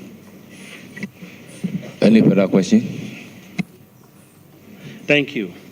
Having listened to you, I want to find out, will you reinstate the electronic case assignment, which was introduced to keep judge shopping and later discontinued by your predecessor? I think I am all for it. I am all for it. It is going to be reintroduced. I think for about 2 or 3 years now, we have a situation where applications that are filed do not have return dates. You go there, they say date to be fixed. Immediately so we found there were situations where a case comes before us, an application, even before the Supreme Court, an application comes before the Supreme Court, and we realize it is virtually moot because The application, which was actually time-bound, had date to be fixed on it, and it has been fixed for the past 2 years. So immediately I came, I said that one was wrong. So every case that is filed, every application that is filed, should be brought to my attention so that we fix, because most applications are time-bound. And so I did that for some time. And now things have stabilized. So we don't have dates to be fixed again. We now have dates given to applications that are fixed for hearing. So with substantive cases, we are going to reintroduce it used to be there until the machines broke down, the system went off, and then it was allowed to fall into abeyance. Now we have actually started doing the electronic. Thank you very much, Honorable Umar. Do you want to ask your last question? Yes, please do. Thank you, Chairman. My Lord, there are persistent concerns out there that the current process of appointing judges and chief justices give excessive influence to the executives. What reforms, if any, would you recommend to make the appointment process more transparent? Thank you, Honorable Chair. I think I'm the wrongest person to ask this question because, as I said, I have had my elevations across political divides. But I think the current system, for us, it follows the Constitution. If the Constitution is going to be amended to give us a different mode of appointment, then that's it. But the current system with Superior Court judges up to Court of Appeal, they are appointed by the Judicial Council, by the President, in consultation with the Council of State on the advice of the Judicial Council. And the Judicial Council is made up of persons, apart from 4 nominees of the presidency. We have the JUSAG represented, we have the lower bench represented, we have a High Court representative, Court of Appeal representative, a Supreme Court representative. We have institutional representatives like representation from, let's say, the police, the army. These are all members who come from different backgrounds and they have contributions to make. And they advise the nomination or the nomination appointment of members of the court up to the Court of Appeal. So, and when it comes to even selection of nominees for the president to appoint, we have persons who are mentioned by the Attorney General, who is a government person. And then we have the Chief Justice also bringing nominees. And then we have the Ghana Bar Association also bringing nominees. So what happens is that there is a list produced by these 3 groups. The Chief Justice normally bases his or her nominations on seniority at the bench, performance, and other things. Maybe if a person has proceedings against him. That's a different matter. Then the Attorney General also nominates, and then the Bar Association have the chance to nominate persons from the bar and also from the bench. The idea is that the bench, our performance is also always reviewed by the lawyers, by the bar. So we have a situation where when these three lists are produced, you find a particular, let's say we want an appointment to the High Court. You will find a particular circuit court judge whose name appears in the list of the Chief Justice, in the list of the bar, and in the list of the Attorney General, because the bar is the beneficiary of the efforts of the judges. So the judges make recommendations. In the same way, when lawyers appear before us, we know those who are good and those who are bad. And we also know those who have the temperament and the demeanor and everything that can make them judges. It's not every good lawyer who can be a judge. So sometimes we on our own. I have mentored so many lawyers, and I'll tell you, I can tell you that you'll be a good material, so apply to join the bench. So even though the Chief Justice normally nominates from the people from the bench, the Chief Justice could also nominate somebody from the bar.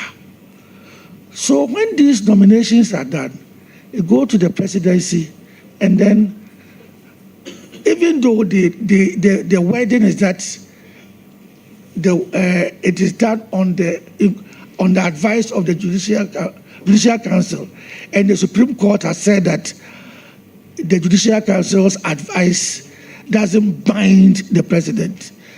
Nevertheless, I have been a member of the Judicial Council, and currently I am its chair, acting chair.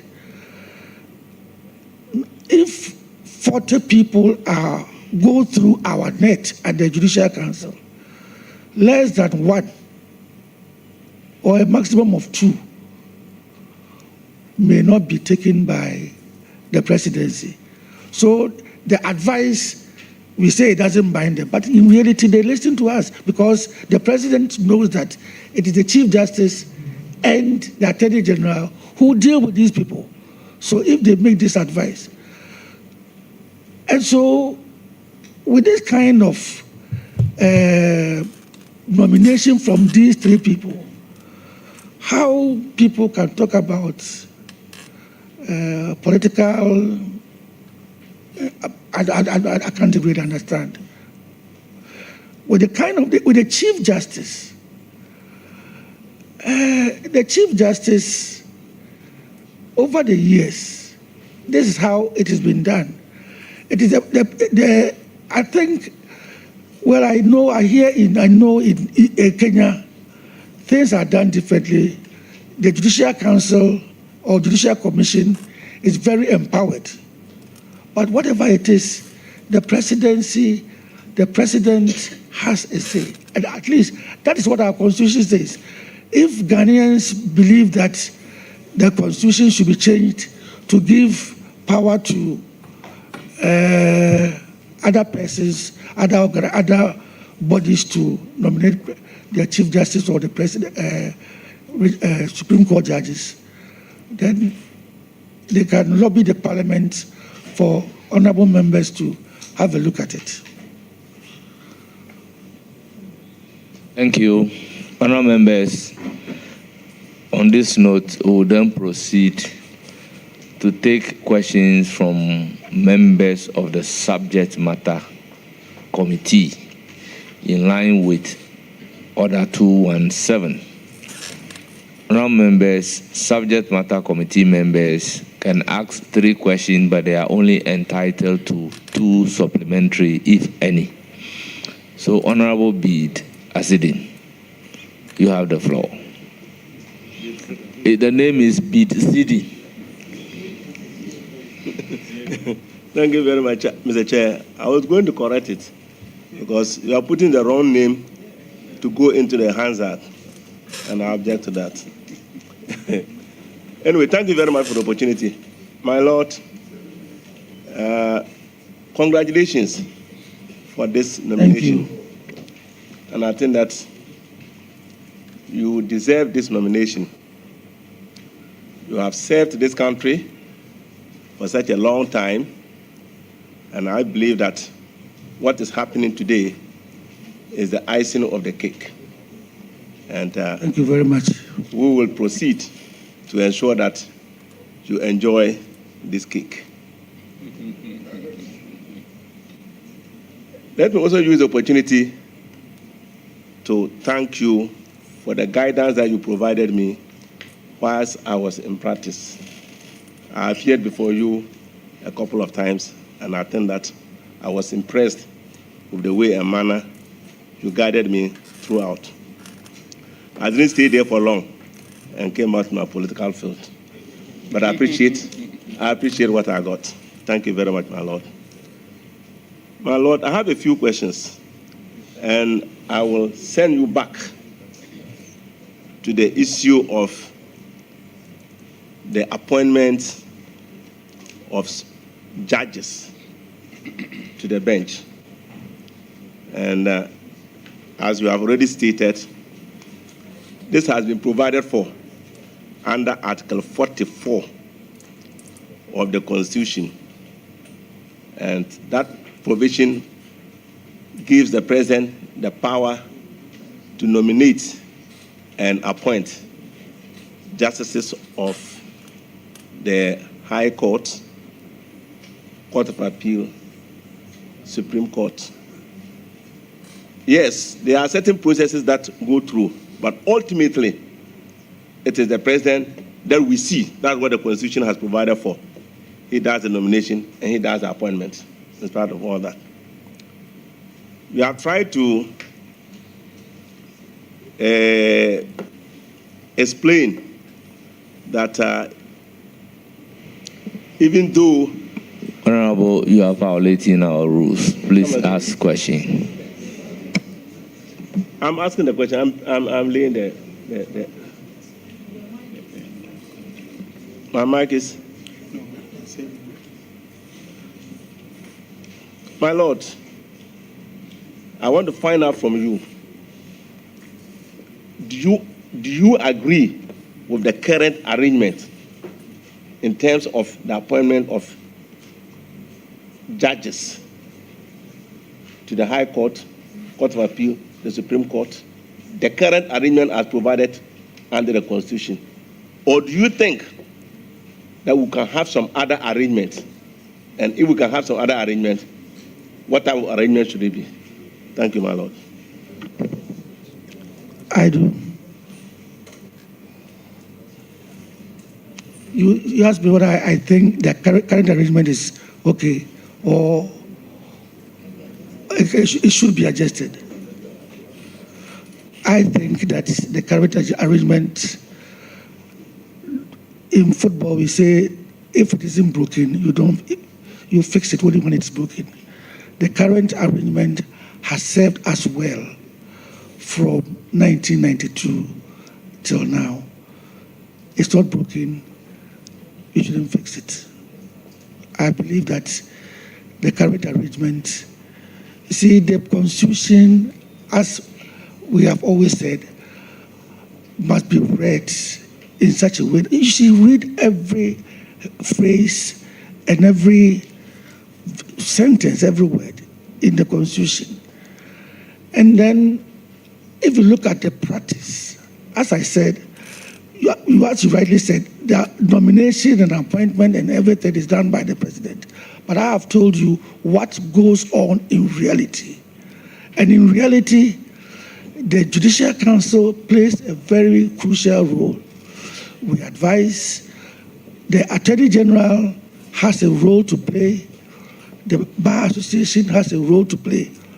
And so you may not have this laid down in the Constitution, but in practice, this is what goes on. And that's why I'm saying that, as far as I'm concerned, I'm comfortable with the current arrangement of appointing judges. And that is how I see it.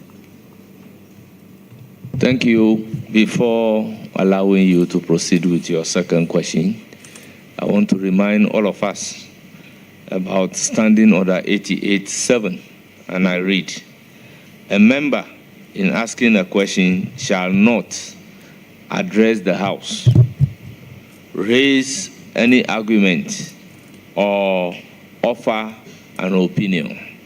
So let's keep to these rules, and then we can make progress. Now, your second question, if any. Mr. Chairman, I have a supplementary question. Yes. My Lord, my supplementary question is that, having heard you, and you are convinced about your position, how do we remove the suspicion or allegation that some presidents try to pack the course? How do we remove that one? Even though people go through all these processes, and yet the allegation is that you are violating the rules that I've just read. So please, my Lord, your answer to the supplementary question.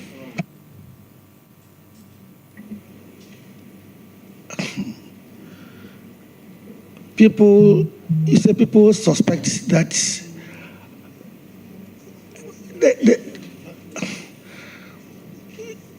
in the first place, what is packing the courts? Are we talking about the number of persons appointed to the court or what? Yes. I don't know how people's suspicions can be dealt with, but as far as I'm concerned, as I said, persons have been promoted on the advice of the Judicial Council. If 40 people, names of the current list, on the advice of the Judicial Council, 41 persons' names were sent to the presidency. And only 4 out of the 41 names were taken out. And even only on the grounds that they had not finished with the background check, as at the time they were because I was sitting on I was pleading with the president that we needed to have these people sworn in so that the legal year could begin with the courts full. But the president, they had not finished with the national security clearance for all of them. In the long run, out of 41, recommended by the Judicial Council, made up of members of the bar, members of the judiciary, members of the Attorney General's representative. These 37 out of the 41 names were sent to the presidency, and only 4 were not taken. If anybody sits outside and says that the president has packed the court, how would I be able to convince such a person that it's not the president actually who put the 37 people there? We did. He only took our advice. So it is not as if people's suspicions are going about that. You cannot go about trying to assuage people. You can't do that. People will still have their suspicions. One of the questions that I got was, people are saying I got my nomination as a result of 2013. I have explained my way. If people still have that feeling, can I do anything about it? Thank you very much. Yes, any further questions? Yes, Mr. Chairman. My second question, my Lord, we have dealt with it partly, but I'm bringing you another angle. Under Article 154 of the Constitution, 1541, you as, if we approve you, which we are going to do, you will become the chairman, because I'll vote for it. You become the chairman of the Judicial Council. And under Article 154, you are enjoined as a council. What is your question? I'm bringing the question, Mr. Chairman. Please ask question. I've just read the rules to you. You can address us. Very well. Simply, what reforms are you going to bring to the table outside the reforms that you have already mentioned? Because you have already indicated some reforms that you are going to do. What other specific reforms are you going to bring to the table in terms of accountability, professionalism, etc., etc.? Thank you. The Judicial Service mandate is to adjudicate cases and then ensure that the laws, the Supreme Court will interpret the laws, and all these come as a result of adjudication. As I said earlier, and we all agree that one of the problems that we are having now, the crisis, is as a result of people losing confidence in the judiciary. And we have traced it to certain happenings. Like, as I said, we mentioned the complexities of the rules. We talked about backlog of cases and all that. One of the things that that is there, but it is not really nationwide, is the e-justice system. The e-justice has been introduced. It's been going on for some time now, but it looks like the e-justice, which is supposed to help us in so many ways, is only within Accra, and also even within Accra, it is within the law court complex. It is my hope and ambition that we will have a rollout of the e-justice to all the regional capitals by the time that my term is out, by the end of next year, all the regional capitals. The aim is to get e-filing, e-justice to all courts in the country. But that is a long-term thing. My aim is to have the e-justice rolled out in all the regional capitals. And that will be something that will help. And then we always talk about justice in terms of cases that come to the court.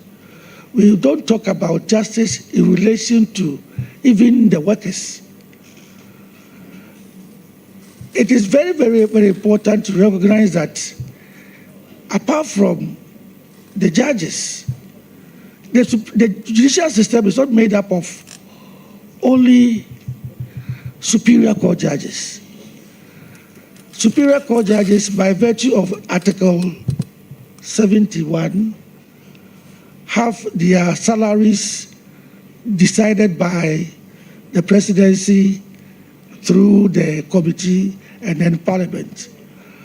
Whilst the lower bench have their salaries tied to normal civil service, civil servants.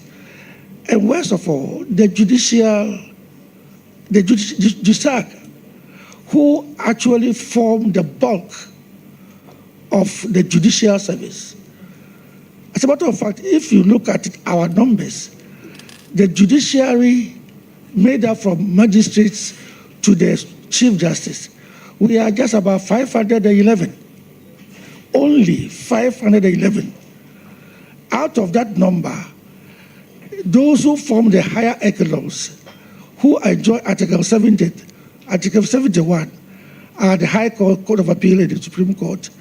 We are not no more than 230 or something like that.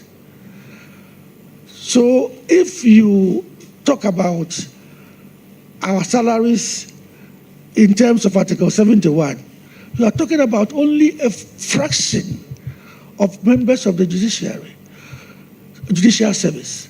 So we also have to think about reforms that should affect the lower bench in terms of salary, in terms of working conditions, because whilst we struggle, whilst we strive to get accommodation for judges of the Court of Appeal and the Supreme Court, even some of the High Court judges, even in some regional capitals, they don't have accommodation. As for the magistrates and the circuit courts, the least said about them, the better. Because you go to some places and they are renting the most beautiful house. And if before you are aware, that most beautiful house belongs to a perennial litigant, perpetual litigant. Somebody is almost always in your court. So you find it impossible to even work. You understand? So we should also be thinking about, whilst we are thinking about clearing the backlog, doing that, we should be thinking also about the staff. And that is what I mean to do. I want to have a proper discussion of the terms and conditions of the terms of engagement of the lower bench and the staff. That is something that I will make my personal project. Thank you very much. Yes. Any more questions? Chairman, that will be all for now. Thank you very much. Well, thank you. You said that will be all for now. I believe you won't have the opportunity to ask questions again. We are now moving to the leadership. And I'll plead with the leadership that the 3 questions rule would apply to us as well. So, Honorable Majority Leader Mama Yariga, you have the floor. Thank you very much. Let me also congratulate the nominee, Acting Chief Justice, for his nomination to occupy the position substantively. I'm sure you sat through and you listened to the engagements between myself and the minority side. I had no intention of preventing anyone from freely expressing themselves. I just wanted them to do so in accordance with our rules, so that there can be sanity in the way that we conduct business.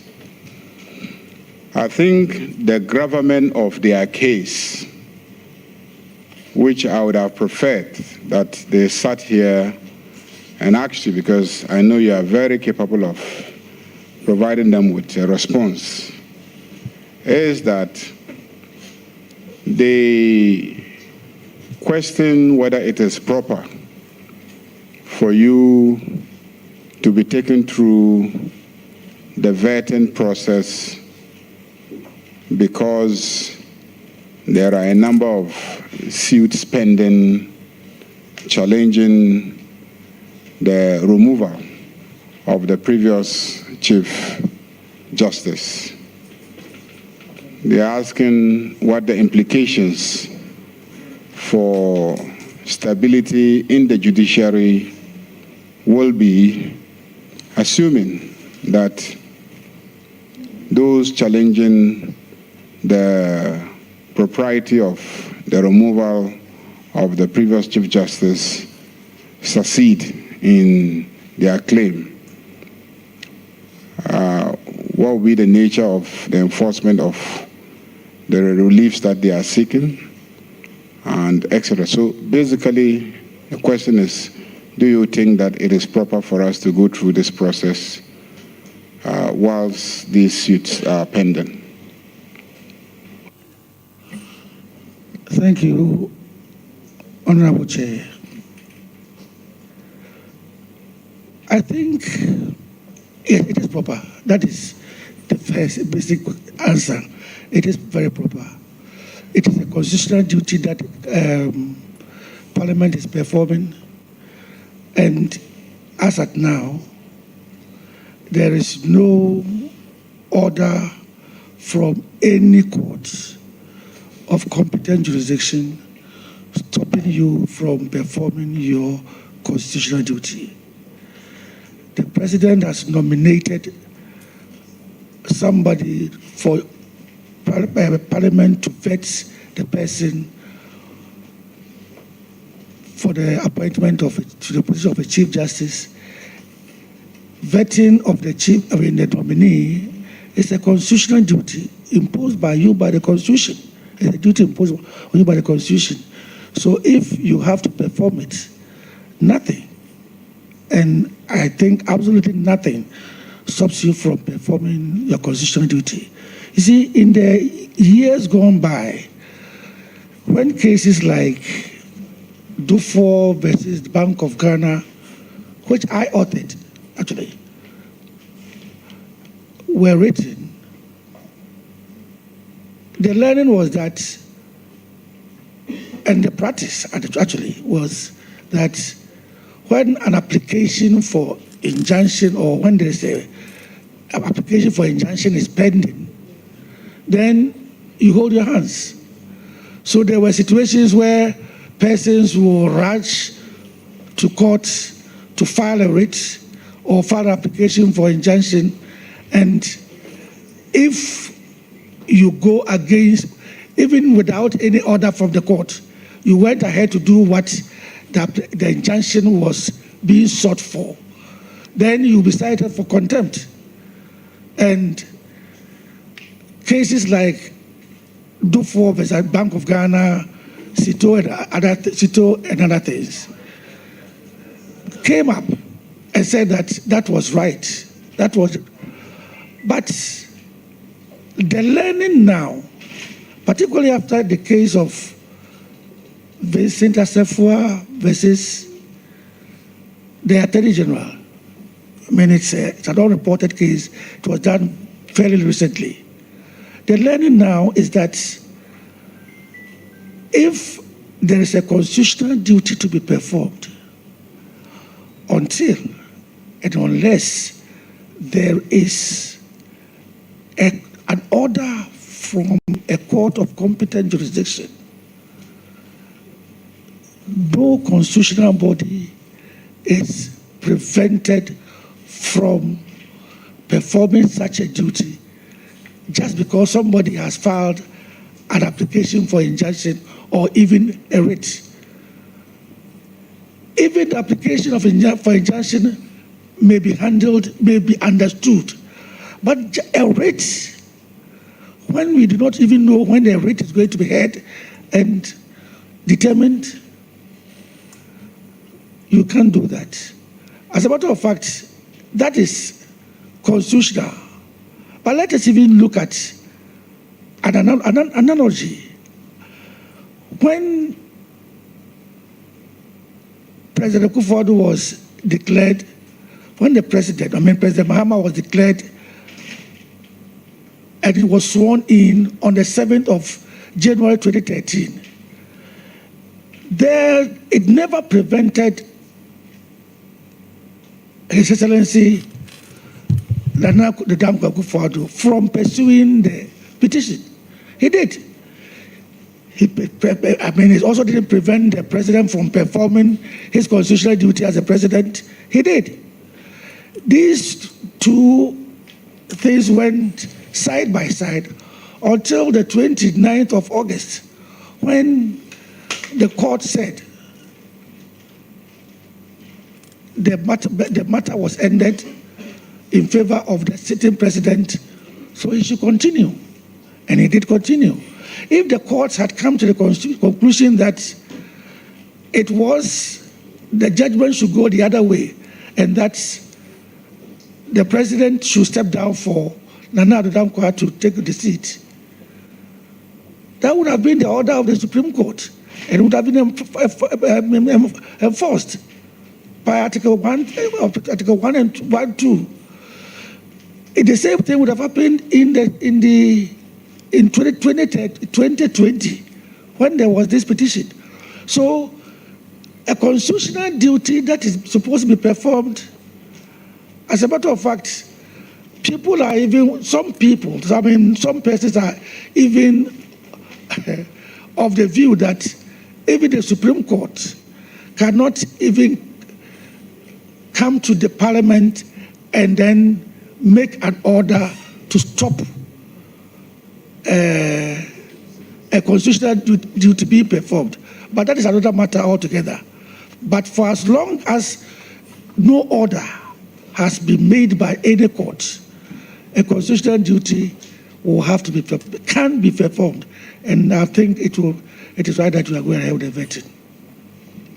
So in essence, there is no court order restraining the president from nominating a Chief Justice, there's no court order restraining Parliament from processing the nomination of the President. There's no court order. And you are here because we have summoned you to come for us to process you.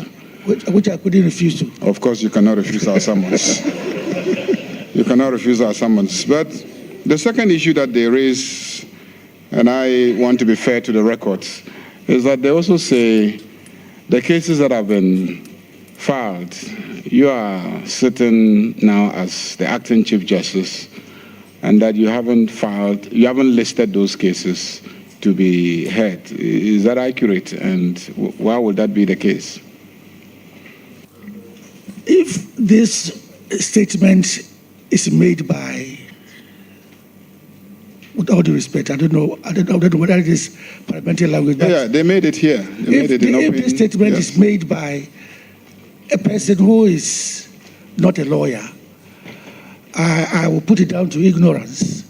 I will say that maybe the person is uninformed about legalities, so I will pardon. But if a lawyer makes a statement like this, I would think that it is populist and maybe downright mischievous. The Chief Justice does not list cases. And please, my words, the Chief Justice does not list cases for hearing. The Chief Justice empanels judges to sit on cases that have been listed. Cases are listed when they are ripe for hearing. So we have cases getting ripe for hearing and then being listed before the empaneling is done. The Chief Justice comes in after a case is ripe for hearing and it has been listed, and then he empanels. So the Chief Justice cannot be accused of failing to list cases or empanel, when the case is not even ripe for hearing. A case is ripe for hearing when pleadings have closed. Pleadings get closed with it. Pleadings are issuance of a writ, a response, and then even sometimes we'll ask you to file memorandum of issues, particularly constitutional cases. So these three things are done, and when they are done, we say the case is ripe for hearing. Then the registrar will list the case, list all the cases that are ripe for hearing, and the Chief Justice will then empanel judges to sit on them. So if it has not been brought to the attention of the Chief Justice that these cases are ripe for hearing, or they are listed, the Chief Justice does not empanel. Now, when a plaintiff issues a writ, and then he is waiting for the defendant to file a response, a defense, there is a time limit within which the response has to be filed. The defense has to be filed. The plaintiff knows this. So if within that period, the defendant doesn't file a defense, he has every right to move the court for certain reliefs. But before he can do that, he goes to the registry to make a search to find out whether a defense has been filed. If he finds the defense has not been filed, then he can go ahead and move a motion for judgment in default or whatever. But that is what a diligent plaintiff does. So if a plaintiff issues his writ, and then he's told that it has been served, and so the defendant is supposed to file his defense within this period, then he goes to sleep, waiting for the case, the defendant to file, and he doesn't file, and then the defendant now comes with application for extension of time within which to file defense and all that. The defendant, the plaintiff, who at this point in time may be described as being indolent, cannot be heard to say that the Chief Justice is not empaneling. The Chief Justice doesn't, seriously, but for the social media phenomenon in the social media where lawyers put writs in the social media, the Chief Justice may not know of any case, we may not know that any case has been filed until it is listed and he empanels. So he may not even know that somebody has filed a writ, somebody has filed a defense, or somebody has filed anything. But these days, because of social media, some lawyers, even before they file the writ, they put it in the social media. That is what, but that is not official. A Chief Justice cannot start empaneling, assuming it came into the papers tomorrow, that these cases have been, they are ripe for hearing. The Chief Justice cannot, on that strength, empanel judges. The Chief Justice doesn't deal with the social media that way. So if any lawyer, worth his salt, makes a statement to the effect that the Chief Justice is not empaneling persons to sit on a case because of something he stands to gain, it is rather mischievous. Then it is tagged with, the statement was that the Chief Justice was in a hurry to empanel persons to sit on the application for injunction. When you file an application for injunction, you are given a date. The return date is there. So it is ripe. So it is ripe.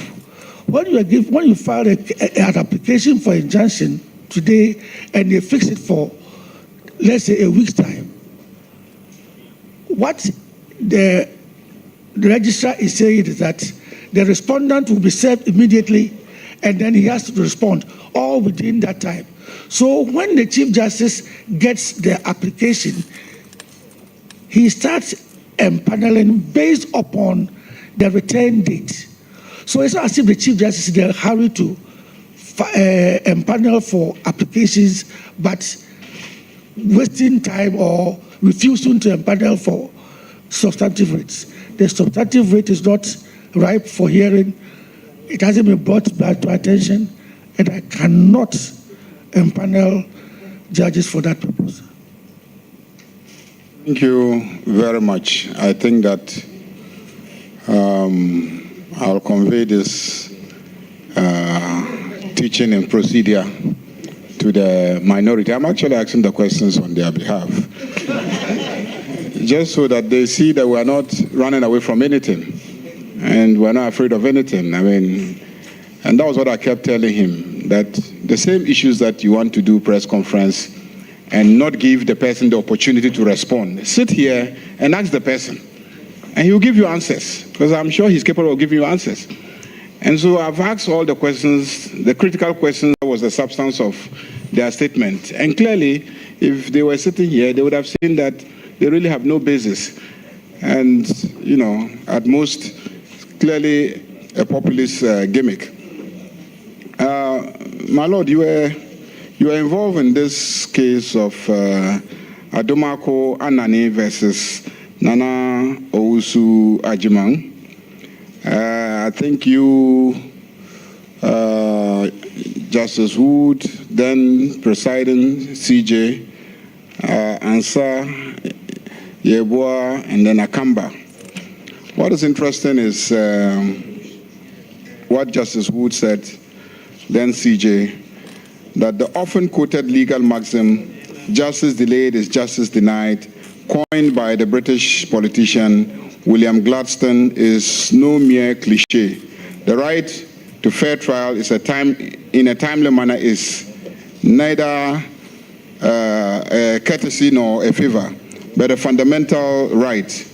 Protracted delays in the administration of justice impact negatively not only on those who assess the courts, such as the victims of crime, accused persons who are acquitted at the end of their trial, parties in civil proceedings and their privies, lawyers who practice before the courts, but indeed the entire justice system.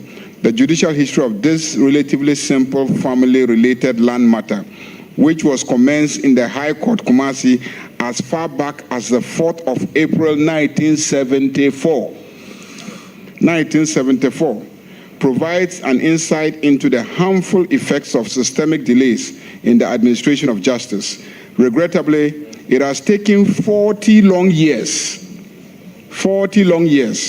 a whole generation, for this case to finally find its way into this court, the court of last appeal. We hope court business shall always be managed in ways that will not occasion a repeat of this parody of justice. So this is a case that lasted 40 years. It was a simple family land matter, and you are part of the case. Today we are still talking about delays in the administration of justice. In this age of AI, have you considered how to use technology to quicken the pace of the administration of justice and the resolution of cases? Thank you, Honorable Chair. I have forgotten the facts in this case, but I mean, you are not even asking me about the facts of the case, actually. But were there any dissents? There was no dissent. It was a unanimous, I think, decision of the court. Yes, I mean, the court was happy that they had finally resolved the matter. It was basically a land matter, but what really happened was that the judges at the High Court kept changing. Yes. And so the issues were whether or not, in the light of the changes in the judges, whether the proceedings of the previous judge should just be adopted, or whether or not the case should start afresh. And the judges just kept being changed until finally the matter went to Court of Appeal. And so it just lasted 40 years. That's the most important thing, that this case lasted 40 years. I get honorable Chair. I think this is not an isolated case. I mean, it is far. I mean, I can't talk about 40 years, but what honorable member means is that it lasted for so long. Yes, I remember I had cases like that, and I remember there was a time the honorable Chief Justice. So basically, my lord, let me just go straight. The question is what are the mechanisms you think? You've said a lot today about how to deal with, ensure speedy trial and etc. But there are structural issues. We have about 5 layers or 4 layers in most cases.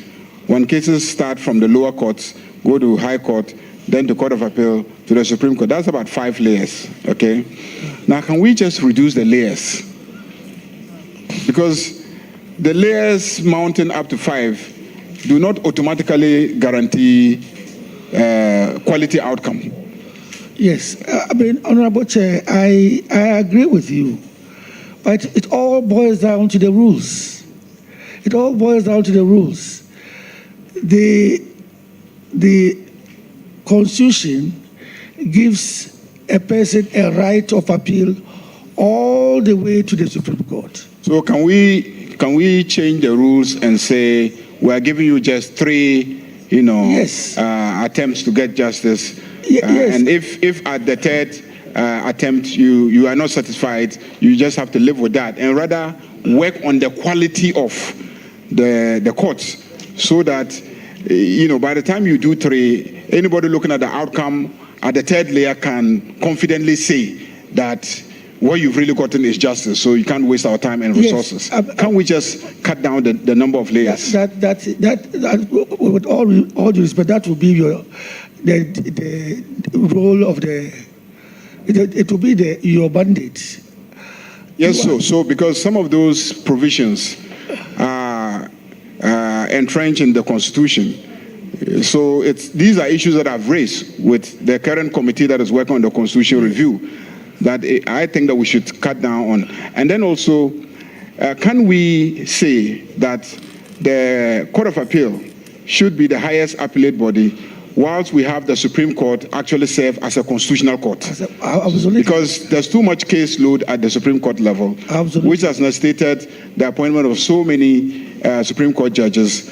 Because I'm even advocating for a panel to sit in Bolgatanga near Boku, so that I don't have to travel far to have access to justice at the Supreme Court level. Can we just transform our Supreme Court into a constitutional court like the US, like South Africa has? What's your thinking in view of the discussions going on about amending and reviewing our Constitution? Honorable Chair, this is a very interesting trajectory that this question is taking. People will, in answering your question, we'll have to sway into why the Supreme Court, whether the Supreme Court even needs that number of judges. And it has been said in several fora that I have been, that whether we have a Supreme Court of 10, like 9, like America, or we can go to the minimum of 1 plus 9, that is 10, as our Constitution provides, and not go up, is dependent upon the jurisdiction of the courts, the Supreme Court. As you rightly said, in South Africa, they have a Supreme Court and they have a constitutional court. In America, all the states have their Supreme Courts, where civil cases, or whatever, can go all the way to their Supreme Courts.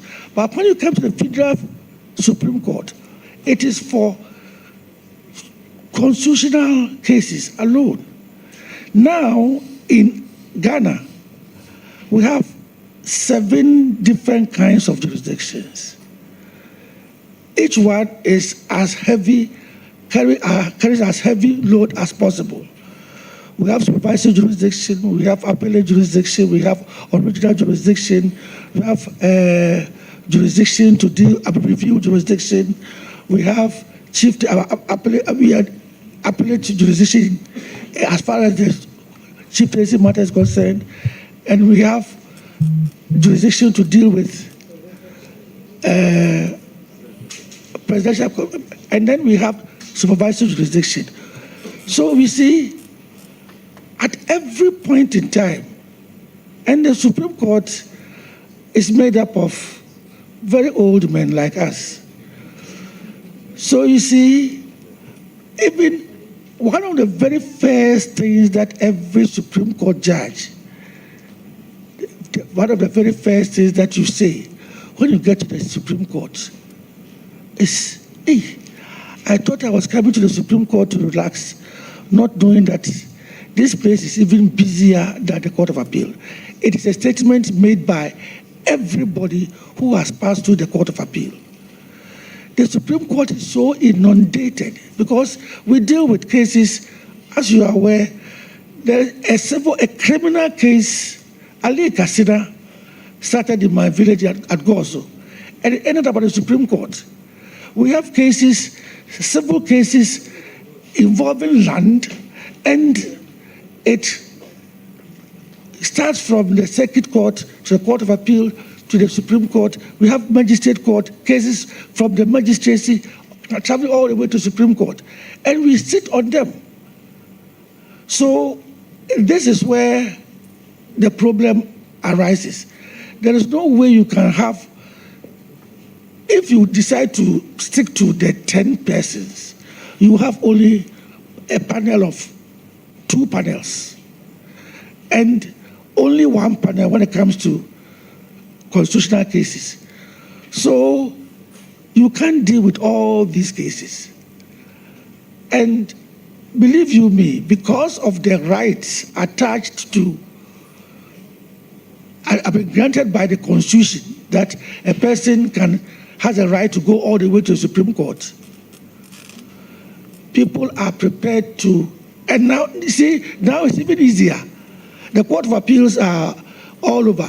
In the years gone by, people will think twice if they have to come to Accra to do appeal cases.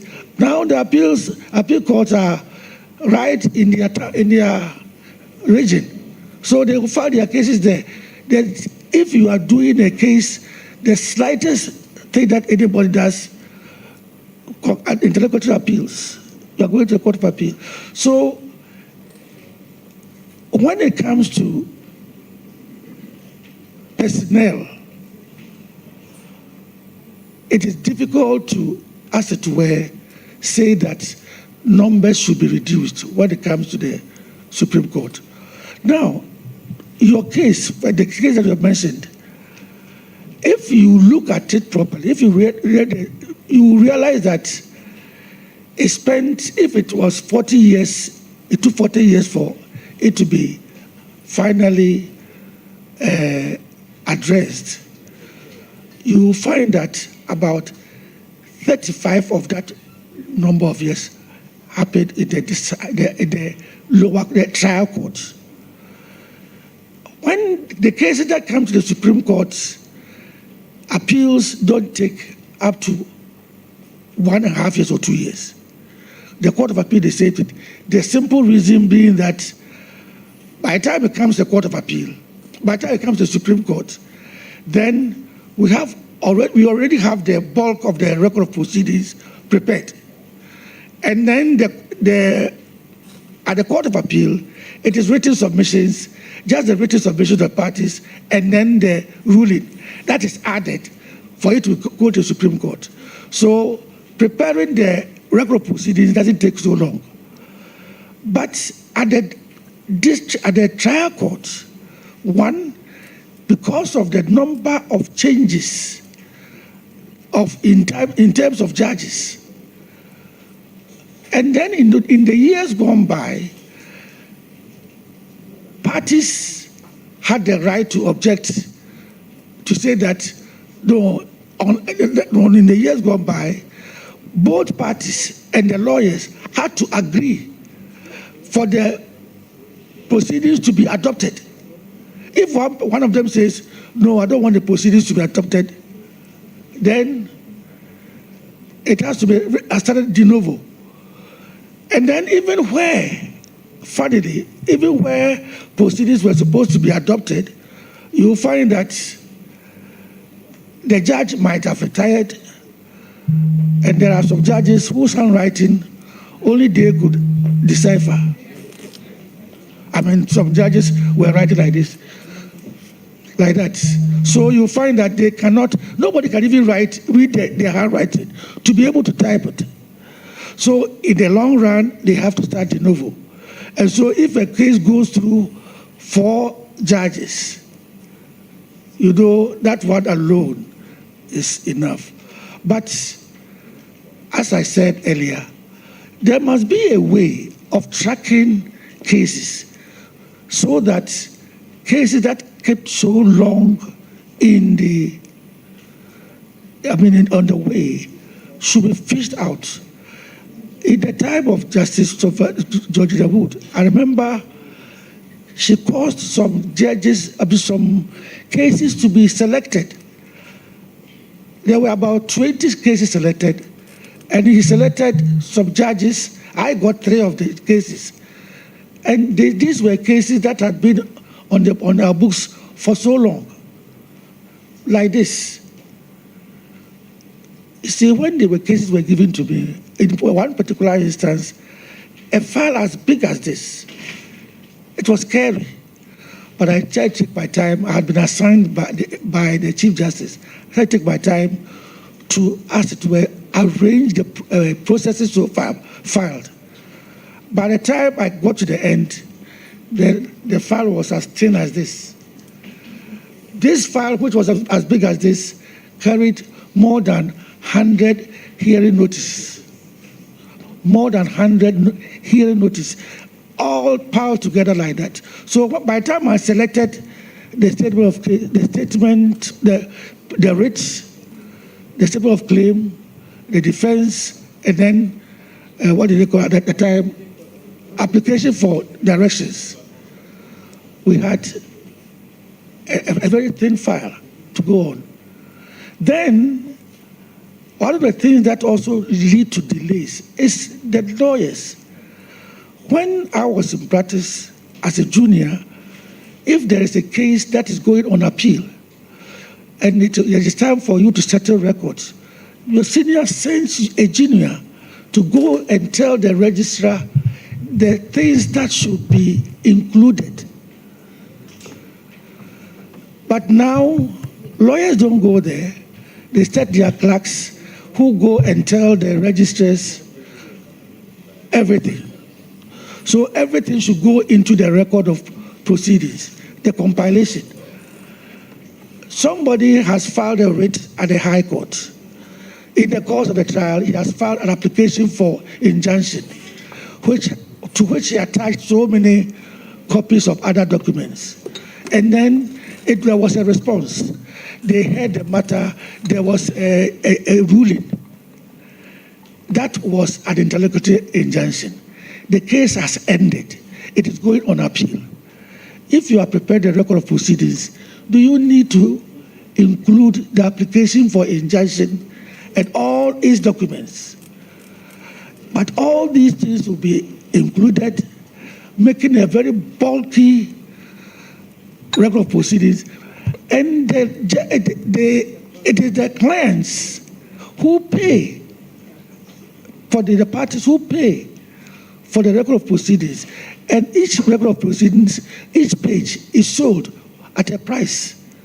So you find somebody's record of proceedings, about 7 volumes. You decide to go through it, and you can actually reduce it to about 3 volumes. Particularly in this day and age where we file witness statements. So all these things add to the delay transmission of records and all that. But I must admit, 40 years is over the top. And if AI can help us trace this, we have to, whatever we do to get AI to do it, we should do it. Thank you very much. I want to congratulate you once again for your nomination and to indicate that your responses have been very illuminating. Thank you. Thank you very much. Thank you, Honorable Leader. It's now the turn of my Vice Chairman, Honorable George Kweku Rickett-Hagan. You have the floor. Thank you very much. More than 3 questions. Thank you very much, Mr. Chairman. My questions are actually 2. It's just a view. My Lordship, Paul Baffoe-Bonnie, congratulations. Thank you very much. Looking through your CV, I have no doubt in my mind, looking at your background, knowledge, and experience, I have no doubt in my mind, and I believe many Ghanaians, that you are the right person for the job at this time. Thank you very much. Now, just as I said, just a view, actually, that I want. Do you take the view that as a country, Ghana, we are churning out too many lawyers in terms of people going to law school? And if that is your view as well, because it's a view of, a school of thought, if that is your view, would you support downsizing the intake to the law school as well as those who go through the bar? Thank you. Thank you, Mr. Chairman. Honorable Chair. I think I don't agree. I don't share that view that we are churning out too many lawyers. Actually, the word churn gives the impression that we are not training. We are doing substandard work that the products are not substandard. But that is not the case. We are also not overproducing. Actually, you see, if you go into history, throughout the whole period that we have had lawyers in Ghana, lawyers that the law school has produced, and the lawyers who have come from outside, all put together from 18th century,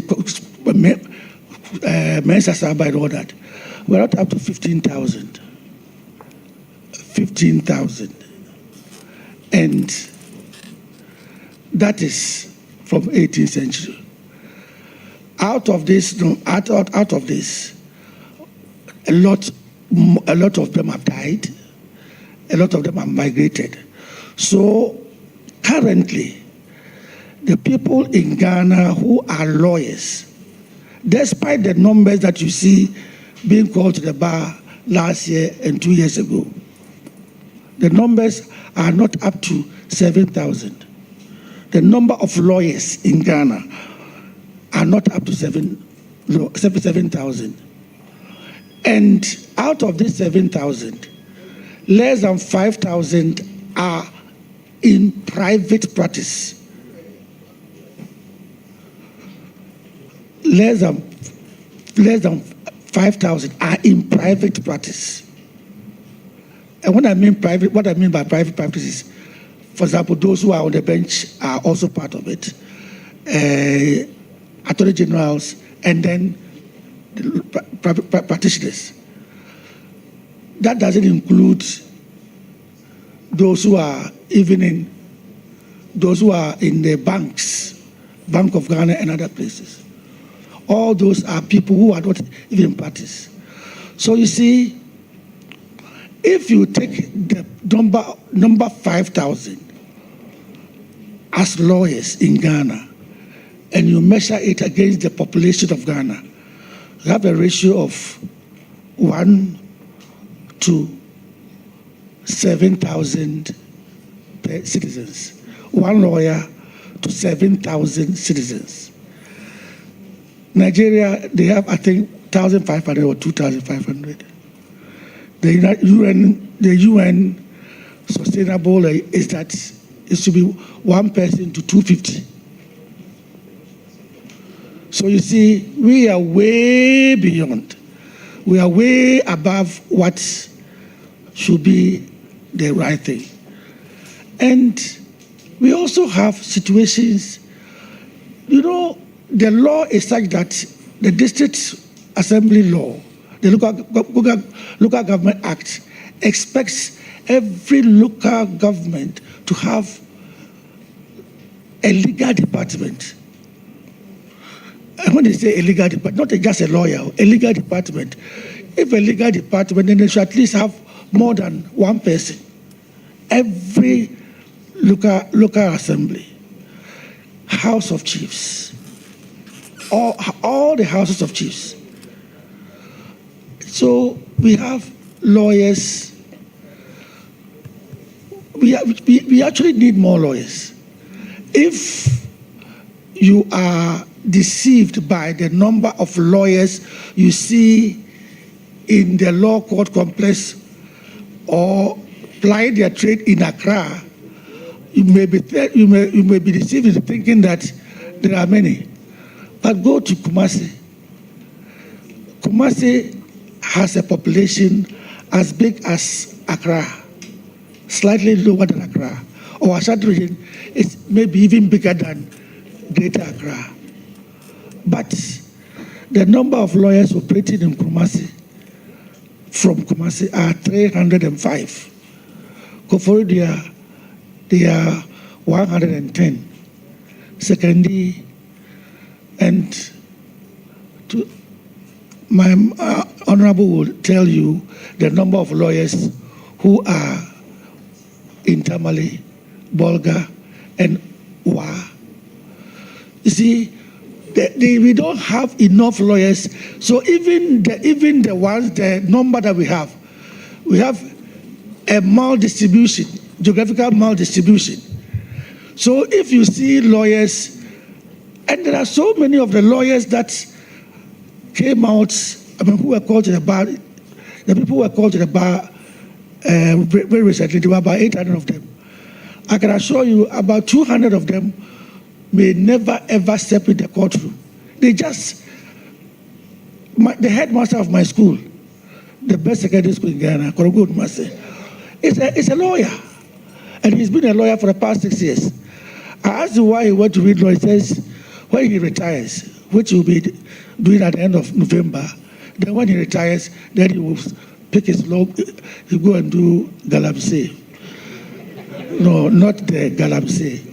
The lawyers understand legal Galamsey. Are you talking about Galamsey in law? In law, yes. Very well. So you see, and then of the 5,000 lawyers that we have in Accra, so many of them have run to Parliament House. They are politicians now. They don't even come to court. So my honorable chair,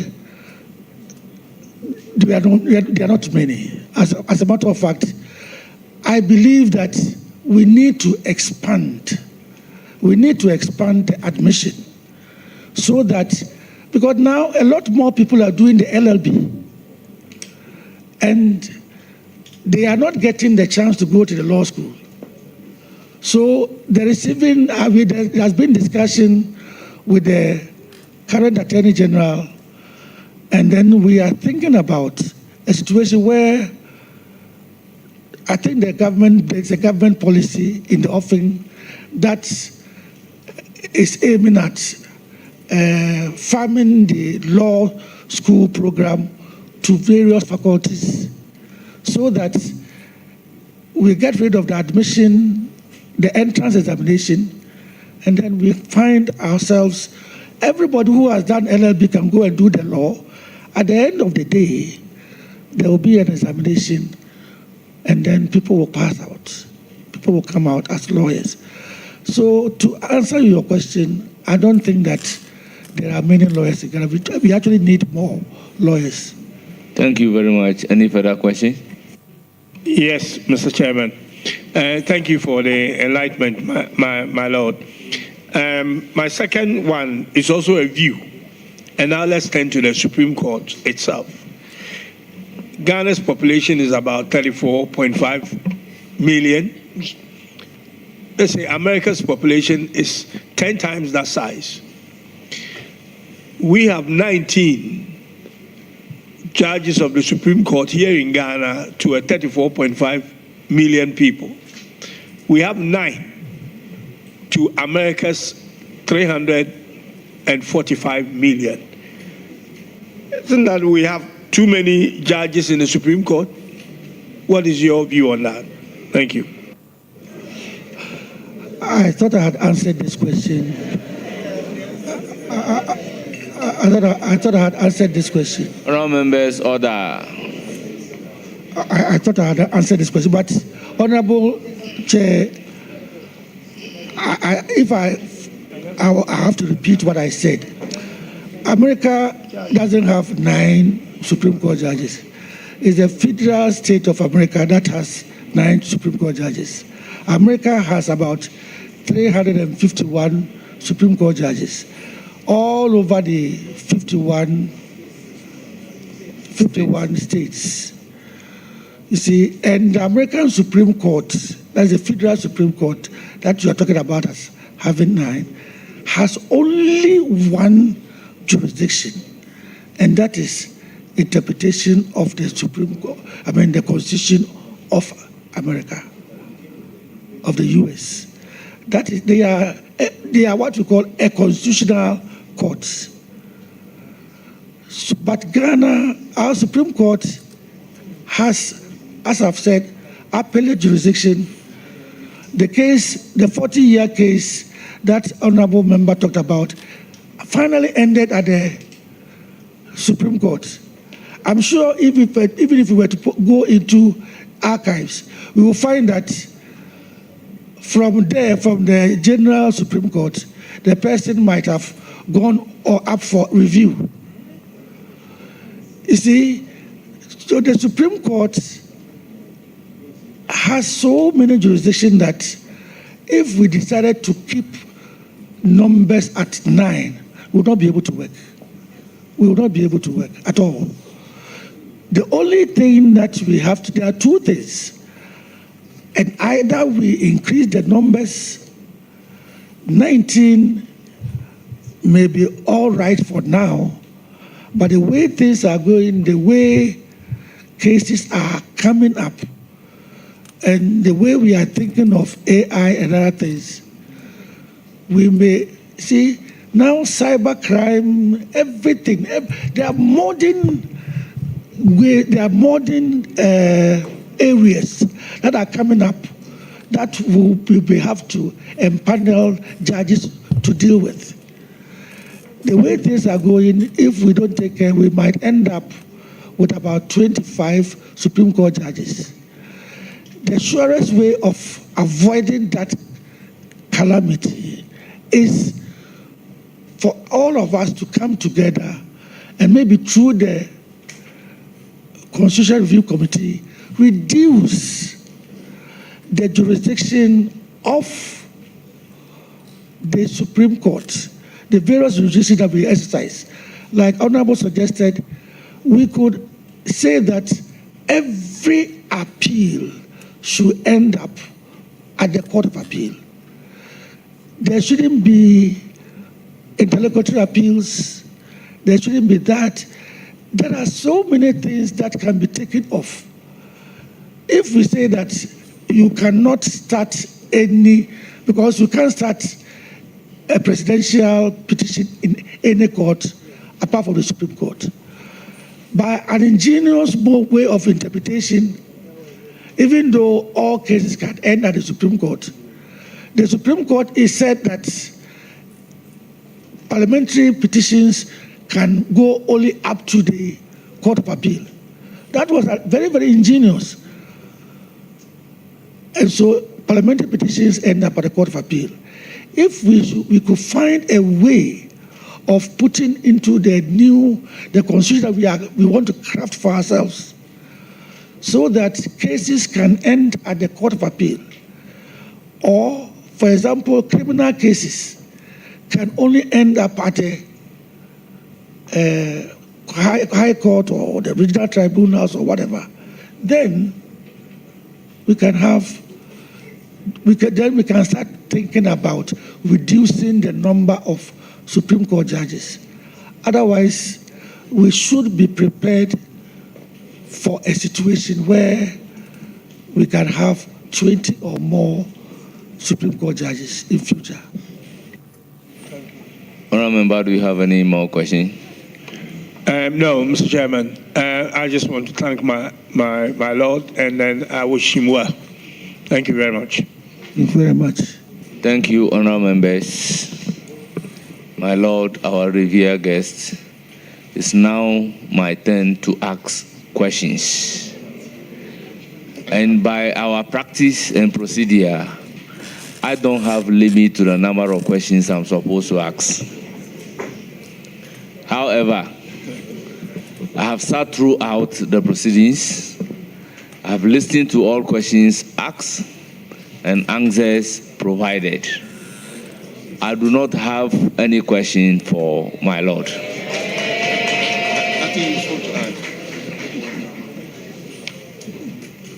Honourable members, I will then proceed to congratulate my Lord on his nomination as the Chief Justice. And before discharging him, recognize and acknowledge the revered guests, which I will do not in any order, but I will start from the guest list of the Honorable Nominee. We have Director General Prison Service, Patience Baffoe-Bonnie, a spouse of the nominee. Then the following people are the children of the nominee: Sandra Elizabeth Baffoe-Bonnie, Major Felix Baffoe-Bonnie, Engineer Eben Leslie Baffoe-Bonnie. They are the children of the nominee. Then we have brothers and sisters: Mrs. Georgina Konedo Kusi, former Council of State member. We have Peter Baffoe-Bonnie. We have Mabel Baffoe-Bonnie. Then nephews. We have Justice Baffoe-Bonnie, Enoch Baffoe-Bonnie, and Dr. Kofi Bonzi. Family. We have Marini Kwe, Rosemary Boafo, Commodore Faustina Anoche, Kwame Asaribuedu,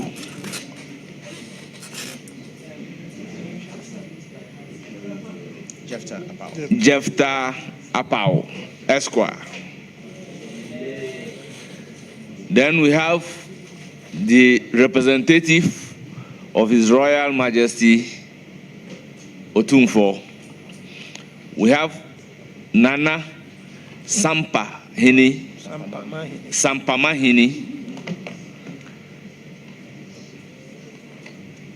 We have Nana Amantahini and Anantahini. Forgive me if I don't pronounce it well. Typical Aigbe boy pronouncing three names.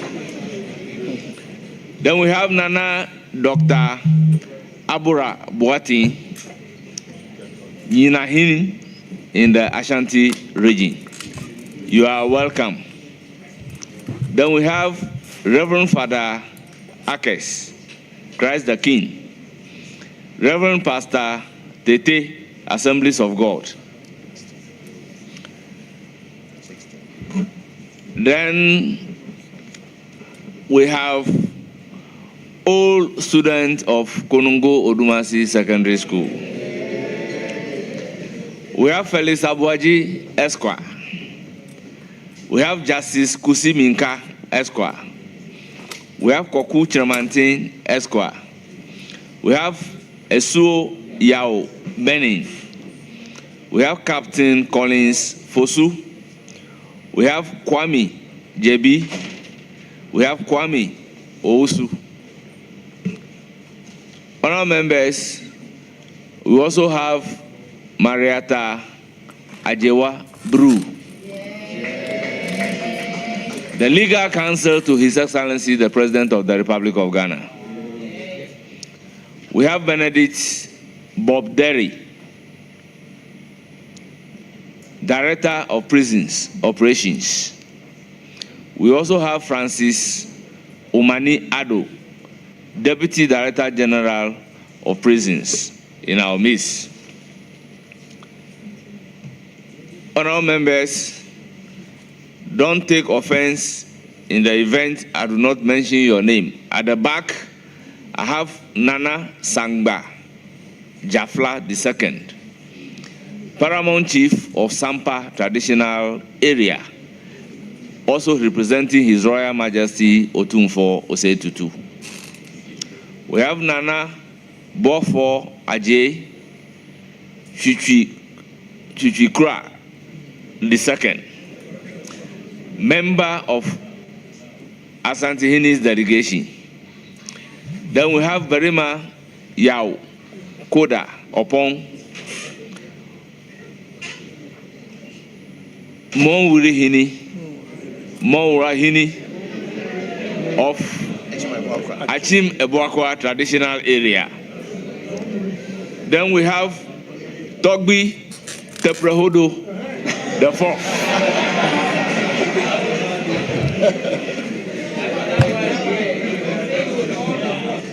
I've eaten the okra, so I can pronounce this one very well. He is the Paramount Chief of Amfoga, the President of the Volta Regional House of Chiefs, President of the Volta Regional House of Chiefs, representatives from the National House of Chiefs, and is also a member of the Judicial Council. Then we have Nana Dr. Abra Boati, the Chief of Nyanahini. I think I have announced. No, you haven't. 16. I've done it. Now, back to the tall list containing the Supreme Court, Court of Appeal, and other judges. My lords and my ladies, I will urge the Hansard Department to capture every name that I have pronounced here, preface it with my lord or my ladyship, if I don't pronounce it. We have Gabriel Poma, Justice of the Supreme Court. We have Avril Lovelace Johnson, Justice of the Supreme Court. We have Richard Ajay Frimpong, Justice of the Supreme Court. We have SKA, my very good friend, Asiedu, Justice of the Supreme Court. We have another good friend, Justice Tanko Amadou of the Supreme Court. We have Ernest Gaiu, Justice of the Supreme Court. We have Henry Kofi, Justice of the Supreme Court. We have Yao Asari, Justice of the Supreme Court. We have Justice Sanyo Jamape, Justice of the Supreme Court. We have Justice Bright Mensah, Justice of the Supreme Court. We have Justice Kweku Akabofo, Supreme Court. We have Justice Dennis Ajay, Supreme Court. We have Justice Battles Kujo, Supreme Court. We have Justice Hafizata Amaliboba, Supreme Court. We have Justice Johnson Mbila, Supreme Court. No, member of the judiciary. Member of the judiciary. Yeah, Judicial Council. We have Samuel Afote, Judicial Council member. We have Ambassador Ekuya Sana Danso, Judicial Council member. Then I have announced Togwi Teprehodo already, but he's here again, Judicial Council member. We have Dennis Ayram Fome, Judicial Council member.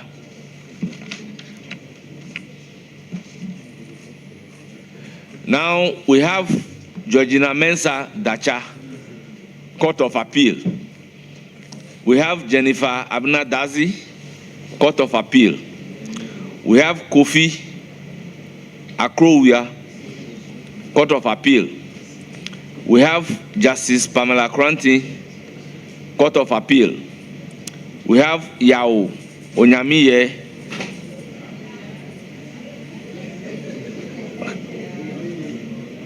Jacobo, Court of Appeal.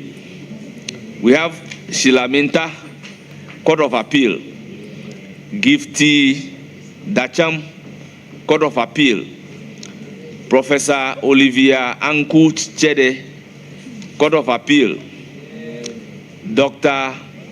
Bampuru, Court of Appeal.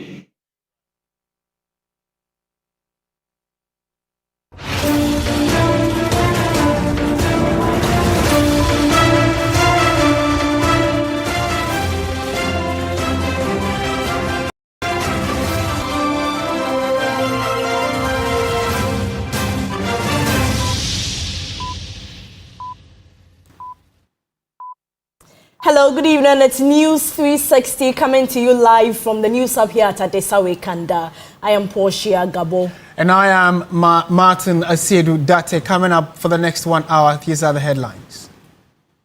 News 360 Headlines is brought to you by Flamingo Paint, Pepsodent Charcoal and Pepsodent Herbal, EcoBank.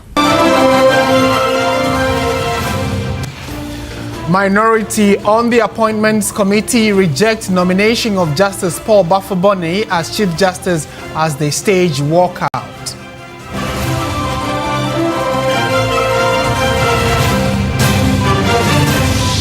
And also coming up tonight, organized labor urges calm among workers who have expressed disappointment over the 9% increase in base pay.